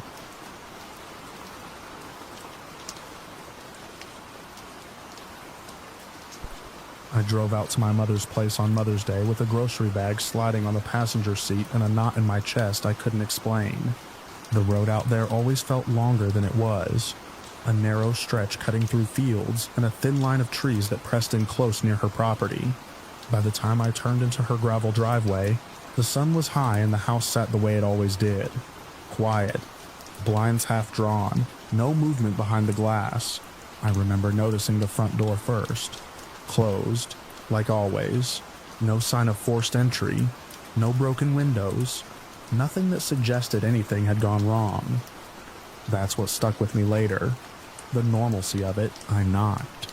Waited. Knocked again. No answer. I tried the handle out of habit, knowing she kept it locked. It didn't budge. That wasn't unusual. My mom, Echo, was independent to a fault, and careful in ways that bordered on rigid. She had routines for everything.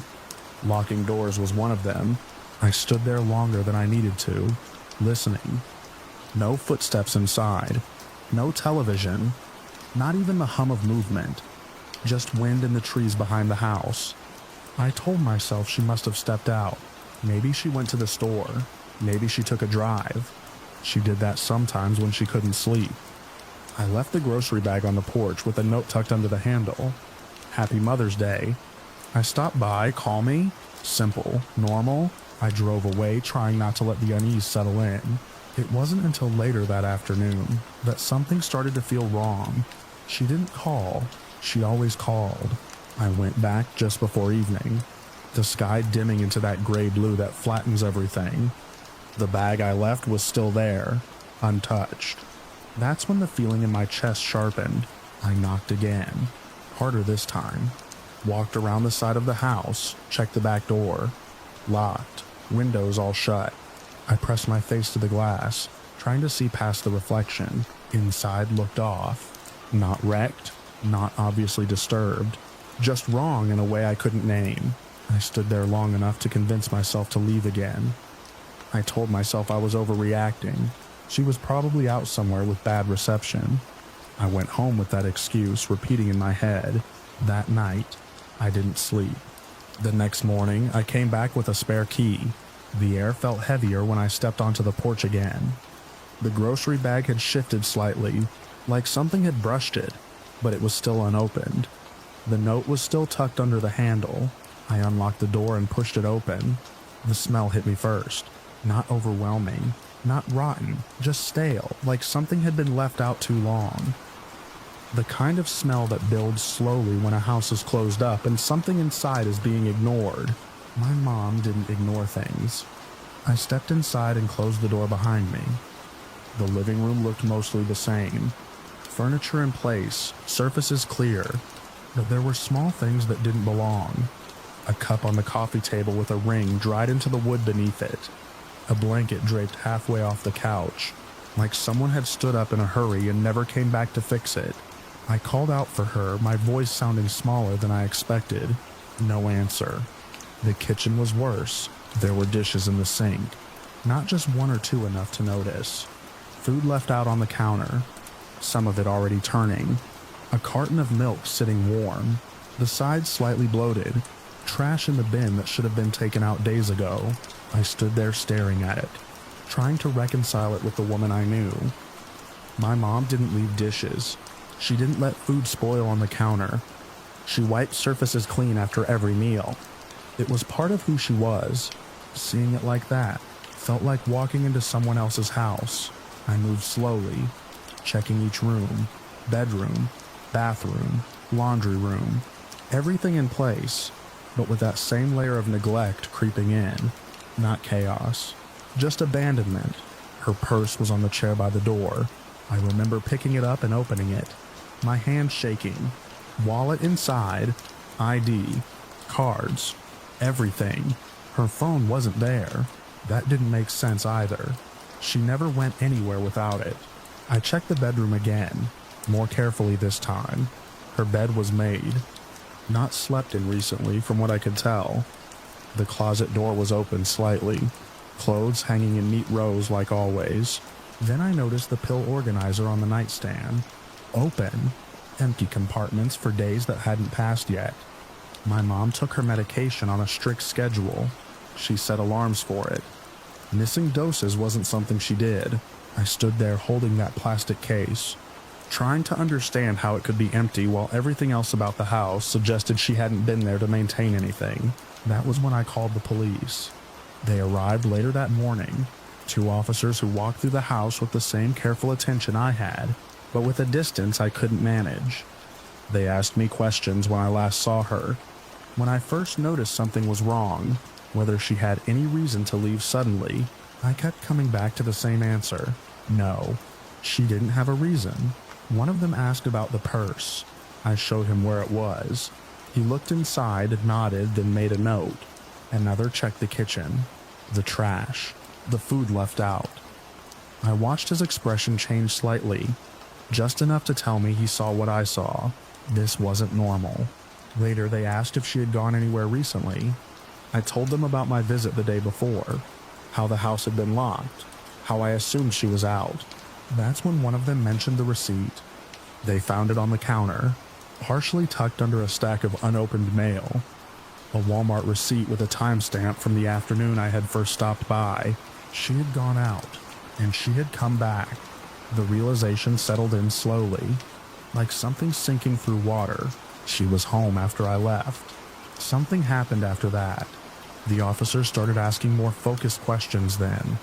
Neighbors, visitors, anyone who might have seen her.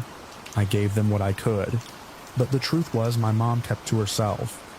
The nearest house was a distance down the road, separated by trees and open land.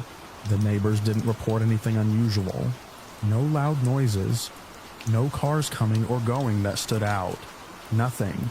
The house showed no signs of forced entry. No struggle, no broken locks, no shattered glass, just a woman who came home, put her purse down, and then disappeared. Days passed, then weeks. Search teams combed the wooded area behind the house. I walked with them once, the ground uneven under my feet, branches catching at my clothes. They moved in line, scanning the forest floor, calling out occasionally to keep track of each other. I kept expecting to find something, a piece of clothing, a dropped item, any sign that she had been out there. There was nothing. The police kept coming back to the same points. The missing phone, the medication, the receipt confirming she returned home, the untouched purse. They said it indicated a sudden event, something that interrupted her routine completely, but they couldn't say what. And I went back to the house often after that. At first it was to clean, to restore it to the way she kept it. I threw out the spoiled food, washed the dishes, took out the trash. I wiped down surfaces until the smell faded and the rooms felt familiar again, but it never fully came back. There was always something underneath, something I couldn't scrub away. I started noticing small things I hadn't seen before. The back door had a faint scuff near the bottom, like something had pressed against it. Not damage, just a mark that didn't belong. I couldn't tell if it was new or if I had just never noticed it before. The kitchen window had a slight smear on the outside, at a height that didn't quite make sense. I stood there once trying to match it with my own reach, but it didn't line up cleanly. None of it was enough to mean anything on its own. That was the worst part. Everything about it sat just inside the line of explanation, close enough to dismiss, too incomplete to prove anything. I stopped staying there overnight, after a while, not because I was afraid of something specific, but because the silence changed after dark. The house would settle, the wood creaking as the temperature dropped, and every sound felt like it carried more weight than it should. I would lie awake in her bed, staring at the ceiling, thinking about the timeline. She leaves for Walmart. She comes back. She puts her purse down. She does something. Maybe starts to make food. Maybe plans to clean later. Then something interrupts that. Something sudden enough that she leaves dishes in the sink, food on the counter, trash in the bin. Something urgent enough that she doesn't take her purse, but she takes her phone and her medication. That part never made sense to me. If it was sudden, why take anything at all? If it wasn't, why leave everything else behind? The police never found answers to those questions. The case stayed open, but it stopped moving. Leads dried up. Reports came in that went nowhere. Tips that sounded promising until they weren't. People stopped calling. Time moved forward in a way that felt wrong. I still go back to the house sometimes. I stand in the kitchen where I first saw everything out of place and try to picture the last moments before whatever happened. I look at the counter, the sink, the window. I try to line up the sequence in a way that makes sense. I never can. The last time I was there, I noticed something I hadn't before. The grocery bag I left that first day. I had taken it inside eventually, unpacked it, used what I could, but the bag itself had been folded and set aside near the door. When I picked it up, the note I had written slipped out from between the folds. The paper was creased, the ink slightly faded, but the words were still there. Happy Mother's Day. I stopped by. Call me. I stood there holding it, looking at the door she never opened while I was there, knowing she came back after I left, knowing she might have seen that note, knowing she might have reached for that door, and then something stopped her. I put the note back in the bag and set it down exactly where it had been. The house was quiet again, the same way it had been that first day. Nothing moved. Nothing explained itself. I locked the door when I left, the same way she always did, and stood on the porch for a long moment before walking back to my car. The trees behind the house shifted in the wind, branches rubbing together in a slow, uneven rhythm. I listened to it longer than I should have, trying to catch something else inside the sound, something that would finally make it make sense. There was nothing. Just the house, just the silence, and the space where she should have been.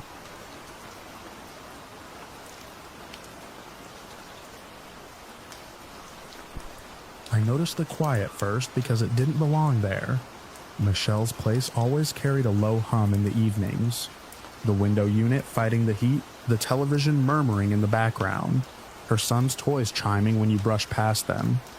That night when I pulled into the lot, the air sat still. The light in her living room was on, but it looked like a staged thing. A lamp left burning for no one. I told myself it was nothing. People step out. People forget to turn things off. But Michelle didn't forget things. Not important ones. She was the kind of person who kept lists folded into her wallet, who set alarms for other alarms. A devoted mother, always a step ahead, always making sure the next day had a place to land. I climbed the stairs with my phone in my hand, already composing a message I didn't send. The hallway smelled like detergent, and someone else's dinner. Her door was closed. No sound behind it. I knocked once. Then again, harder. The wood gave a dull echo that seemed to travel deeper than it should have. I waited, listening for movement, for the quick shuffle I expected. Her bare feet on tile, the click of the lock. Nothing. I tried the handle. It turned. Inside, the apartment felt paused, like a scene caught mid-breath. The lamp in the corner cast a warm circle over the couch, where a blanket was folded neatly, too neatly for a normal evening. Her purse sat on the chair by the door. Keys inside. I checked without thinking, the habit of years. Her wallet was there too, cards lined up, cash untouched. The television was off, but the remote lay on the cushion as if it had just been set down. A glass of water on the coffee table, half full, a ring of condensation marking where it had been a while. I said her name once, quietly, then louder. The sound didn't settle right in the space. It felt like it slid off the walls. Her bedroom door was open. The bed was made, not just pulled up. Made tight corners, pillows aligned. That wasn't how evenings ended for her. There was always something left undone. A shirt draped over a chair. A phone charger trailing off the nightstand. In the bathroom, the light was off. Her toothbrush sat dry in the holder. I stood in the doorway for a long moment, trying to assemble a version of events that made sense. Maybe she'd stepped out quickly. Maybe she'd felt better and gone to the store. Maybe. But her phone was on the kitchen counter, plugged in, screen dark. Michelle didn't go anywhere without her phone. That was the first time the quiet shifted from odd to wrong. The last person who claimed to see her was her boyfriend. He said she'd been sick the night before. Something like a flu, that she'd gone to bed early. He told it like a simple story, like the kind of detail that closes a door. Sick, resting, nothing to see. But the apartment didn't look like a place someone had been sick. There were no tissues, no medicine out, no signs of a restless night. Just that careful stillness, as if everything had been reset. I called our mother from the kitchen, my eyes moving from object to object, searching for anything that broke the pattern. She answered on the second ring. I told her what I saw, or what I didn't see, and I heard the change in her breathing before she said anything. We agreed it was probably nothing. We said it out loud like it might become true if we heard it enough, but she told me to stay there just in case, and she said she'd start calling around. I sat on the couch with Michelle's phone in my hand, watching the screen stay black. Every few minutes I looked at the door, expecting it to open, expecting her to walk in with an apology, a simple explanation that would make the last hour feel ridiculous. Time stretched in a way that made it hard to track. The light outside shifted, the orange glow of evening fading into the dull blue of night. The apartment stayed exactly the same. At some point, I stepped outside and checked the lot. Her car was parked in its usual spot, straight between the lines, a thin layer of dust along the hood that hadn't been disturbed. I ran my fingers across it anyway, leaving a mark that felt like an intrusion. Back inside, I opened the fridge. Not because I needed anything, but because I didn't know what else to do. Food was arranged in containers, labeled with dates in her handwriting. She had plans. Meals prepared for days she expected to be there. On the counter, near her phone, was an envelope.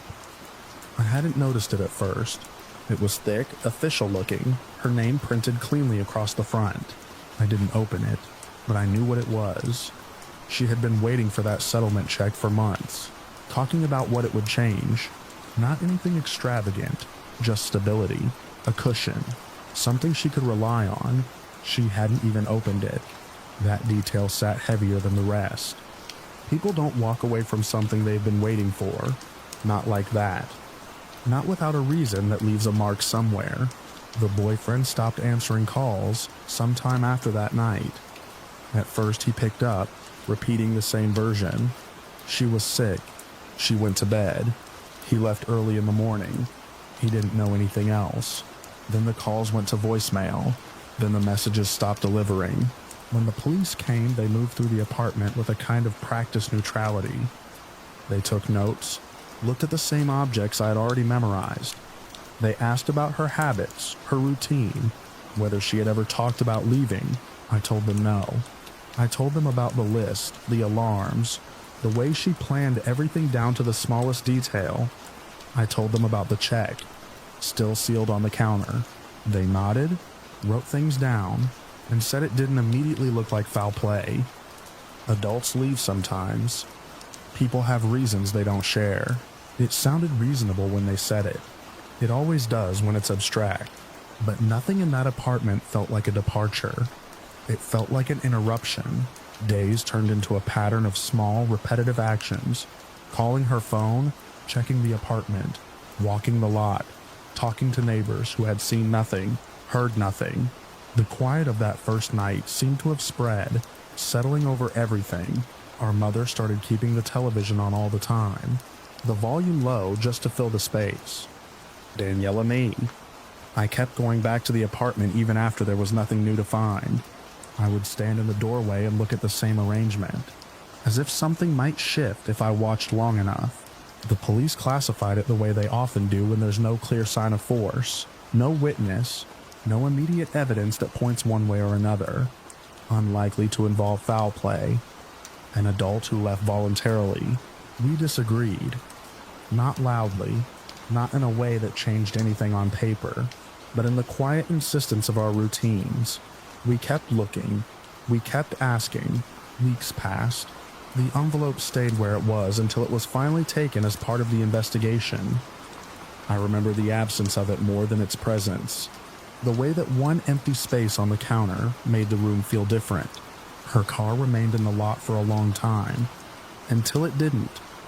I wasn't there when it was moved, but I noticed the empty space the next time I came. It felt like losing something a second time. The boyfriend never came back into the picture. His silence became its own kind of answer, though it didn't point to anything specific, just another piece that didn't fit. Sometimes I would sit on the couch and try to reconstruct that last evening. Michelle feeling unwell, going to bed early, the apartment quieting down around her. The ordinary end to an ordinary day, then morning.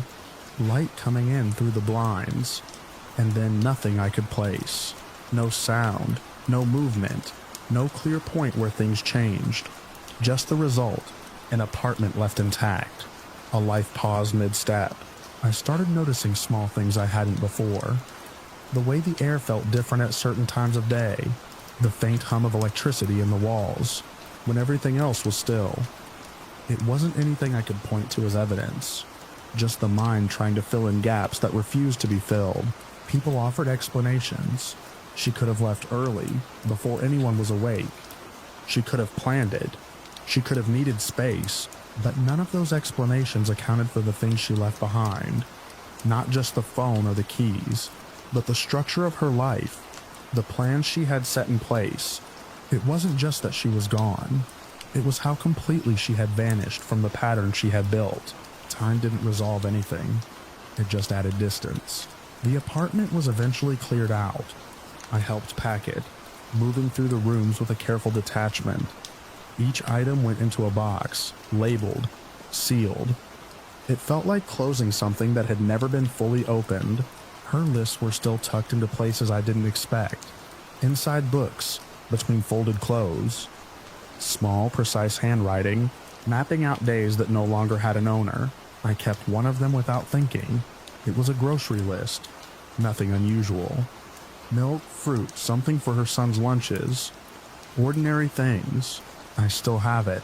Every now and then I take it out and look at it, tracing the lines of her handwriting, trying to find something in it that explains what happened. There's nothing there, of course. Just a record of a day she expected to have. The last time I went back to the apartment, it was empty. No furniture, no personal items, just the bare walls and the echo of my steps. The quiet had returned, deeper than before. I stood in the center of the living room and looked at the place where the lamp had been, where the light had first caught my attention. There was a faint mark on the floor, a circle slightly darker than the rest. I don't know how long I stood there. Long enough for the light outside to shift, for the room to change color as evening approached again. When I finally left, I closed the door behind me and listened to the latch click into place. The hallway was the same as it had been that first night. The same smell, the same distant sounds from other apartments where life was continuing as expected. I walked down the stairs and out into the lot. The space where her car had been was just another empty rectangle of asphalt, indistinguishable from the rest. I stood there for a moment, looking at it, trying to hold on to some detail that would make it mean something more than it did. But it was just a space. And the quiet, when I noticed it again, felt exactly the same as it had that first evening, like something that had always been there, waiting to be heard.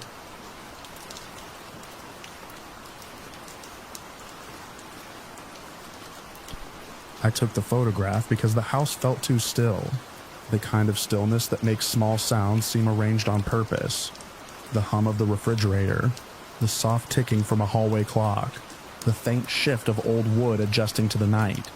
I had been sitting at the kitchen table with a cup of tea gone cold, watching the baby monitor more out of habit than worry. The little boy upstairs had settled hours earlier. My friend trusted me to handle nights like this. I'd done it 100 times in other homes, but this place held on to silence differently. It was just after 2 in the morning when I stood up and walked toward the hallway. The light above the stove stayed on behind me, casting a pale strip across the tile, and everything beyond it looked dimmer than it should have. I remember thinking the hallway seemed longer than it had earlier in the evening. That wasn't true, of course. The measurements don't change, but distance can feel elastic when you're alone in someone else's house. I told myself I was only checking on things, making sure doors were locked, windows sealed, nothing out of place, routine. That's how I've always handled unease. You move through it with small, sensible actions. You prove to yourself that everything has a reason. The baby monitor showed the crib from above, the child curled under a blanket with one arm thrown out. The image was steady. No interference. I listened for breathing and heard it, soft and regular. That should have been enough, but there was a doorway at the end of the hall I didn't remember noticing before.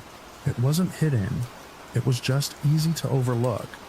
A narrow frame leading into what I assumed was a storage room or a spare bedroom. The door itself was open a few inches, and the darkness inside looked thicker than the rest of the house. Not black, exactly. More like something dimming the light that tried to enter. I stood there longer than I meant to. The clock behind me ticked on, steady as ever. I could have turned around. I should have. Instead, I took out my phone. I didn't plan anything dramatic. I only meant to take a quick picture, to see how the space looked through a lens. Sometimes that helps, like holding a mirror up to something that feels off. This separates you from it. I raised the phone, lined up the doorway in the frame, and tapped the screen. The flash went off. For a moment, everything snapped into sharp clarity. The walls, the baseboards, the edge of the door. And then it was dark again, just as before. I lowered the phone and stared at the doorway. Nothing moved. Nothing changed. I almost laughed at myself then. A quiet, embarrassed breath. I told myself I'd look at the picture in the kitchen where the light was better. I didn't get that far. I glanced down at the screen as I turned, and I stopped mid-step. There was something in the doorway. At first, I thought it was a trick of light, a reflection, or a blur from the flash. But the shape held. It wasn't smeared or distorted. It was distinct. A figure, tall, narrow, standing just inside the room. It looked human in outline, but the edges were wrong. Not solid, not entirely there. The figure seemed to carry its own faint glow, like a thin layer of light wrapped around it. And in its arms, I leaned closer to the screen, my breath catching in a way I couldn't control. In its arms was something smaller, an infant. I stood there with the phone held inches from my face, trying to make sense of what I was seeing. The image didn't shift or resolve into anything ordinary. The figure remained, cradling the smaller shape against its chest. The posture was unmistakable, protective, familiar, but there had been no one in that doorway. I was certain of it. I turned back slowly. The hallway looked exactly as it had before. The door at the end remained slightly open. The darkness inside it was unchanged, empty. I walked toward it, each step deliberate, my hand tightening around the phone. The floor didn't creak as much as I expected. The air felt cooler the closer I got, though I couldn't say by how much. Enough to notice. Not enough to explain.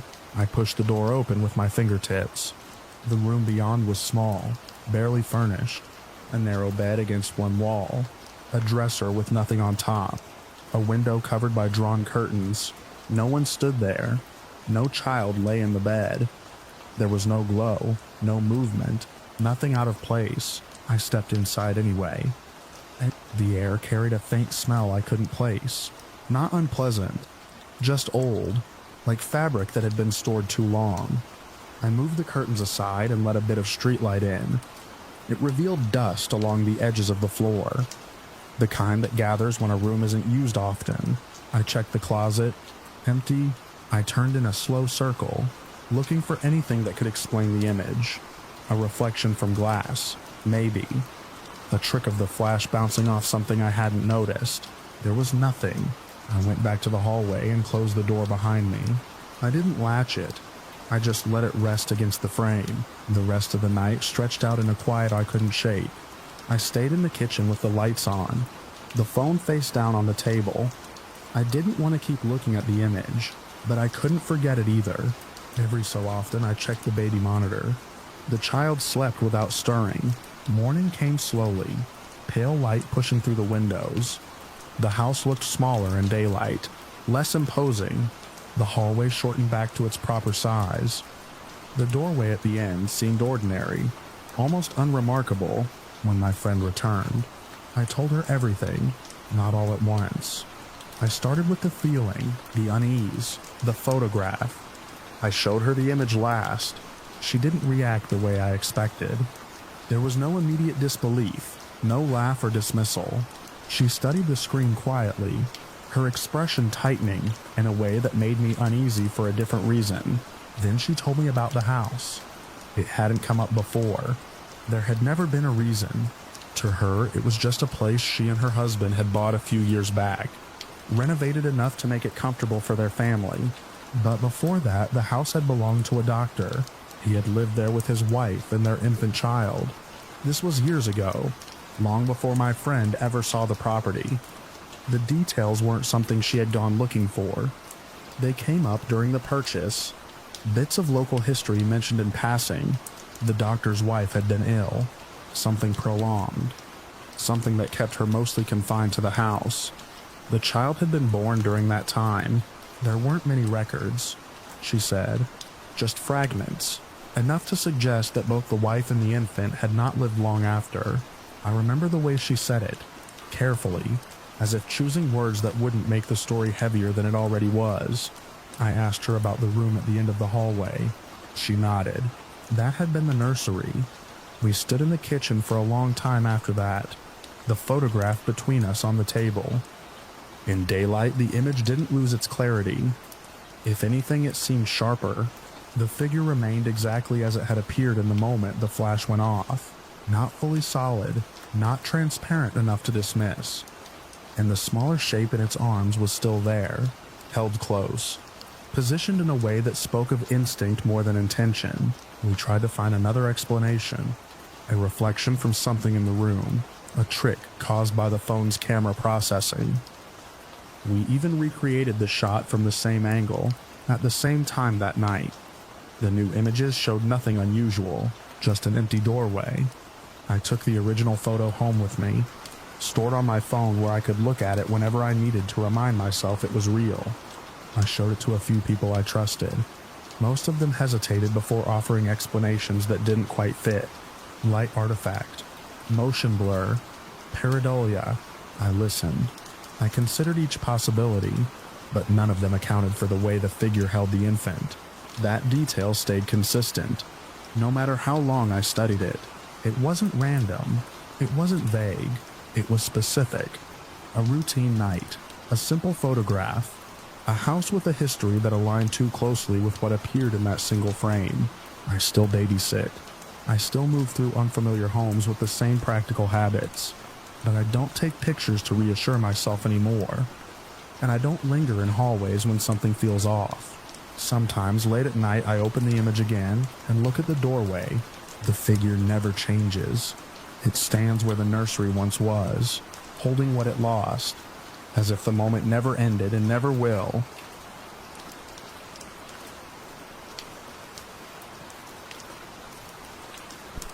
I was alone on the third floor when I decided to check the cameras. That decision is the only thing I can point to as a beginning. The courthouse at that hour is too bright for what it is. Every hallway hums with overhead lights that never quite warm up, the kind that make paper look gray and skin look sick. I'd been mopping outside courtroom B, watching the water dry in streaks, when I noticed it again, that small slipping movement at the edge of my vision. Not in front of me, always just to the side, like something stepping out of the way before I could catch it. I told myself it was the reflection off the waxed floor. Or fatigue.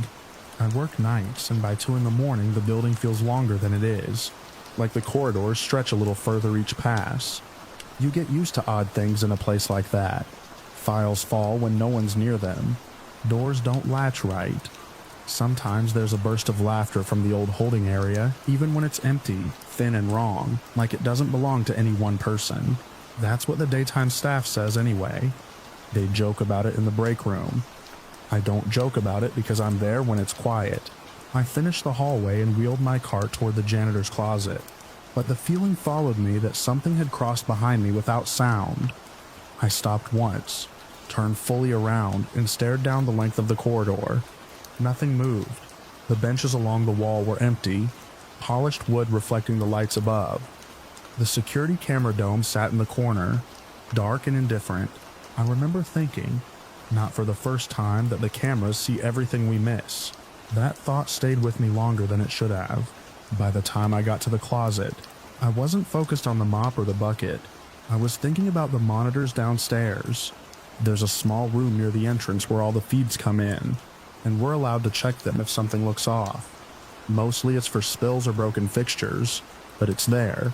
I stood there with my hand on the closet door, listening. The building has layers of sound even when it's empty. Ventilation, distant electrical clicks, the low static of lights. But beneath that, I thought I heard something else, not a voice. More like a shift in weight, a presence adjusting itself.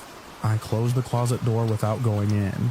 It wasn't panic, it was a decision, simple and clean. If something was off, I would check the cameras. That was the practical thing to do. The stairwell down to the main floor felt colder than the rest of the building. Not dramatically, just enough to notice the change on your arms. I took the steps slow, not counting them, just keeping my eyes on the landing below. The lights flickered once overhead and steadied. I didn't look up. When I reached the bottom, the lobby opened in front of me. Wide, polished, empty except for the security desk and the row of benches along the far wall. The monitors were behind the desk, a grid of small screens showing every angle of the building. I set my cart aside and walked around to the chair. The first thing I noticed was the timestamp, 2 a.m. It sat in the corner of each screen, steady and exact. I scanned through the feeds out of habit. Hallways, courtrooms, stairwells, the holding area. Everything looked as it should. Still, empty, bright. Then I paused on camera 3F Hall East, the same hallway I had just come from. At first, nothing stood out. The benches were where they always were. The floor shone under the lights. The camera angle caught the stretch between courtroom B and the stairwell door. It looked exactly as I remembered leaving it. Then, I saw it. There was someone sitting on the far bench. I didn't understand what I was looking at right away. My mind filled in the shape automatically. A person, seated, facing forward, dark clothing, hands maybe in their lap, head slightly tilted down. I leaned closer to the screen. The figure didn't move. That alone wasn't unusual. People sit still, but at that hour there shouldn't have been anyone there. The building was locked. I had checked the doors myself. No hearings ran that late. No staff stayed behind without notice. I looked at the timestamp again. 2 a.m. I had been in that hallway minutes before. I would have seen someone sitting there. The benches weren't hidden. There was nowhere to miss it. I scrubbed the footage back a few minutes. The hallway rewound in silence, the timestamp ticking backward in small jumps. The bench was empty. Empty. Then, without transition, the figure was there. No approach, no blur of motion, just present, as if it had been placed between frames. I felt something tighten in my chest. I played it forward again. Nothing changed. The figure remained in the same position, head lowered, body still. No shift in posture, no visible breathing. The lighting didn't flicker, the camera didn't glitch. It just sat there. I checked another camera that covered the opposite angle of the same hallway. That feed showed the back of the bench. The figure was visible there too. A dark outline against the polished wood. Still. I watched for a long time, longer than I realized. I expected something to happen. A turn of the head, a hand moving. Any sign of life. There was none. The building around me felt different then. Not louder or darker, just more aware, like the silence had direction. I told myself there had to be an explanation. Someone had come in without me noticing. Maybe security had let them in. Maybe I had missed them in the hallway somehow. But that didn't account for the footage. I rewound again, slower this time, watching the exact moment the figure appeared. There was no distortion, no flicker, nothing to suggest a recording error. One frame, empty bench. Next frame, occupied. I sat back in the chair. My first thought was to call someone, but I didn't know who to call. Security wasn't on site overnight. The number posted by the monitors was for emergencies, and I couldn't explain this in a way that sounded like one, so I did the next practical thing. I decided to go back upstairs and check. The idea formed quietly, without drama. If someone was there, I would see them. If the bench was empty, then the cameras were wrong. Either way, I needed to know. I stood up and hesitated only once, my hand resting on the edge of the desk as I looked back at the screen. The figure hadn't moved. I left the monitors on. The stairwell felt colder on the way up. My footsteps echoed more than before. Or maybe I was just listening harder. I kept my eyes on the door at the top, focusing on the familiar details, the push bar, the scuffed paint near the handle. When I opened it, the hallway lights hit me full in the face. Everything looked exactly the same as it had earlier. Bright, clean, empty. The bench at the far end was clear. I stood there for a moment, letting my eyes adjust, waiting for them to catch something I had missed.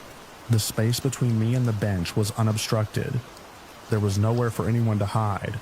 I walked down the hallway slowly, my shoes making soft sounds on the floor. The closer I got, the more certain I became that it was empty. There was no shadow on the bench, no outline, no indication that anything had been there. I reached it and stopped. The wood was smooth under my hand when I touched it, still slightly cool. I looked at the seat, at the space where the figure had been sitting on the screen. Nothing. I turned and looked back down the hallway toward the stairwell door. The perspective matched what I had seen on the monitor. Same angle, same light, empty. A sound came from behind me. Then, not loud, but clear enough to separate from the hum of the lights. It was like a short burst of laughter, cut off too quickly to belong to a conversation. I froze. The sound didn't repeat. It didn't echo, it just ended, leaving the hallway exactly as it had been. I didn't turn around right away. I focused on the bench in front of me, on the grain of the wood, on the reflection of the overhead lights. My hand was still resting on it, fingers spread. When I finally looked back over my shoulder, there was nothing there. I told myself it came from another floor. Sound carries in that building in strange ways. It could have been anything, but I didn't stay to figure it out. I walked back to the stairwell, not rushing, not running, just keeping a steady pace. I didn't look into the other hallways as I passed them. I kept my focus narrow, on the door, on the steps down. When I reached the monitor room again, the screens were unchanged. Camera 3F Hall East still showed the bench, and the figure was still there, in the exact same position. I felt something shift then, something deeper than fear. It wasn't about what I was seeing anymore. It was about the mismatch. The fact that two versions of the same place existed at once, and I was standing between them. I stepped closer to the screen, my reflection faint overlaid on the image. The figure didn't move. I studied the details more carefully this time. The outline of the shoulders, the angle of the head, the way the hands seemed to rest together in its lap. It looked almost like someone waiting, but not for anything in the hallway. I glanced up at the small dome camera mounted in the corner of the monitor room. It was angled down toward the desk, recording everything in front of it. On impulse, I looked for that feed. Camera lobby desk. The screen showed me, standing there, facing the monitors. My posture was tense, shoulders slightly raised. The glow of the screens lit my face. And behind me, on the bench along the far wall of the lobby, there was a dark shape sitting perfectly still. My throat tightened. I didn't turn around. I couldn't make myself do it. On the screen, The figure in the lobby was positioned the same way as the one upstairs. Head lowered, hands together, no movement. The timestamp read 2:07 a.m. I watched my own image on the monitor, waiting for some delay, some sign that it wasn't real time. But when I shifted my weight slightly, the movement matched instantly on the screen. The figure behind me did not react. I became aware of the space at my back, in a way I hadn't been before. The distance between me and the bench, the open air, the possibility of something occupying it. Very slowly I leaned forward, bringing my face closer to the screen, narrowing my focus until the rest of the room fell away. The figure upstairs and the figure behind me were identical. Same posture, same stillness, same absence of any small human adjustments. I reached out and adjusted the angle of the lobby camera feed, zooming in slightly. The image sharpened. The figure's outline became clearer, but not more detailed.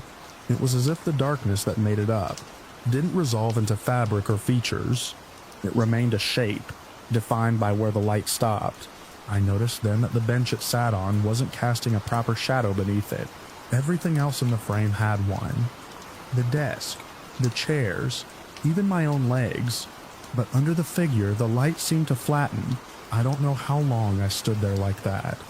At some point, a small object fell in one of the other feeds, a file sliding off a desk in an empty office. The sound came through the monitor speakers, a sharp, isolated noise.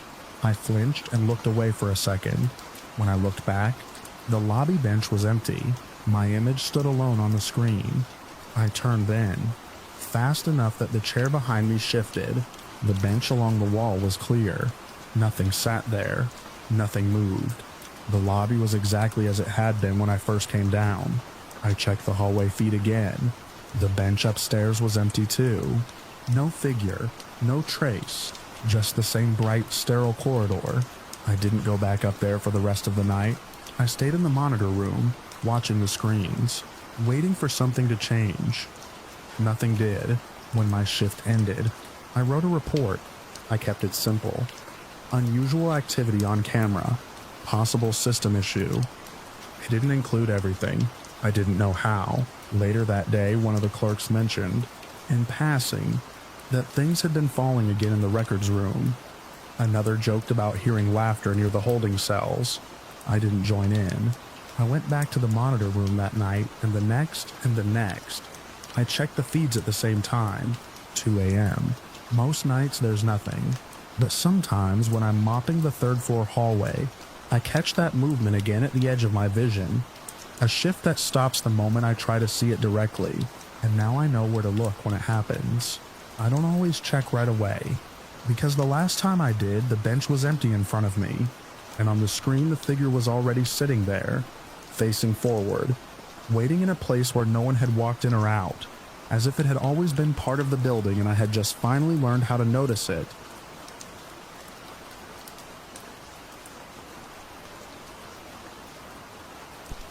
I was standing at the curb with a trash bag in my hand when the notification came through. A small vibration against my palm that didn't match anything I could see in front of me. The street was quiet in that late morning way, sunlight flattening everything into stillness, the kind where you can hear a sprinkler 2 houses down ticking in perfect intervals. I remember looking up and down the block before I even checked my phone, just to confirm what my eyes were already telling me. No one was there. The alert said motion detected front door. I turned immediately. My front walk was empty. The porch, the steps, the mailbox post, nothing moved. The wind was light enough that even the hanging plant beside the door barely shifted. I stood there longer than I needed to, expecting someone to round the corner or step out from behind a car, but the street stayed as it was, ordinary. Still, I opened the app anyway. The video loaded in cleanly. No buffering, no distortion. Daylight exactly as it was around me. The angle was familiar, slightly tilted down, catching the path from the sidewalk up to my front steps. And then from the left edge of the frame, she walked into view. At first I thought it was just someone dressed differently, maybe for a photo shoot or some themed event. But the longer I watched, the more the details refused to settle into anything modern. Her dress fell below the knee, structured in a way that felt stiff even through the screen, the fabric moving less than it should with each step. Her shoes were closed, low-heeled, and her hair was set close to the head in soft, controlled waves that didn't match anything I'd seen outside of old photographs. She walked like she belonged there, not cautiously, not looking around, not reacting to anything unusual. She moved up the sidewalk toward my house with a natural pace, her gaze forward, her posture straight. When she reached the midpoint of the frame, she adjusted something in her hands, a small purse I think, and continued without hesitation. I lowered the phone and looked up again. The sidewalk in front of me was empty. The exact same stretch I had just watched her cross existed in front of me without interruption. There was no gap in time where I could have missed her. No car passed. No door opened or closed. Nothing changed. I raised the phone again and replayed it. She was still there. The camera captured her with a clarity that made it impossible to dismiss as a glitch. The shadows aligned correctly with the sun. The movement of her dress matched her steps. Even the faint sway of the shrubs along my walkway responded as she passed them. Like the air displaced around her was real enough to register. I stood there longer than I should have, the trash bag hanging loosely from my hand, trying to align what I was seeing on the screen with what existed in front of me. The timing didn't make sense. The position didn't make sense. If she had been there, I would have seen her. There was nowhere else to look. I checked the timestamp. It matched the current time down to the minute. I walked back toward the house, slower than usual, watching the screen as I moved. I half expected the video to change as I approached, like I would step into frame and see myself intersect with her path. But nothing like that happened. The clip ended just before she reached my front steps. There was no recording of her leaving, no second motion alert, nothing after that moment. When I reached the porch, I paused and looked down at the exact spot where she should have been standing seconds earlier. The concrete was warm under the sun, unmarked, ordinary. I set the trash bag down and opened the door, checking inside out of habit more than reason. Everything was where I left it. I closed the door and went back to the video again, this time slowing it down. Frame by frame, her movement held together. There were no jumps, no distortions, no signs of editing or interference. The camera had recorded her as clearly as it had recorded me hundreds of times before. I checked the camera's history. No previous clips showed anything like this. Deliveries, neighbors walking dogs, the occasional car pulling into the driveway, all normal, all consistent with what I remembered seeing in real time. There was nothing else that didn't match. I went back outside and stood at the edge of the walkway, placing myself roughly where she had first appeared in the frame. From that angle, I could see my own porch exactly as the camera did. I tried to imagine someone walking toward it without me noticing, but the space was too open. There were no obstructions, no blind spots large enough to hide a person moving at that pace. I stayed there for a while, watching the street again. A car passed this time, slow enough that I could see the driver glance toward me. A neighbor stepped out of their house across the way and bent down to pick up a package. Everything behaved as it should. People appeared where they were supposed to be. Movement matched observation. I opened the app again. The clip was still there. I replayed it from the beginning, this time paying attention to the edges of the frame, looking for anything that might explain it. Reflections in windows, shadows cast from something off-screen, any indication that what I was seeing was layered or distorted, but there was nothing. The image held steady, consistent with every other recording the camera had ever captured. When she reached the center of the frame again, I noticed something I hadn't before. Her eyes didn't move, not in the way you'd expect someone walking down a suburban street to glance around, to take in their surroundings. She looked straight ahead the entire time, not at the house, not at the camera, not at anything in particular. It wasn't unnatural exactly, just like she wasn't aware of the environment in the way I was. I lowered the phone and turned in a slow circle, trying to reconcile that detail with the street around me. The houses, the parked cars, the faint sound of a television somewhere behind a closed window. All of it felt anchored, present. Whatever the camera had recorded existed within the same space, but not within the same experience. I went inside and sat down, keeping the video open. I watched it again and again. Each time, I expected something to shift, some small inconsistency to reveal itself, but it never did. The clip remained unchanged, a complete and self-contained moment that didn't align with anything I had perceived while standing just a few feet away. After a while, I checked the camera's live feed. The porch was empty, the same stillness from before. No trace of her, no indication that anything had passed through that space, except what existed in the recording. I switched back to the clip one more time. She entered the frame, walked the length of the path, and disappeared just before reaching the steps. The motion was smooth, uninterrupted, and entirely ordinary within the bounds of the video itself. I paused it at the last frame where she was visible. For a moment, I held the image there, comparing it to the view through the window beside me.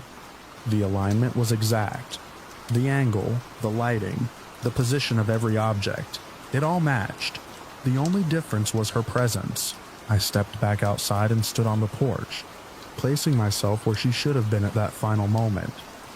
I looked down at the spot, then back up at the street, then at the phone in my hand. There was nothing there. I replayed the clip one last time while standing in that exact position. She walked toward me on the screen, closing the distance step by step, her expression unchanged, her movement steady.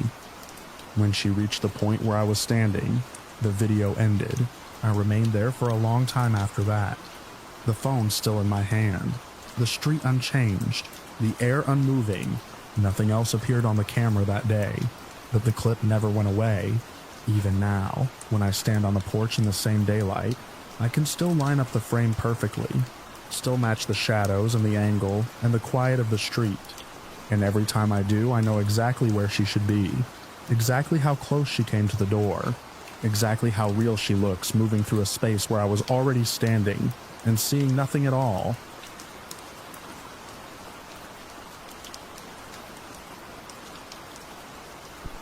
I took the photo because the trail narrowed into something that felt older than the map suggested. A shallow corridor cut between rock faces that held the cold like a memory. It was mid-morning, but the light never quite reached the ground. Mist sat low, not drifting so much as resting, as if it had weight. I remember thinking the air looked layered, the way glass does when it's thick enough to bend what's behind it. I raised my phone and framed the path, the curve of it, the way the rock on the right bulged outward like a shoulder. I didn't notice anything else at the time. Hocking Hills had been on my list for years. I go where the trails are marked but not crowded, where the ground feels like it still belongs to itself. That winter had been unusually dry, which made the cold sharper. The mud was frozen into a rough skin, and my boots clicked softly where the frost held. I'd started early to beat the weekend crowd, though even later in the day that section didn't see many people. The ranger station had a laminated board with a few historical notes pinned beneath the trail map. One of them mentioned a hermit who'd lived in the area in the late 1800s. No name, just a reference to a man who had kept to a rock shelter along one of the less traveled paths. It was the kind of detail that makes a place feel occupied even when it's empty. I followed the markers anyway. The trail dipped, rose, then narrowed. The rock walls leaned in, their surfaces damp where the sun couldn't dry them. There were pockets in the stone where water had collected and frozen into thin lenses that magnified whatever sat beneath them. I stopped at a bend where the path angled left around a prosciutto, the right-hand wall pushing close enough that I could touch it without stepping off the trail. That was when I took the photo. I remember steadying my hand against my jacket to keep it from shaking in the cold. I remember thinking I'd use it later, maybe print it, maybe not. It was just a record of a place that felt quieter than it should have. I stayed there for a minute, listening. There's a difference between silence and the absence of noise. This was the latter. I could hear my own breath, the faint creak of branches somewhere above, and something like a drip that never resolved into a drop. Then a gust moved through, just enough to stir the mist. It didn't clear.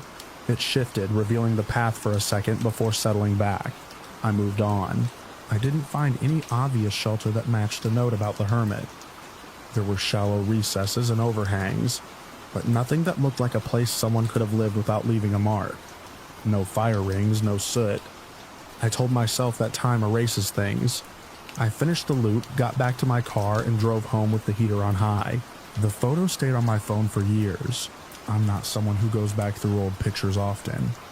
I keep them because it feels wrong to delete them, not because I revisit them. It was my cousin Mara who found it. She was visiting one weekend, and we ended up scrolling through old hikes, comparing spots we'd been. She paused on that image, pinched to zoom, then held the phone closer to her face. She didn't say anything at first.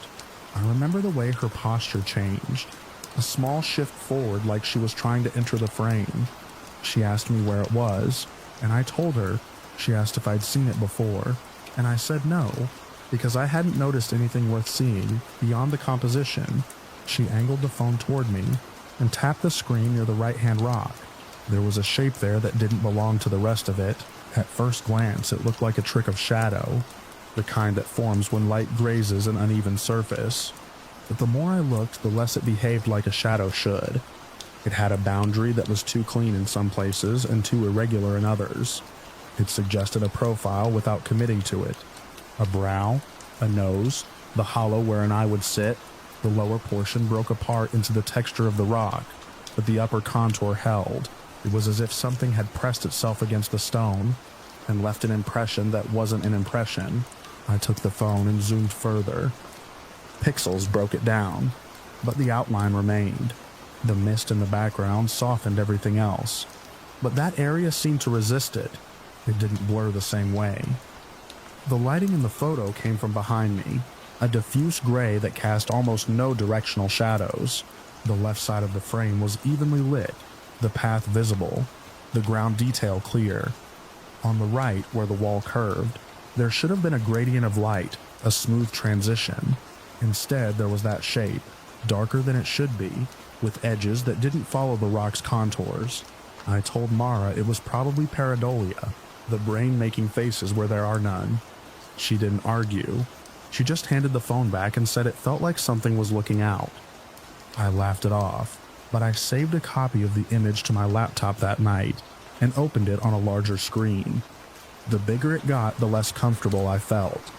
Not because it became clearer, but because it didn't. The ambiguity stayed intact.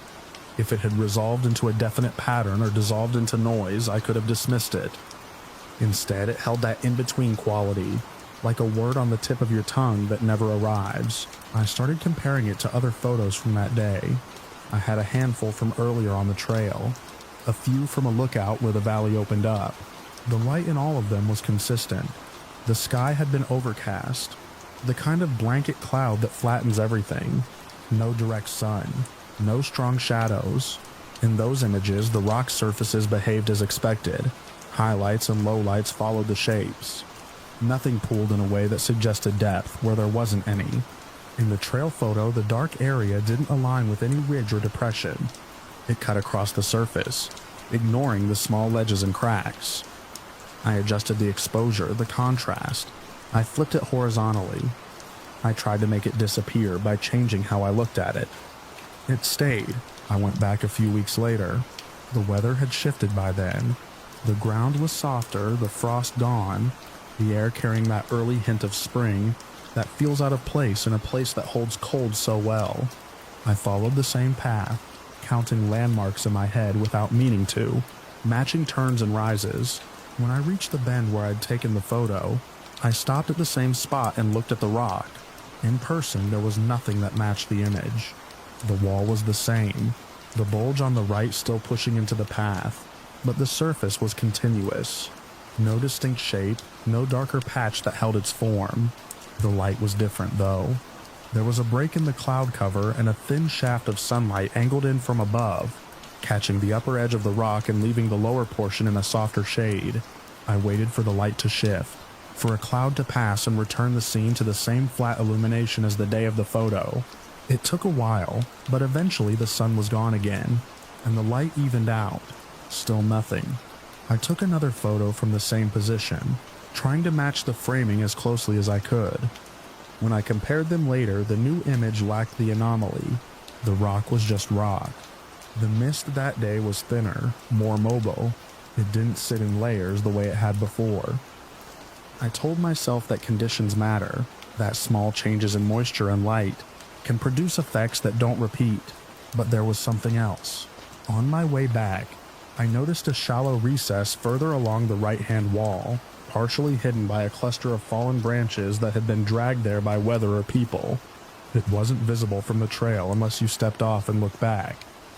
I pushed the branches aside and found a space just large enough for a person to sit in, knees drawn up, back against the stone. The ground inside was packed dirt, darker than the surrounding soil, as if it had been disturbed and settled again many times. There was no sign of a recent fire, no litter, nothing to suggest modern use. But the shape of it, the way it fit a human body, made it feel intentional. I stood there longer than I meant to, listening to the same absence of noise I'd noticed the first time. The air in the recess was still, the temperature slightly colder than outside it. I ran my hand along the wall where the rock curved inward. It was smoother than the surrounding surface, not polished, but worn in a way that suggested repeated contact. I thought about the note at the ranger station. On the drive home, I tried to keep my thoughts anchored to reasonable explanations. Old rock formations can create optical effects. Moisture can alter how light is absorbed and reflected. The brain fills in gaps, finds patterns. A hermit living in a place like that would have left some trace, but time and weather could erase it. The recess could be natural. The sense of something being off could be my own expectation, feeding back into my perception. That night, I opened both photos side by side again, the old one with the anomaly, the new one without. I toggled between them, focusing on the area where the shape had been. In the older image, the dark area seemed to sit slightly forward, as if it occupied a different plane than the rock behind it. That wasn't something I could measure, just a sense created by the contrast and the way the edges held. I zoomed in until the image broke into blocks. Even there, the pattern persisted, the suggestion of a profile intact at a scale where it should have been meaningless. I started to notice something I hadn't seen before. The eye area, the hollow that suggested a socket, wasn't just darker. It had a depth to it that didn't correspond to any visible indentation in the rock. It was as if the darkness extended inward beyond the surface. A pocket that didn't exist physically but read that way visually. I checked the metadata of the photo, the time, the exposure settings. Everything was consistent with the other images from that day. I closed the laptop and left it alone for a while. Weeks passed, then months.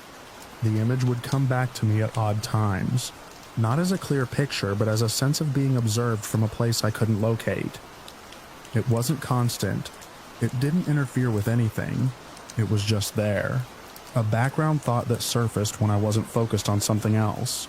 Mara asked about it once, casually, like she was checking on a story we'd half told. I told her I'd gone back and hadn't found anything. She nodded and changed the subject. I printed the photo eventually. On paper, it felt different. The texture of the print added a layer that made the image feel more fixed, less subject to the tricks of a screen. The anomaly held there too. The same shape, the same refusal to resolve into something definite. I pinned it above my desk for a while, not because I wanted to look at it, but because I wanted to see if it changed. It didn't. What changed was how I felt about it. The more I tried to place it within a framework that made sense, the more it resisted. It wasn't dramatic. It didn't demand attention. It just existed in that image, a detail that shouldn't have been there and couldn't be reproduced. I went back to Hocking Hills one more time. Later in the year when the leaves had fallen and the branches were bare, the trail was more open, the canopy gone. Light reached places it hadn't before. The recess was easier to see, the branches no longer obscuring it. I stepped inside again, sat where someone might have sat a long time ago, and looked out at the path. From that angle, the bend where I'd taken the photo framed the view in a way that hid anyone standing there from sight until they moved. The rock on the right blocked the line of vision just enough that you could be close to someone without being seen. I stood up and walked back to the spot, turned, and looked toward the recess. It was a dark opening in the rock, nothing more. From there, the path looked like a corridor, a place people passed through without stopping. I took another photo, this time facing the recess. When I reviewed it later, there was nothing unusual, just rock, shadow, and the suggestion of depth where the recess began. I still have the original image. I don't show it to people anymore. Not because I think there's something in it that can harm anyone, but because the act of pointing it out seems to fix it in a way that makes it harder to ignore. It's easier to let it be what it is. A photograph of a mist-covered trail with a detail that doesn't fit. Sometimes when I'm not thinking about it, I remember the way the air felt that day, the weight of the mist, the way the light refused to cast shadows. I remember the sense of the place holding something back, not revealing it, just keeping it out of reach. And I remember that I stood there long enough to take a picture without realizing I might not have been alone. The image doesn't prove anything.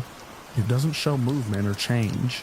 It's a single frame, a fraction of a second captured and stored. But it altered the way I think about what a photograph can hold. Not evidence, not answers, just a record that something was present in a way I didn't perceive at the time. I haven't been back since that last visit. The trail is still there. The rock hasn't moved. The recess remains a shallow indentation that could mean nothing. The note at the ranger station might have been replaced or removed. The hermit, if he existed as described, left no trace I could find beyond that line of text, and a space in the rock that fits a human body too well to ignore. When I look at the photo now, I don't try to define the shape anymore. I let it sit as it is, an interruption in an otherwise ordinary scene. The longer I look, the more it feels like the interruption isn't in the rock, but in the act of looking itself. Like I caught something that doesn't belong to the surface of things. And sometimes in the seconds before I look away, I get the impression that the shape isn't just there in the background, but aligned with me. As if the place I stood that day wasn't empty, just occupied from an angle I couldn't see, waiting for the moment I would leave and take the image with me, so it could remain where it had always been, unobserved except for that one fraction of a second that still hasn't settled into anything. I can explain.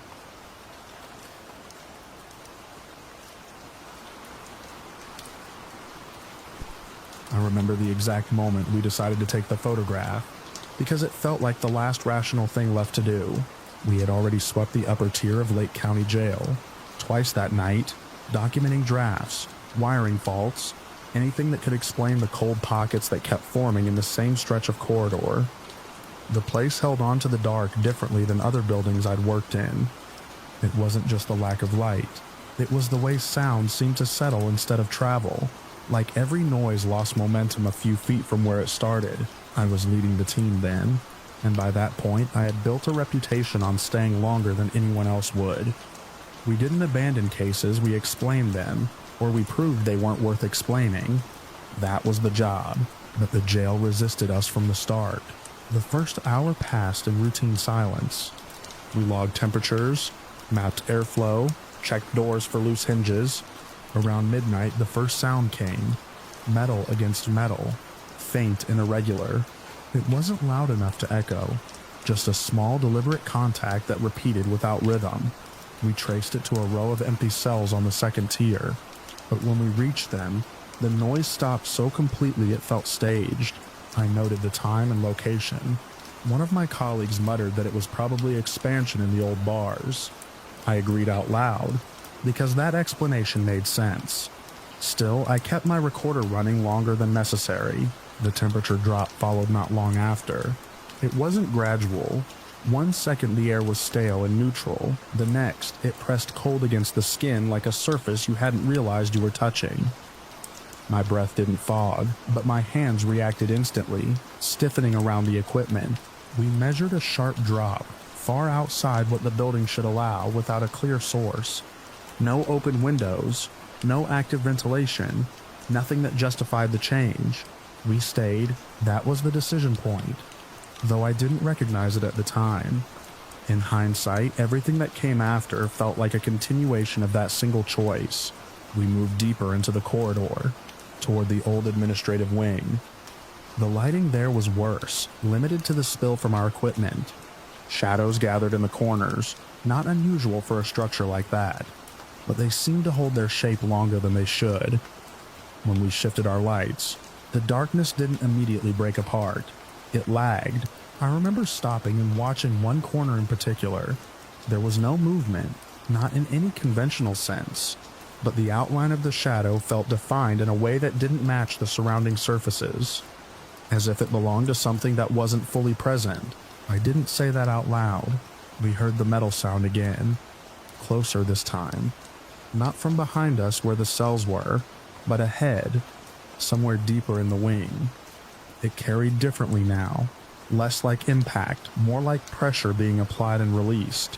One of the teams suggested we document the area visually and move on. It wasn't a retreat, just a shift in method. We had cameras ready, high-resolution stills capable of catching details our eyes might miss. I agreed. We set up near the intersection of two narrow hallways. I positioned myself slightly ahead of the others, framing the shot toward the darker corridor. There was nothing visible at first glance, just the worn walls, the barred door at the far end, and the uneven texture of the floor. But the air changed again. It wasn't colder this time, it was heavier. There's a difference you learn to recognize after years in the field. Cold can be measured. Weight in the air cannot. Not directly. It's something you feel in your chest, in the way your breathing adjusts, without your consent. I steadied the camera anyway. Through the lens, the corridor looked flatter than it should have. Depth collapsed slightly, like the space wasn't aligning correctly. I adjusted focus, thinking it was a mechanical issue. The settings were fine. Then, something interrupted the frame, not by entering it in a clear physical way, but by distorting it. The center of the image bent, subtly at first, like heat rising off pavement. Except there was no heat. The distortion tightened into a vertical shape, roughly human in proportion, but not stable. It wavered, edges pulling inward and outward in slow, uneven pulses. I didn't lower the camera. I remember thinking that if I broke line of sight, whatever I was seeing would resolve into something explainable. A trick of light, a reflection, anything. Instead, it clarified. The shape didn't gain detail in the way a person would. It didn't develop features, but it became more defined in its absence, like a negative imprint pressed into the space in front of me. The background behind it seemed wrong, stretched thin, or pulled too far away, and then I had the distinct, undeniable impression that it was oriented toward me, not moving, not advancing, just aware. That was the moment I took the photograph. The flash didn't fire, we had it disabled, but the capture itself felt like an interruption. The distortion flickered, just once, like a skipped frame. Then the corridor was empty again, completely empty.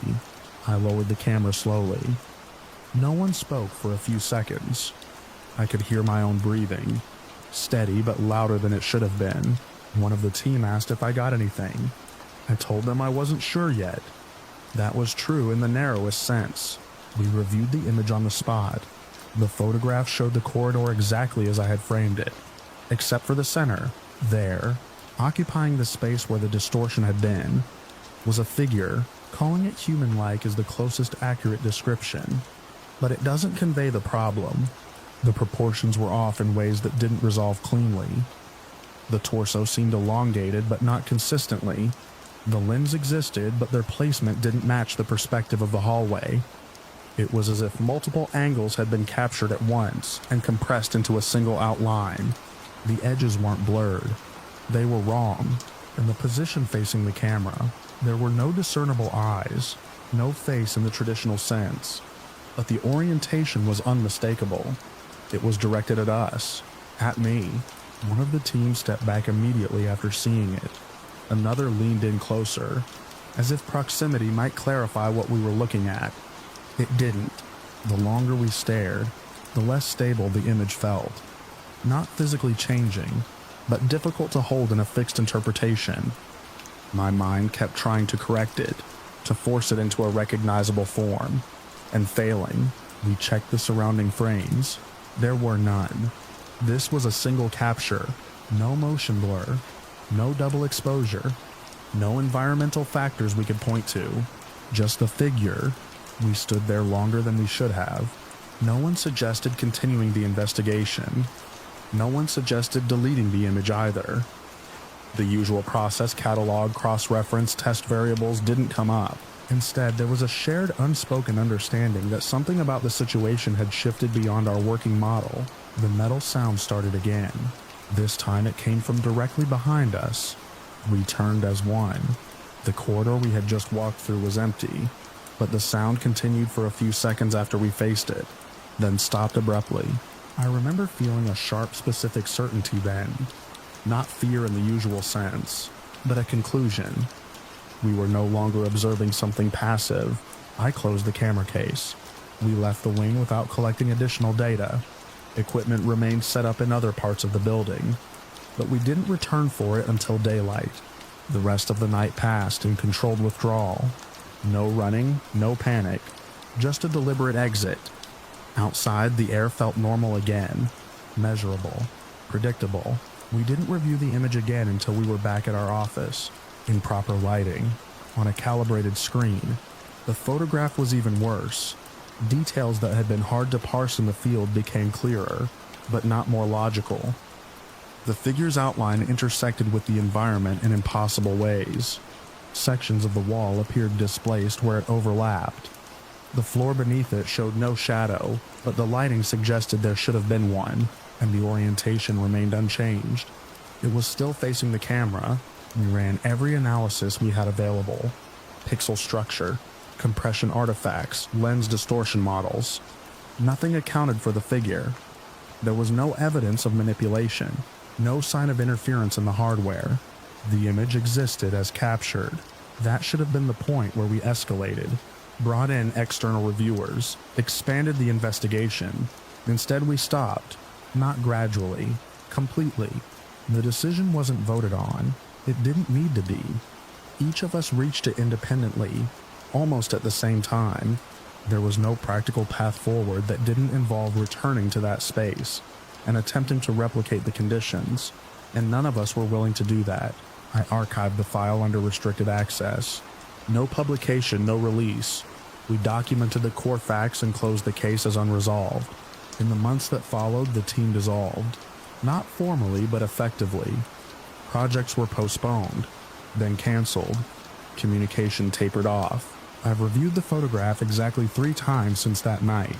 Each time, the same detail stands out more than anything else. Not the distortion, not the impossible geometry, the sense of alignment. Every element in the image, the corridor, the perspective, the position of the figure leads back to a single point of focus: the camera.